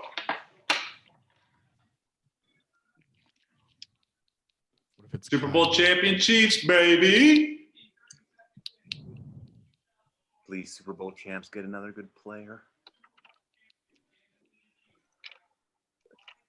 Clyde Edwards-Helaire. Wow. Oh shit! I just called it. I just said, "What if it's Clyde Edwards-Helaire?" Did you guys hear, Dave? Did you hear me say that? Heck yeah, I heard you say that. What's Damn, that's crazy. First running back off the board. Where's he from? LSU. He's really good. He's like 5'7". He's small. Yeah. It's just another weapon for us. Yep. Just another weapon. Just another weapon. Hey man. Yeah. How do you feel about him, Harry? I mean, it's a running back in the first round, so how excited? Like, I don't love it. You do get him for 5 years, though. That's true. If he's great. I will say this. Even last year during the Super Bowl run, the Chiefs offense under Patrick Mahomes has been at its best when they had Kareem Hunt, when they had a bit more versatile, dynamic running back. Yeah. And when Hunt was released, there was a noticeable dip in offensive productivity. that hasn't really quite been the same since. If he can kind of help us get it back to 35 points a game, let's do it. I'm down. And also, didn't Andy Reid coach Darren Sproles on the Eagles? Yeah. Or did he? No, I don't think he did. No, maybe he didn't. Sproles started out He with definitely the coached. Chargers. He coached too, like LaShawn McCoy, Brian Westbrook. LaShawn McCoy, Brian Westbrook, who there's definitely a resemblance there. Yeah, he could definitely. He looks like be a great Brian receiver. Westbrook. Yeah, he is. That's one of the things that's so impressive about him. Guy's so small. He's got strong legs. He's like a powerful. Yeah. runner. All right, we'll take it. All right, I'm leaving. I mean, it's now. Have a good Dave. night. Best of luck to all Good you. to see you, Dave. Love you, buddy. Love you guys too. Kenneth, as well. Good to see you. All right, I'll check in with you guys later. All right. Later, Dave. Hey, We'll Dave, see you tomorrow. Let's hang this weekend, Dave. For sure, 100%. I'm into it. Let's Zoom hang. Yeah, I would love that. All right, I'll talk to you guys soon. All right, See later, you, buddy. Ooh, hot. This chicken is fucking delicious. Is it good? It's great. I tried making this once years ago and it was a disaster. I have no idea why. So it's pretty easy.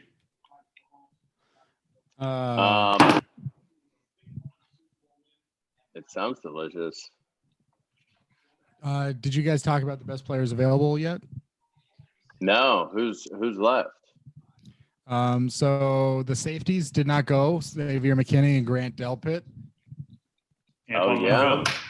Yep. The running backs did not go, other than the last one there, DeAndre Swift, J.K. Dobbins, Jonathan Taylor.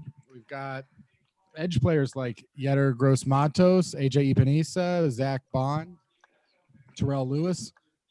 We got wide receivers on the board, such as Denzel Mims, KJ Hamler, Michael Pittman, Laviska Shenault, T. Higgins. We have Josh Jones, the tackle, Ezra Cleveland, the tackle. So a few offensive linemen are available. We know Lloyd Cushenberry, Jonah Jackson, Josh Uke. I flipped over to the YouTube stream, caught video of myself eating. Oh boy. Just like seeing way too much of my tongue. You're a tongue out eater, man. You eat with your tongue out. Me and the queen. So when you roll it back here, that second half, you got the Cowboys picking CeeDee Lamb, which is like a value that people are positive about. You got the Dolphins selecting Austin Jackson. You got the Raiders taking Damon Arnett, which was a surprise. That was a huge surprise. Jordan Love is the story of the draft. Yeah. Yeah. Chason went to the Jaguars. Jalen Reagor went to the Eagles. Justin Jefferson to the Vikings. There was the trade up for Kenneth Murray by the 40. Who's the Kenneth Murray team? Oh, it was who got Kenneth Murray? Somebody kind of surprised me. You called it, Ken. No, we don't. We all predicted Kenneth Murray 19 to the 19. Did he go to the Vikings? No, they took Jalen Reagor.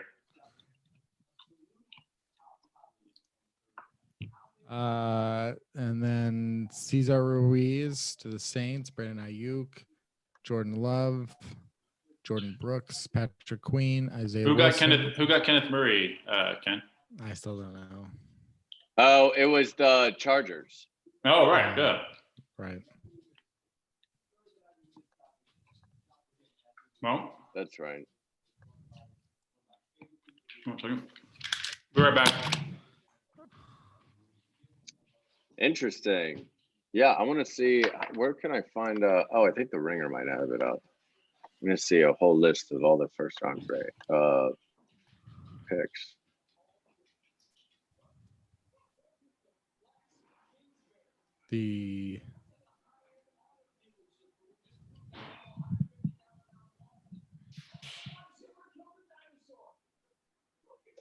I mean, the Cardinals getting Isaiah Simmons is pretty surprising.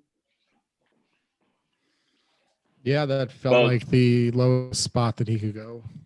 Yeah, the Cardinal. Yeah, I was just saying the Cardinals getting Isaiah Simmons is surprising, Harry. Yeah, that was a big one.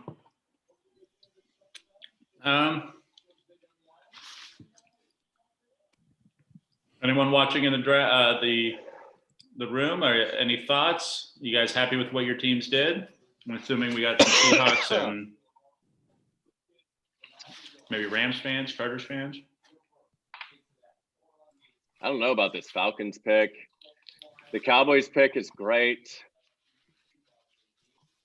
I think the Raiders pick of the cornerback Damon Arnett is weird.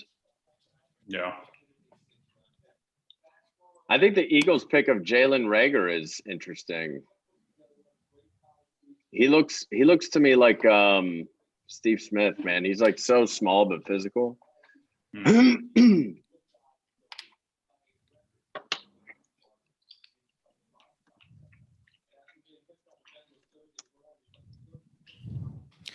Overall, draft. Are you excited for? You guys excited for tomorrow?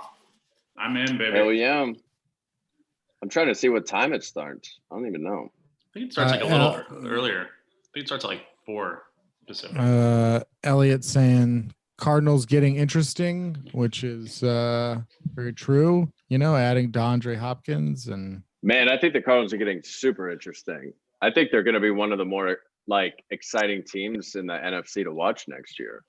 Could they be a team that makes one of those? You know, every year we have a team that makes kind of a quick turnaround, that maybe they get like a wild card spot, or even potentially surprise people and compete for the NFC West. Although the NFC West should be pretty competitive next year. I don't think they compete for the West, but I could see them maybe surprising some people, maybe doing a little 9-7 action. I still think they need like some more offensive line. They need offensive line help on offense. They still need some defense. I mean, they got Chandler Jones. You had Isaiah Simmons. You got Patrick Peterson. You got Budda Baker. I love Budda Baker, and they also got that kid last year, the cornerback who I think is really good from is it LSU? Byron Murphy out of UW. Oh yeah, Byron Murphy. Who is it? Byron Murphy. Yes, Byron Murphy. He's really good. I like their secondary a lot. I don't know about Hassan Reddick. Nah, he's a bust. They still have Chandler Jones. It's crazy, you know. Yeah, Chandler Jones is a legit defensive player of the year guy. Let's see. He's only 29, I think. Is he? I'm gonna look up there. Is that it? Honestly, that's really impressive. So, what's the best Oregon quarterback coming to the NFL? I don't know that there's ever been a good one. Yeah, Marcus Mariota. Chad Pennington. He went to Marshall. Well, there you go. He was with Randy Moss. So first of all, they have so many wide receivers. The Cardinals. They've got DeAndre Hopkins, Larry Fitzgerald, Christian Kirk, Andy Isabella, Hakeem Butler, Keyshawn Johnson. That's crazy. I also didn't know they had the tight end Max Williams. I'm just looking at their roster. I feel like they didn't need draft Max Williams, though, did they? No, he was drafted by the Ravens. Well, guys, I got to sign off. Yeah. Yeah, me too. Yeah, it's been fun. Been very fun. Good draft. good second round. I think looking ahead, looks like day 2 is going to be fun too. Absolutely. Yeah. Good Right. stuff, guys. Thanks everyone for watching. Yeah. I appreciate it for sticking with us. Those who Hell yeah. were with us the entire For like time. That's so awesome. We appreciate it. 30 hours. Yeah, no kidding. 4 hours we started streaming. Crazy. If you like this channel, you can come back tomorrow at noon Pacific time. Dave Tooney and I host a show called My Own Private Kokomo. We got something fun tomorrow. We have Dan Lipper coming on. James hosts I'm Too Effing High, does shows on YouTube Live on Tuesdays and Fridays, I believe. Is that correct, James? Yeah, 6 p.m. I'm Too Effing High. Check out I'mTooEffingHigh.com. We get comedians high and have them do comedic challenges. Yep, and I'm pretty sure you guys all know Ken, but Ken, Yeah. fill him in. Not much. You're why they're here.